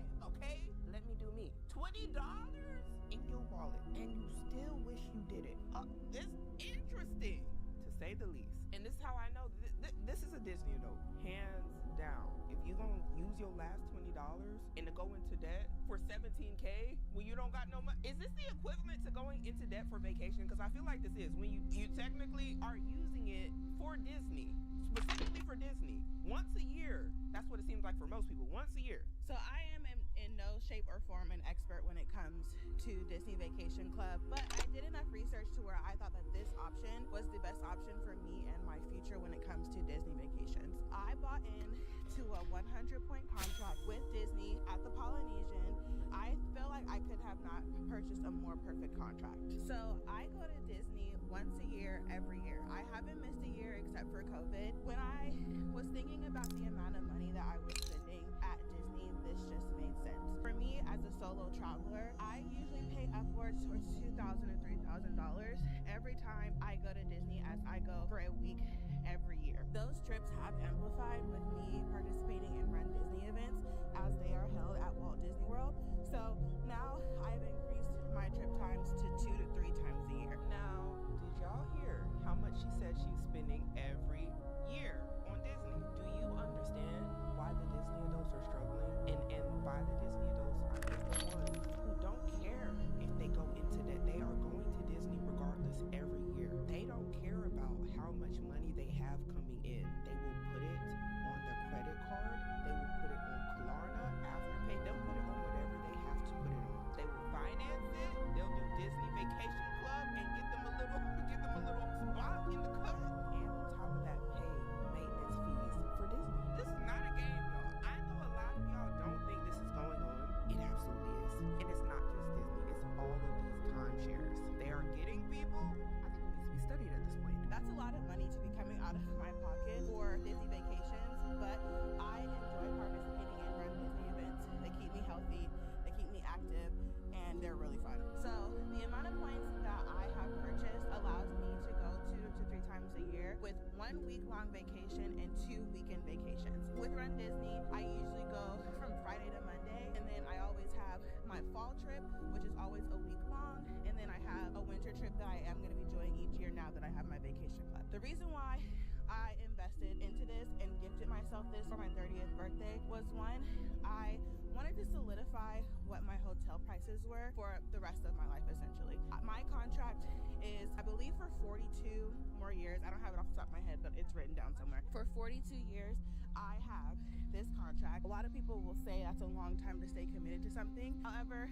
there are options that you can take when it comes to your DVC membership. As of now, you can resell it. I don't know if that's always going to be the case, but if you don't have the means to continue on with the membership, you have the option to resell, and you have the option to pass it down to your family as time progresses. So if and when I have kids, I'll be able to pass that down to them so that they'll always have a vacation to go on. Now, one thing we need to keep in mind is that this is real estate, like we talked about in the beginning of this video. Even if you pay in full for the Disney Vacation Club, did you notice that the people who even paid it in full still had to pay their maintenance fees? Well, guess what? That's not going away. Or if there's any taxes associated with that, because again, this is deeded real estate, that still must be paid. So if you pass that down to your children or to somebody as a beneficiary, guess who now must pay those fees or those taxes or the dues?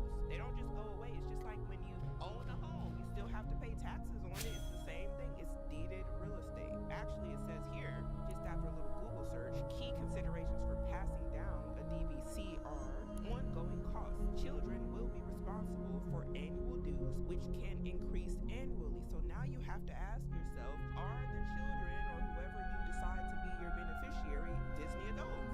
Are they interested? What is their lifestyle going to be looking like? Can they commit themselves to going to Disney every year like you were? Do they have the resources to pay the maintenance fee every year? Will they be Disney card holders? Will they have Disney annual passes like you did? Will they even be able to afford that in 100 years? I don't know. You don't know. And that's the point. It's something to think about. All I want to do is to encourage you all to think long term, not just about you. Like, oh, I'm passing down to my kids. Okay, cool. What if they don't want the magic? What if they don't like Disney? Do they bring shame to the family? I don't know. But as it says here, and I definitely recommend this, it says legal advice. It is highly recommended to consult with a estate planner or an attorney to ensure the deed is transferred according to state law and to minimize probate. Because again, y'all, this is some really serious stuff here. This is not just, oh, we're going to be able to stay in Disney for cheaper than we normally would. This is legally binding documents that a lot of you all are signing on vacation willy-nilly. It's like buying a house or something, or getting a condo and then just being like, well, you know what, I didn't know it was this big of a deal. Yes, you won't know it's that big of a deal until you try to get rid of it and sell it, and you might be in the negative. This whole thing goes even to court. If you pass away without a will or trust, the membership becomes a part of your estate, and the probate court will determine the transfer. Yeah, y'all, this is not a game. That is something that I always want to do. I gifted myself that membership. I'm very excited to be a DVC member. It has allowed me more opportunity to travel to different places. As you guys know, I just got back from a 2-week trip to Asia, and that's something that I wouldn't have been able to afford if I would have been paying for a Disney trip. But if you guys want a little bit more information, you could afford it if you just don't do the Disney trip, right? She's spending a lot on Disney. I don't know. Now, we done heard a lot of the younger people talk about how they feel about the Disney Vacation Club, but I actually found a video quite recent of a woman describing what she is paying in 2026, and she's an older Disney adult. Now, I want to know, what do y'all think about this? Now, go in open-minded now. Let's hear her out, because it says on the screen, $8,100, but open-minded. I spend $8,100 a year on Disney Vacation Club dues, and yes, it's going up to $8,500, and yes, I probably bought enough DVC to pay for a small house. That's how I choose to spend my money. I love DVC, I love traveling the world, and I do both. No, most DVC members are not boring people. We love magic, we love experiences. So if you feel sorry for me, don't come in here judging me in the comment about how I spend my money. If you do, know that Disney people are wildly loyal and the moan you got. Okay, you thought that she was gonna be upset because she was paying $8,000. Bitch, you thought. So bring it on. Follow along for more DVC in a minute without apologies. And the part that's getting me, I gotta go back, y'all. I gotta. The Disney adult, they gonna come through every time. One thing about it is that it's worth every penny. I've solo traveled the world to almost 30 countries, and I've been to Disney 5 times a year. Both are great if it makes one happy. We love DVC. Are they spending your money? Who cares how someone spends their money? If it makes them happy, I guess. I have my own beliefs about that because some people I really cared about ain't here no more because they was doing stuff that made them happy. They was spending money doing it. They gave up the ghost. They not here with me no more. But I digress. That's a little too dark. Can't be much darker than the Disney magic because what? Dark Teens. What I really want to pay attention to here is it's increasing from $8,100 to $8,500. And that's the other thing. Increases in dues or whatever it is that she's paying here, for her, you know, great that she can afford it, but man, can you imagine having to pay an extra $400 for your Disney vacation club vacation that you can go to maybe once a year? But again, this is how she wants to spend her money, her choice. Another thing I want to point out here is these contracts are about 40 years, 50 years, if they even go up that high. That's a long time, y'all. This is a long-term commitment that you have no choice but to pay. No choice. Just another thing that we need to consider. Now, Disney is actually very smart. And the reason I say that is because if we're looking at things from the psychological and emotional aspect of their marketing, they're brilliant. I don't have anything to say as a business, brilliant. Because they are selling to you all nostalgia. That feeling of how you felt when you watched those Disney movies when you were a kid. And a lot of y'all want to go back to that at any cost, even $8,100 a year, and you'll gladly do it. But it not only sets this sense of nostalgia for you, it also does it for your children because a lot of y'all are bringing your kids with you and you're like, oh, they got to experience the Disney magic. Y'all are breaking them in as young as 1 month old. Like the babies be fresh out the body with the Disney ears on. Some of y'all even identifying as a Disney family, like this woman here, not saying she did, but look at this. This is the fam. She got the fam bam out here. 1 pig, 2 pigs. I think that's her daughter. I don't know. You get my point. And if that's the daughter, now your daughter Disney ear down, and then she gonna be trying to be down with the crew next. Like, and then you end up in this cycle of, well, we have the resort thing. We might as well go down there and use it. And then when you go down to Disney, you spend more money, and you giving Disney more money that you may or may not be able to afford to give. The cost of things are going up year after year, and you're stuck in these Disney Vacation Club contracts. You're stuck. Bro, we just watched an AI video that said that lots of people's like common basic expenses will go up like, what was the percentage? The 33% in the next like 4 years. I mean, but if they can handle the bump, who are we to tell them that they can't have Disney? Who are we? We are no one. There's no getting out of that. So I would say this. If you are stretching to make this fit, it's probably not a good fit for you right now. Because you got Ratatouille at home. Or however you say, Ratatouille. There it is. You got Ratatouille at home. Now, some of y'all might be all about that Disney magic, but remember, these are financial obligations. So make sure you're buying with math and not just thinking about the nostalgia. But we got to start making better decisions today in order to have a better future. What a wild video. All right. Let's take a look at what this is. Default cheesecake. The video is called The Metaverse Housing Crisis. This was 5 months ago. I just bought more land in the metaverse, but why? Better prepare yourself for a crisis mode. What?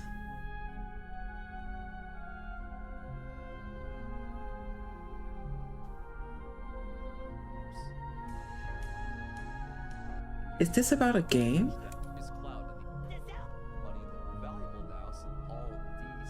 I thought this was about actual housing crisis, actually.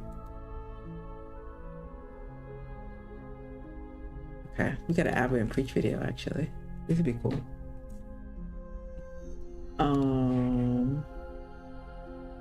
Yeah. Oh, this girl. I know who this is. I used to watch her a lot.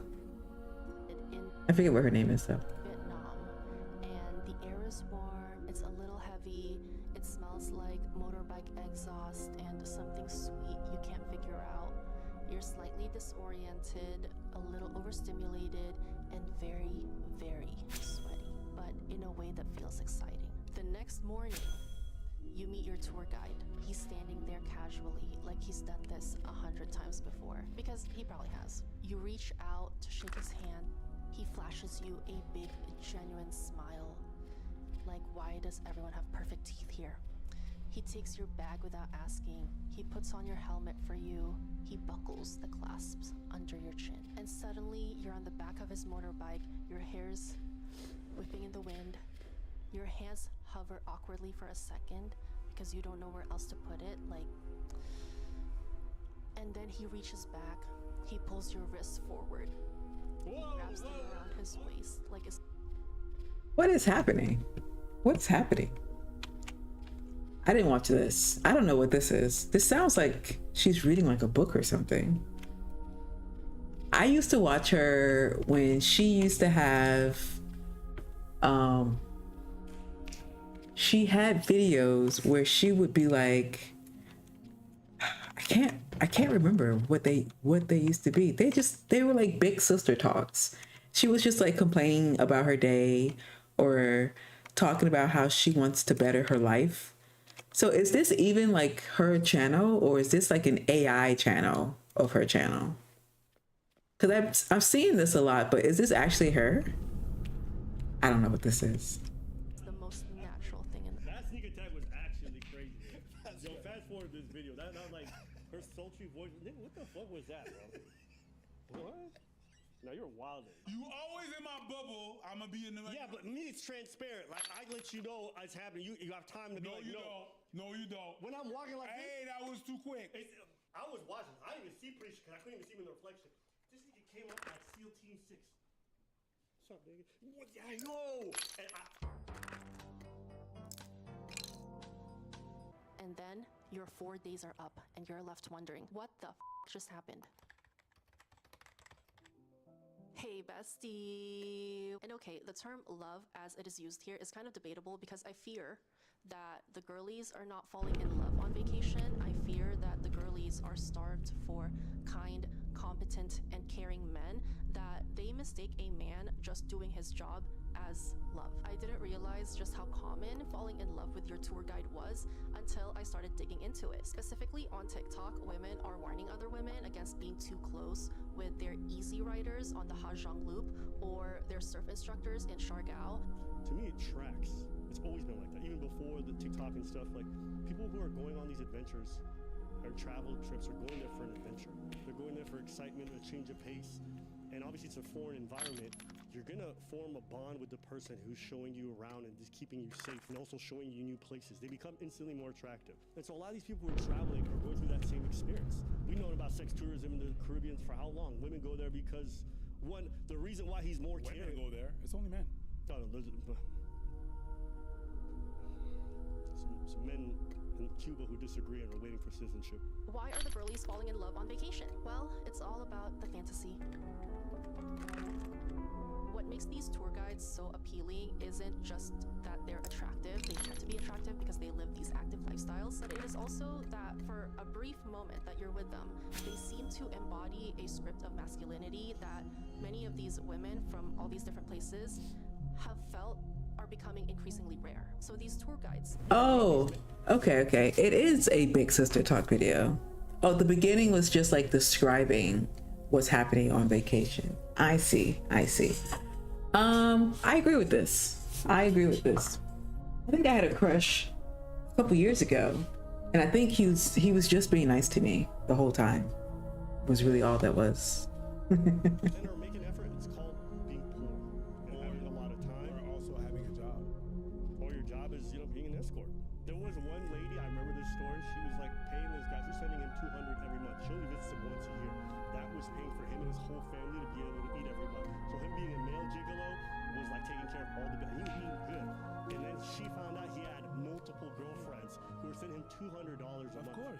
was like, yeah, of course he's gonna see masculine.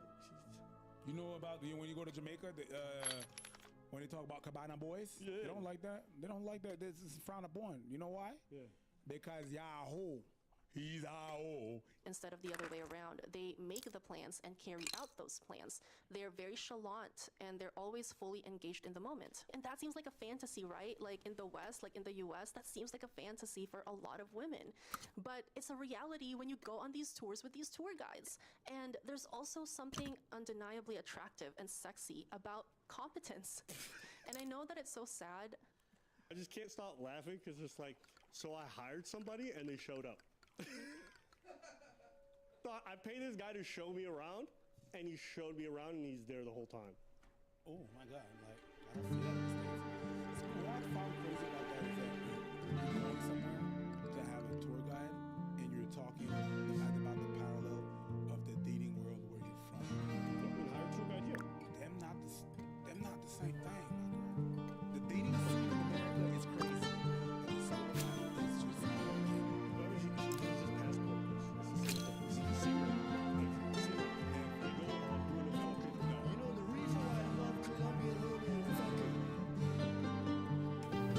You tell him, preach. It's different.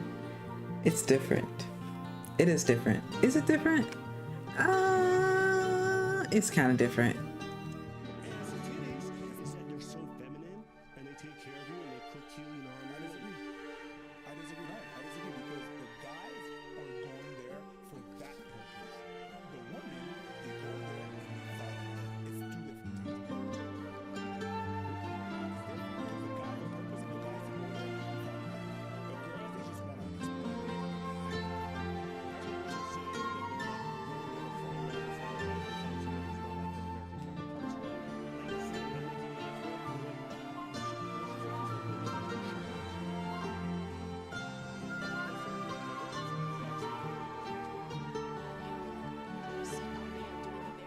That you yourself are capable of. And like I said, it's kind of sad that a lot of women are seeing that a lot of women are experiencing that. Like, that is so sad. Like, why are we in a famine of competent men? There's a reason why a lot of these locations are all the same, because women have seen the other videos of girls going there and getting with dudes, and they know they actually, they go in there, they might not overtly say it, but there's a reason why they're all going to like the Philippines, where it's called Siargao, S-I-A-R-G-O-N, where all the surfers are. There's a reason why they go in there. They seen the videos, they see the dudes, the surfer Filipinos, they trying to fuck. Man, there was one TikTok girl who was just like, oh my God, how do you travel as a GoPro? And it was just her doing highlights of videos of her with other dudes who were like paying for her boat rides. It's like, and you know what killed me? If you go in the comments, a couple of girls like, oh, I need that guy. And they would timestamp it. So traditionally, when men travel abroad in search of a partner or love, there's usually a very clear ideology attached to that. They complain about Western women. They say women back home are too independent, too educated, too feminist, too difficult. They are looking for what they imagine are better women. This script, so I wanted to address this point that the women finding love outside of the West, going to Vietnam, to the Philippines, to Siargao, like, it's not the same as the PB&J bros, because the women, they're not usually booking their flights and saying that, like, I'm gonna go abroad and find better men because these men back home ain't it. Like, they're not making think pieces about how American men have failed them, and therefore they need to go outside of America to find a man. So these women are not building an ideology around it the same over. That point means, see, I told you. See, I told you it's different. See, I told you.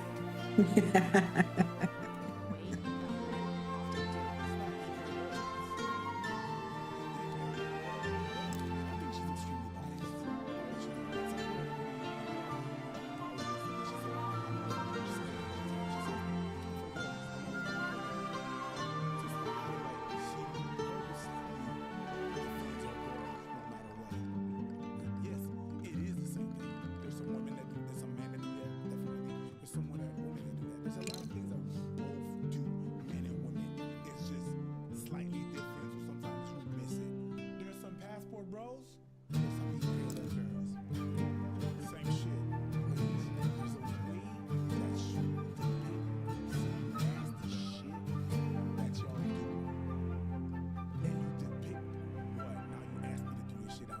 shit. You depict some nasty ass shit that you do. And it's alright that you do it. I understand why you do that. But you depict it in a way that it makes you look all good. It kind of like alleviates you of all wrongdoing. And us, it's them, it's like just, there's some point in the video where she's talking about it's misogyny because they're cheating on their wife.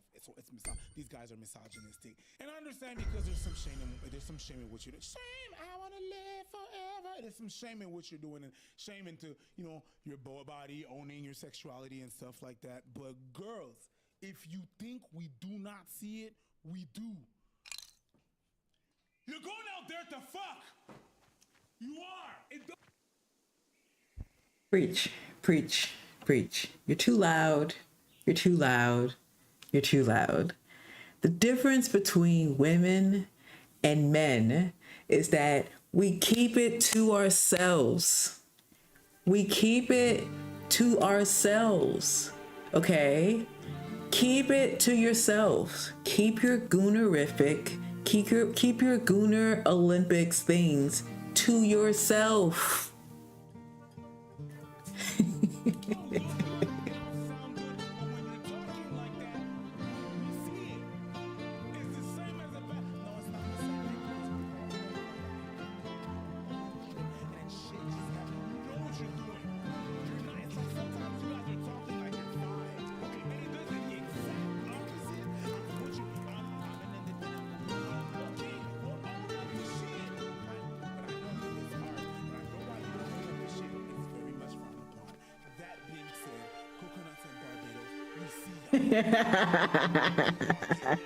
As long as you understand, okay? I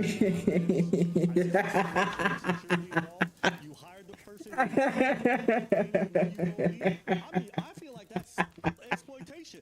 I said that shit. Manipulation. Now, if we want to be honest, this shit is nasty. It was nasty when these old ass ladies was doing it in the Dominican Republic or wherever the fuck it was, because the economic difference is the only reason a lot of these dudes is even fucking y'all. And then you also want to frame yourself as the victim. And at home, when they do shit like that, you call them out. You're like, the power dynamics. That's a word that you like to say. But look at you. But you want to know why they say that? They say the power dynamics because the men make it about American women. No one asks for the comparison. Also, that's true for her too. No one asked for the comparison. You don't have to say American men are trash to be like, I fell in love with this guy while I was on vacation. That's true.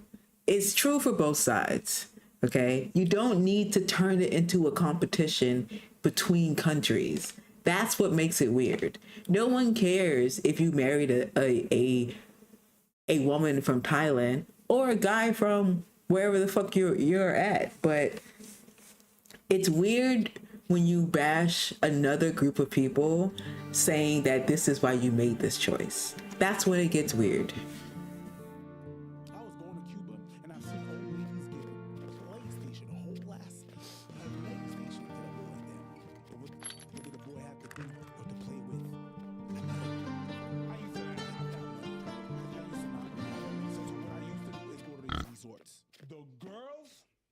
My God, we have to talk about it. No, I think men just remove a lot of the fancy labeling, and then you're talking about we fell in love and then I'm gonna leave. Like some of it's like, how fucking naive is that? Travel like 30 hours away, meet a local who has like a shitty passport with no visa opportunities to really be able to see you, lives like a different culture, different life, different language. Like lots of you guys actually ended up together after that, considering the distance and all the fucking barriers you guys have to see each other. It's like you have to live in a fantasy land. And then afterwards, like, I fell in love with my tour guide. Isn't he fucking manipulative? Lady, you're paying his bills. You're going there and like you didn't care to learn about the realities of people living there, their financial situation, why they might want to be a tour guide, why they might be romantic with you. The realities of people who do this kind of work in a lot of these places isn't the best. And people think they're supposed to halt their whole life to give you your fantasy life of a man who's going to be masculine for you. Yeah, okay, sure, he's masculine, but how come they never talk about the economic situations of these people? Because the environment that he's living in forces him to have to be that thing. That's the only way to get by. I mean, that's true. That's true. But no one thinks with their brain when they're like on vacation. One. And no one thinks with their brain when they're like being swooned as well. I mean, that's cool at all, but you won't think about this when you're in their face. But go off, Queen. My wild take is somehow, some way, somewhere. I think those girls want to get their heart broken to live something. Because there's some things sometimes, like they tell me these stories, and I'm like, you didn't know? You didn't see it? And I don't consider myself very smart, but I fucking saw it. It's very insulting. How you don't have a TV, you don't have internet connections, you don't have stories, you don't hear these stories ever. I think you knew exactly what the F you wanted to do when you went there. You wanted, let me be a princess for 4 days. Let me just go out there, pay a little money, live something. And then after that, I feel yucky because it's whack. It don't taste good. It's not nice. I mean, it tasted good when I was doing it, but now the aftertaste tastes not that good. I'm gonna say he broke my heart. All my wrongdoings, my bad decisions, everything that I did. I think somehow, some way, some of you knew exactly what the fuck you were doing, and those who are making content, they decide to profit from it. Only way you don't think that is because you've always lived in a first world country, so you don't understand abject poverty. You don't get it. You don't get it. You know, like people ask me, like, what's it like living in Ethiopia? You can't explain a third world experience to people unless they live it and they go there. And you know what's fucking nuts? Some people live it and they still don't get it. They'll be there and if you're rich enough, you put your blinders on and you will ignore every incident of like insane inequality that you'll never be able to fathom because it helps you cope with however you love to spend your money. To me, it's not gendered. It's a class thing. They have less than nothing. They have zero upward mobility. Yes, it is a class thing. That's true. You have to wake up every day, and yesterday is going to look like tomorrow. There's no education system that's going to fucking save your life. If you are born in a fucked up situation, it is over. You know, one of the biggest graces here in North America is you can be poor on welfare, your kid go to public school, and they can fucking make it. And there's so many kids like that. Yeah. Go there and try to do that. You're born and you're forfeited. No. But this girl made me hate the saying, I'm just a girl. It's predation, like Abba said. It's 100% that. Predation in the way that she's describing it as in a competition with other men, it's weird. I wouldn't say predacious. I wouldn't say that. All right. What's next? Oh, this is an industry video.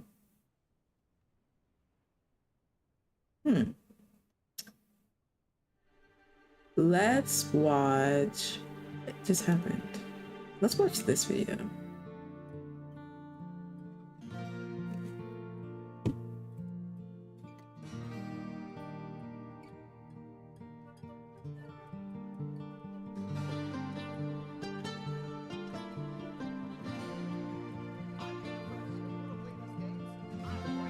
Yeah. I'm kind of hungry.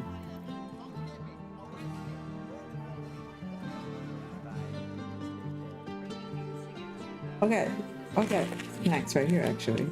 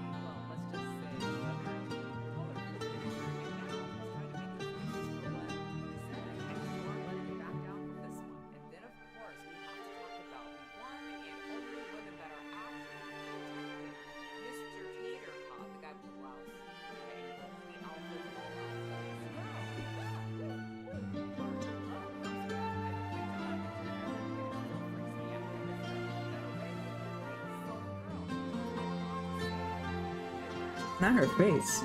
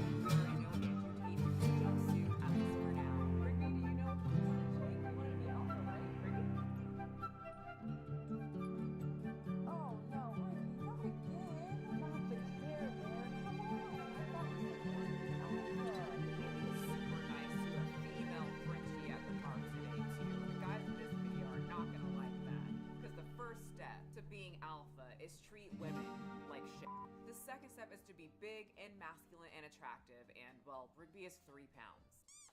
So I guess who better to learn from Rigby is the guy who smashes himself in the face with a hammer to make him attractive, Clavicular, who I will call Clavicle for the rest of this video. Clavicle, who got his start because he banged himself in the face with a baseball trophy, then a hammer. You may call this stupid. He decided to call it looks maxing, and a bunch of young boys and some older dudes followed along. Everyone knows what looks maxing is. Every kid is using these terms, whether it be the NFL or Netflix. People are saying it at the Oscar Awards, so it's the lingo that's also huge. The smashing of the face is a very scientific term called bone mashing, and he'll use a variety of different objects like the softball trophy, a hammer, and he is extremely dedicated to his craft. While he's vlogging, if he notices his bones not looking mashed enough, he will go right into a tool store and grab a hammer and start mashing away. Damn, Hank Hill would be so proud. Boy ain't right. Pretty much he's a guy that smashes his face with hammers and other objects, and he adds maxing to the end of it. Some off the top of my head would be drug maxing. We just opted to do math, which we knew was going to be more pure. Makeup maxing in a manly way, of course. It's not easy, and you rub that in. That way it just gives it a little bit more shadowing. Us girls call it contouring. In the manosphere space, it's called looks maxing. One of my favorites is the D-maxing, this word right here, where Clavicular gets together with his bro and talk about their Thomas the Tank engines together. It's red, it's hanging. Bro, I mean, mine gets so hard from the shit you inject, it turns yellow, actually. I think one of my favorite subgenres of looks maxing is tiptoe maxing. Okay, you're making a face. Let me just have the man himself explain it to you while he explains it to a bunch of old people who are making the same face as you. Take off your shoes like when you get home. What I've done in the past is I sag my pants down and I'll tiptoe max because it conceals my ankles, so people don't know I'm on my tiptoes. I sag my pants.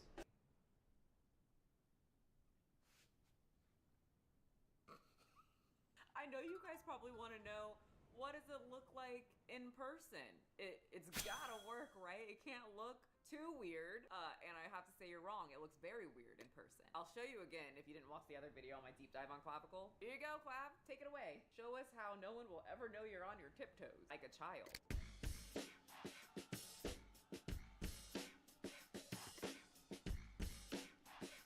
Was weird, right? I could tell he's doing something with his feet down there. Anyway, this is one of the men in the manosphere that preaches confidence. Being a man, women shouldn't have an education. And he teaches guys how to go up to women and be confident on their tiptoes. You see how just on my IRL streams, I'm such a bad guy and the personality matters, whatever, like you're saying, you're saying I'm being so critical of women, but whenever I go out to the club, they're all hanging with me, not the feminist jesters who are standing in the general admittance section. Weird, buddy. You're weird. Well, a few months ago, I covered in the last video, Clavicular would shoot an alligator, show his bros how cool he is and confident. And because he decided to shoot an alligator, he almost had to jail max. Two social media streamers accused of firing a gun in the Everglades during a live stream. They have now pleaded no contest to the charges. Andrew Morales, Online as Cuban Tarzan, and Brandon They were each charged with unlawful discharge of a firearm in a public place. Clavicular's followers didn't really care if he shot an alligator because they probably all thought it was cool too. What they did want to make fun of Mr. Clavicle right before is the fact that he got outlawed for in their terms being still a butter guy and it was and I have to say Clavicle fan base that was the judge is pretty hot. Good eye boys. His fan base takes all this moving down because they can outvote like random dudes and it happens a lot. What's gonna happen with the interviewer where Clavicle ran away from the interview. This time it happened in court and he couldn't run away. As part of their sentence, both men received 6 months probation, 20 hours of community service that cannot be streamed. Oh no! You can't stream that. Is there a way you actually have to do unpaid where you're paying people and you don't get attention? Anyway, the judge was about to have to and instead he decided to already go on the book smash thing and celebrate not going to the day and that his mom was about to be and they stopped counting a lot.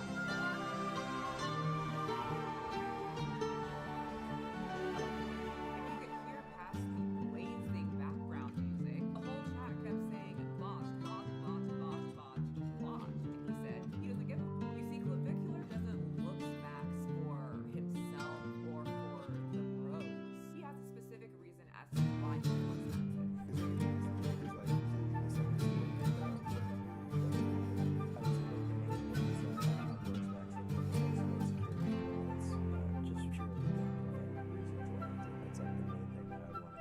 See, he's not insecure. He's completely confident. He's doing all of this, smashing his face with hammers in his home, with a tool idol at Home Depot, walking on his tiptoes. It's all from a place of science, okay? He's confident. He doesn't care, okay? It's purely for science. He's been taking notes and working on this research project for years. Anyway, so Clavicle would get his nose job. Everybody hated it, but he figured maybe they'll appreciate it down in France. They know fashion, they're classy, they'll all look at me. Well, unfortunately, he got there, and when he wanted to go out-mog the French, he got a big wake-up call when no one was looking at them. Everyone was just looking at their phones. But the weird thing about Paris that I'm noticing in Europe is everyone's like minding their own business. And like in America, people like look around, but in Paris it's all like headphones. So nobody was really giving him the attention that he usually got in the States, but then when he would get attention, it was just people who would know who he was and would start yelling at him.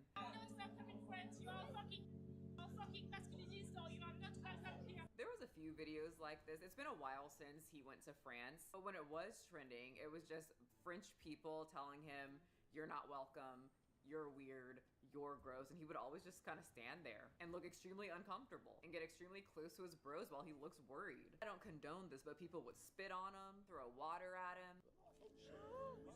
Bro, relax. He did try to show off how charismatic he is so that the boys at home know how to communicate in the real world. And something that he likes to do is tell jokey jokes. Unisex? I don't know if you like that though.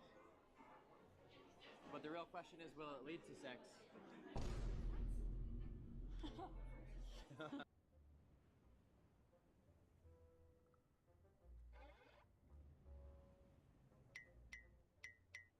So people were spitting at him, people were throwing drinks at him, many people on the street were saying, "You're not welcome here, go back to America." The jokes weren't landing, but he did have fans. And he got irritated that in his head, they were trying to mog him, most likely because he probably tries to mog every other person on the street, or I'm sorry, every other man on the street, and he wants to look better than everyone, so he probably thinks that all his fans also want to look better than him, and put him in this place on stream. And right when the fan says thank you and rocks away, Clavicular starts getting irritated and starts talking shit about him. I love how they all try to do like the autism face.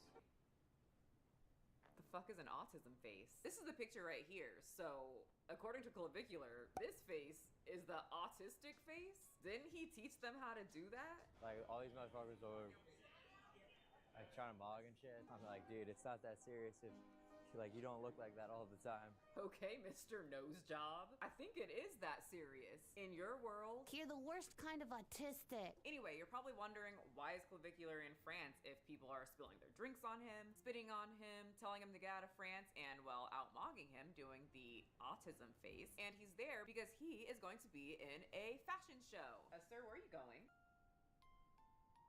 Get over here and learn how to walk in a fashion show in France like a man. Clavicular, take it away.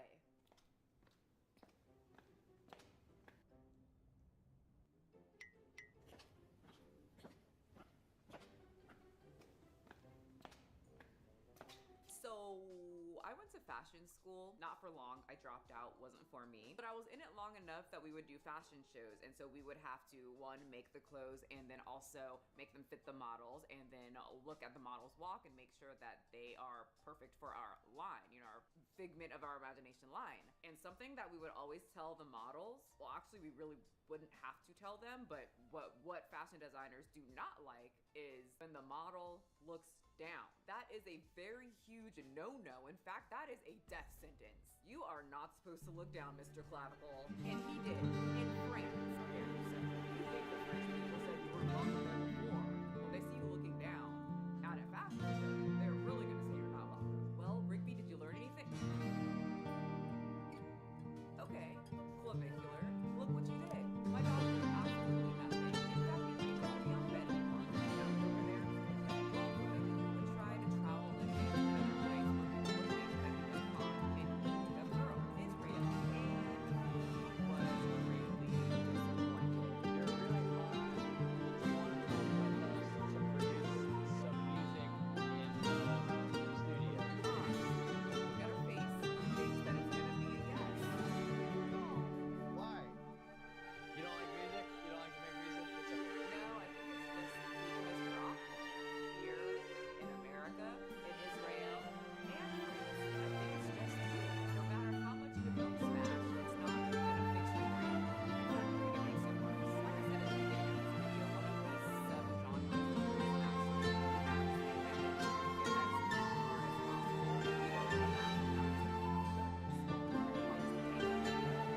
Like I said at the beginning of this video, one of these subgenres is actually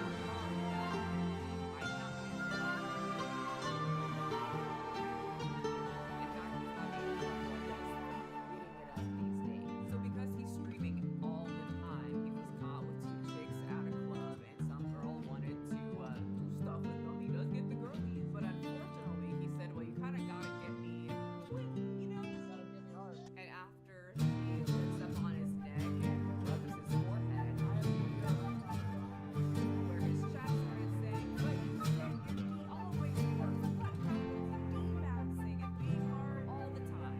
That whatever comes out is yellow, whatever he was talking about with his bros. So anyway, sperm count's low, D can't get hard anymore. He had a bunch of girls at his house and his class with his sunglasses on complaining that women don't like him for who he truly is. And they take advantage of him and his money. I wonder why. How they have no remorse over blatantly taking advantage of me. And it's because I'm fucking new to the game that I keep falling for the same bullshit. Use the bathroom real quick, boys.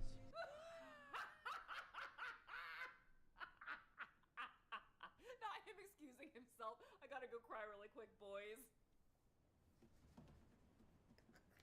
Ruby, it is a good thing that you are on the ground, sir, because you do not need to see this. It is very sad. Well, while Mr. Clavicle Brian is in the bathroom crying with his sunglasses on, let's hop on over to one of his buddies, his bros, his boy, Myron. This is Myron Gaines, a huge part of the alpha male red pill manosphere space, who says things like we should bring back slavery. No, you are not on the same drugs as Clavicular. He is a brown-skinned man who thinks that way, or at least he says he thinks that way. He thinks women shouldn't speak, ever.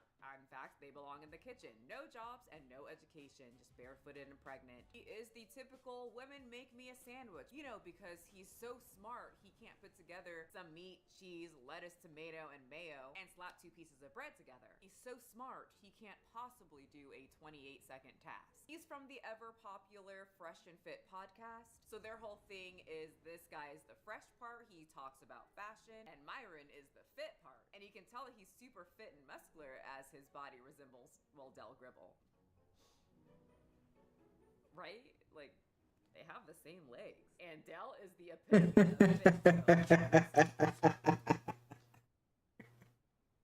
of Michelle.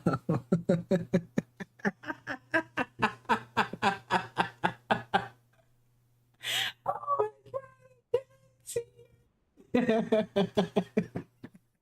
I see what he's going for. Anyway, we covered him a lot, especially when he cried like a man when YouTube said, hey, the things you're saying, we don't want that on our platform and we're going to shut you down.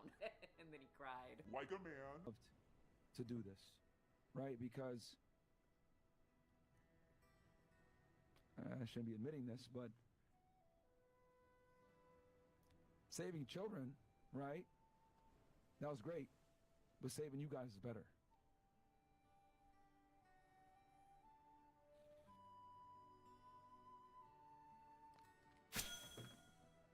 He is the epitome of man, okay? He teaches young men how to be a man, how to get women, and most importantly, how to not be gay. And he would do this by giving all the boys a little tip on what to do if you want everyone to not think you're gay. I'm just gonna say this because it came up a couple days ago, right?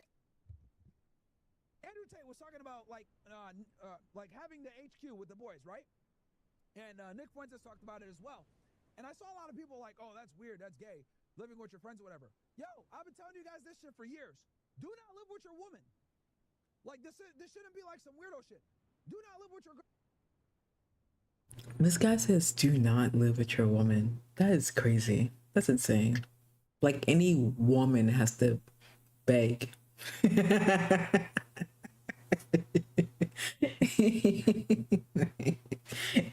He doesn't mind, okay? No one's listening to you, Myron. Don't do it. Well, Myron, I want to get sex. Like, I want to be able to, like, you know, hang out with her and watch movies. No. I'm going to tell you why. Living with your girl is going to make you a fucking And there you have it. Well, here you go, Garrett. I know you're not gay, so I guess it's time for you to move down. Boys, you need to pack up your stuff and have a conversation with your girl and say, hey, we can't live together because this right here, you and me, one vagina, one Thomas the Tank Engine, this is well, in Myron's words. Whenever a lot of commentators talk about this body of the alpha male that ends up in space, a lot of us will say, that's very camp. Are you gay? And some people from the LGBT community get a little irritated and say, well, anything is gay and it's an insult. But I think it's a really good conversation to have. We're talking about men who say women are awful, women are horrible, women are nothing. They kind of give off the impression that they actually hate women and kind of are disgusted by them. But yet they keep trying to have all of this sex and hyper, sexual as if they're trying to prove something. They also like to bully. Saying it's kind of gay if you live with a woman who has a ever been a man. It's not gay. That is the least gay thing that you could ever and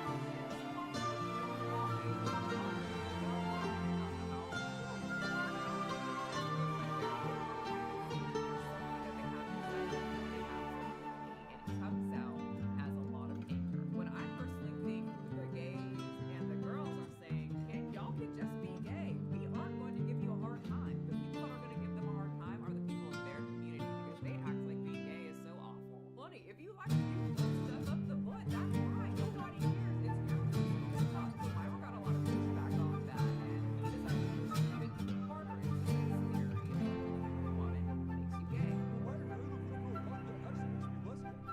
No, it makes you very gay because your girl's gonna turn you into a fucking bitch.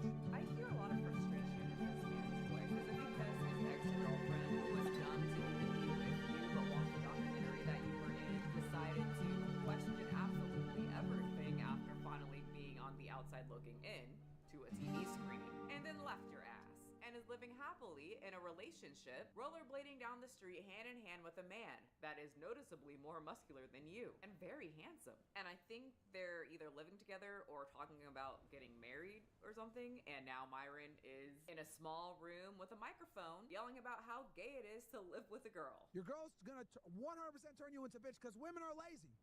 You get that? Women are fucking lazy. They're not like us. They don't have a natural proclivity to fucking work.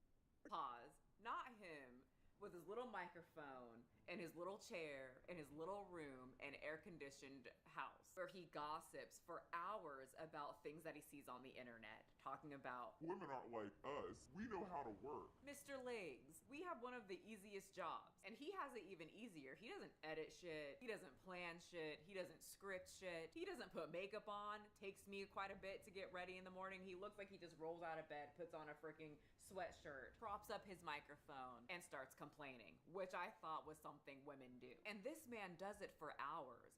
Question, why is he not out building a fucking house or fixing something like Hank Hill and Del Gribble and complaining about how easy it is for women to go have sex?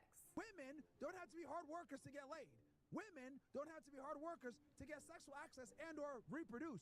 You do, though. Does anybody hear a little jealousy in his voice? Also, this is the same man that say women are so easy. It's so easy to sleep with women. So if the women that you're saying are so easy to sleep with, but for some reason it's hard for you to sleep with them, that kind of signals to me that you're not really good at sex. You're not great at picking up easy women. You're probably not even good at standing around them. Even the easy ones think you're repulsive. So that's not good, especially for your brand. And now you're saying it's gay to be around them. Makes you very gay. You know, I just feel like Myron has some gay thoughts and he is very angry about it. I have never seen him ever look really all that happy with a woman. You know who he does look happy with? His boys. Like when he's with Andrew Tate, look at that smile. I have never seen him smile so big next to a man who's wearing a freaking open blouse again. Some of my gay subscribers out there, do you get excited when you see a man's chesticles? Okay, right? Look what he looks like when he's sandwiched between two dudes. Excited. Boom, look at him now. That's him telling off a woman. When a girl walks into the room, he's already irritated by it. She's too pretty. She's gonna get sex easily from a guy. Why would that make you angry? Why is that upsetting? If you want sex from a guy too, you can also do that. If you don't like living with women because it makes you, what was it, Myron? Makes you very gay. Yeah, you can just be with a bunch of dudes forever. It always just makes me wonder what goes on right after the camera shut off and these podcast bros' real thoughts really start infiltrating their head.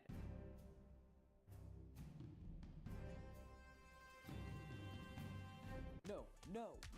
If you live with your girl, and let me be completely clear, girl, woman, wife, girlfriend, if you live with your daughter, anything other than your bros, that is gay.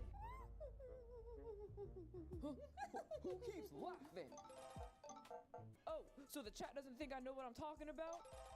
That's gay. Living with a woman makes you soft. It's a fact. Think about it. What you gonna be doing with a woman in your house? Cuddling with a woman? Kissing a woman? Ew. Oh, if you thought this was gonna be a serious video, it is not. If you didn't know, Michelle plays with dolls.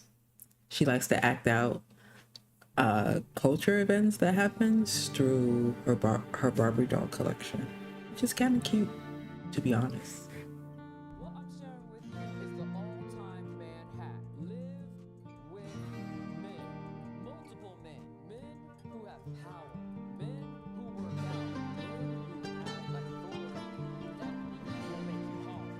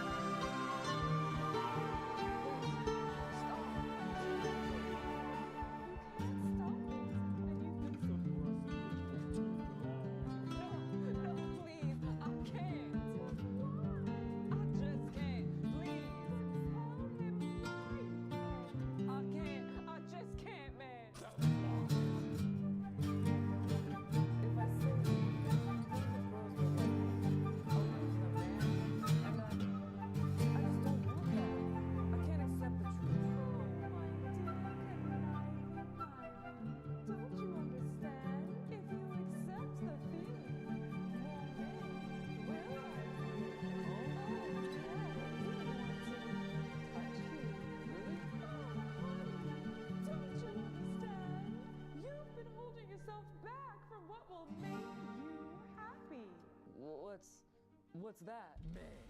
But I can't. Oh, Myron, once you accept it, rainbows will appear. You'll be able to wear those tiny shorts I know you love so much, and even cuddle with the bros. I don't. Sweetie, I've seen the pictures. We've all seen them. And you can do all of that and more with no shame. Would I be able to keep my podcast? Of course you could. You could even talk about things that you like.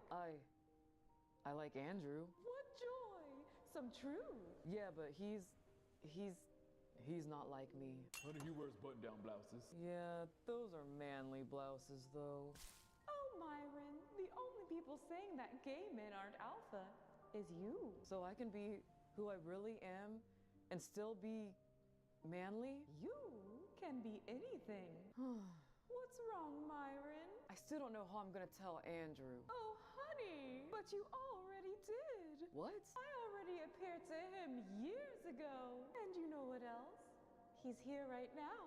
He's been here the whole time. Andrew!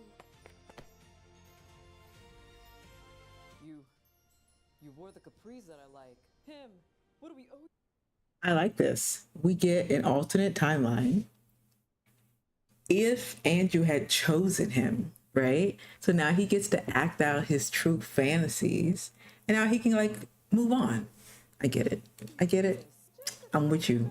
Joining my army and adding to the chaos of Townsville. Okay. Good. Now, let's not tell anyone about this whole coming out, amazing, beautiful love story. Just not yet. Yeah, keep up this alpha shit and recruit some boys to the boys club, Myron. You've been doing this Just Bros act for a while anyway. Can you do it a little bit longer? Well, Andrew, we've come this far. Can you be Just Bros with me? Just for a little bit more? Yeah, we'll do it. Just for you. You did so much for us. Oh, good. Now go enjoy each other. Thanks, Em. Oh, wait, one more thing. Oh, him. It's perfect. Now go off, boys. And remember, Just Bros. You got it. We say we straight, yeah, that's the promo. But we do a little more than the average bro, though. Slapping ass and rubbing things, yeah. Hugging bodies and cut off jeans. Ain't nothing gay, it's how it goes. Just bros, no homo.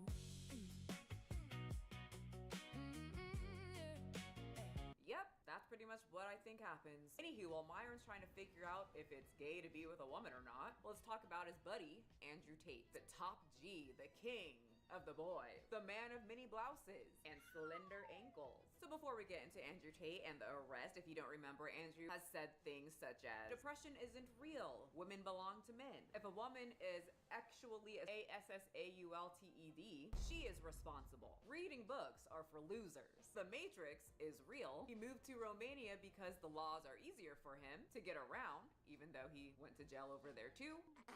He suggests that cigars aren't harmful in any way. I mean, you can't really get mad at him for that one. He doesn't read books, so how's he gonna know about that? He's pretty much a hyper masculine influencer who thinks men are up here and women are all the way down there in hell, because that's where they belong. We can't do anything right when it comes to things. You know, the whole Roman don't hide. Women love being controlled and happier with less freedom. Aren't we, ladies? We want to go back to the 1920s. Even further back. Sounds like a party. Interestingly enough, like many YouTubers or influencers, when Tate first started on the internet, or at least my name was fighter with his kids. Now he fights a microphone. And when he used to fight men, it sounded so much more humble.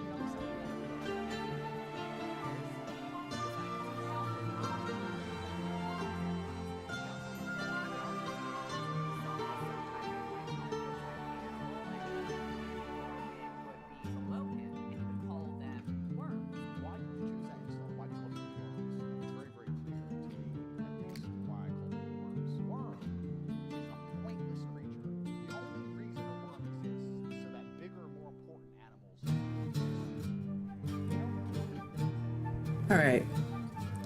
I think we've done enough. I will be back tomorrow for prospecting. Good night. Goodbye. Thanks for watching. See you tomorrow.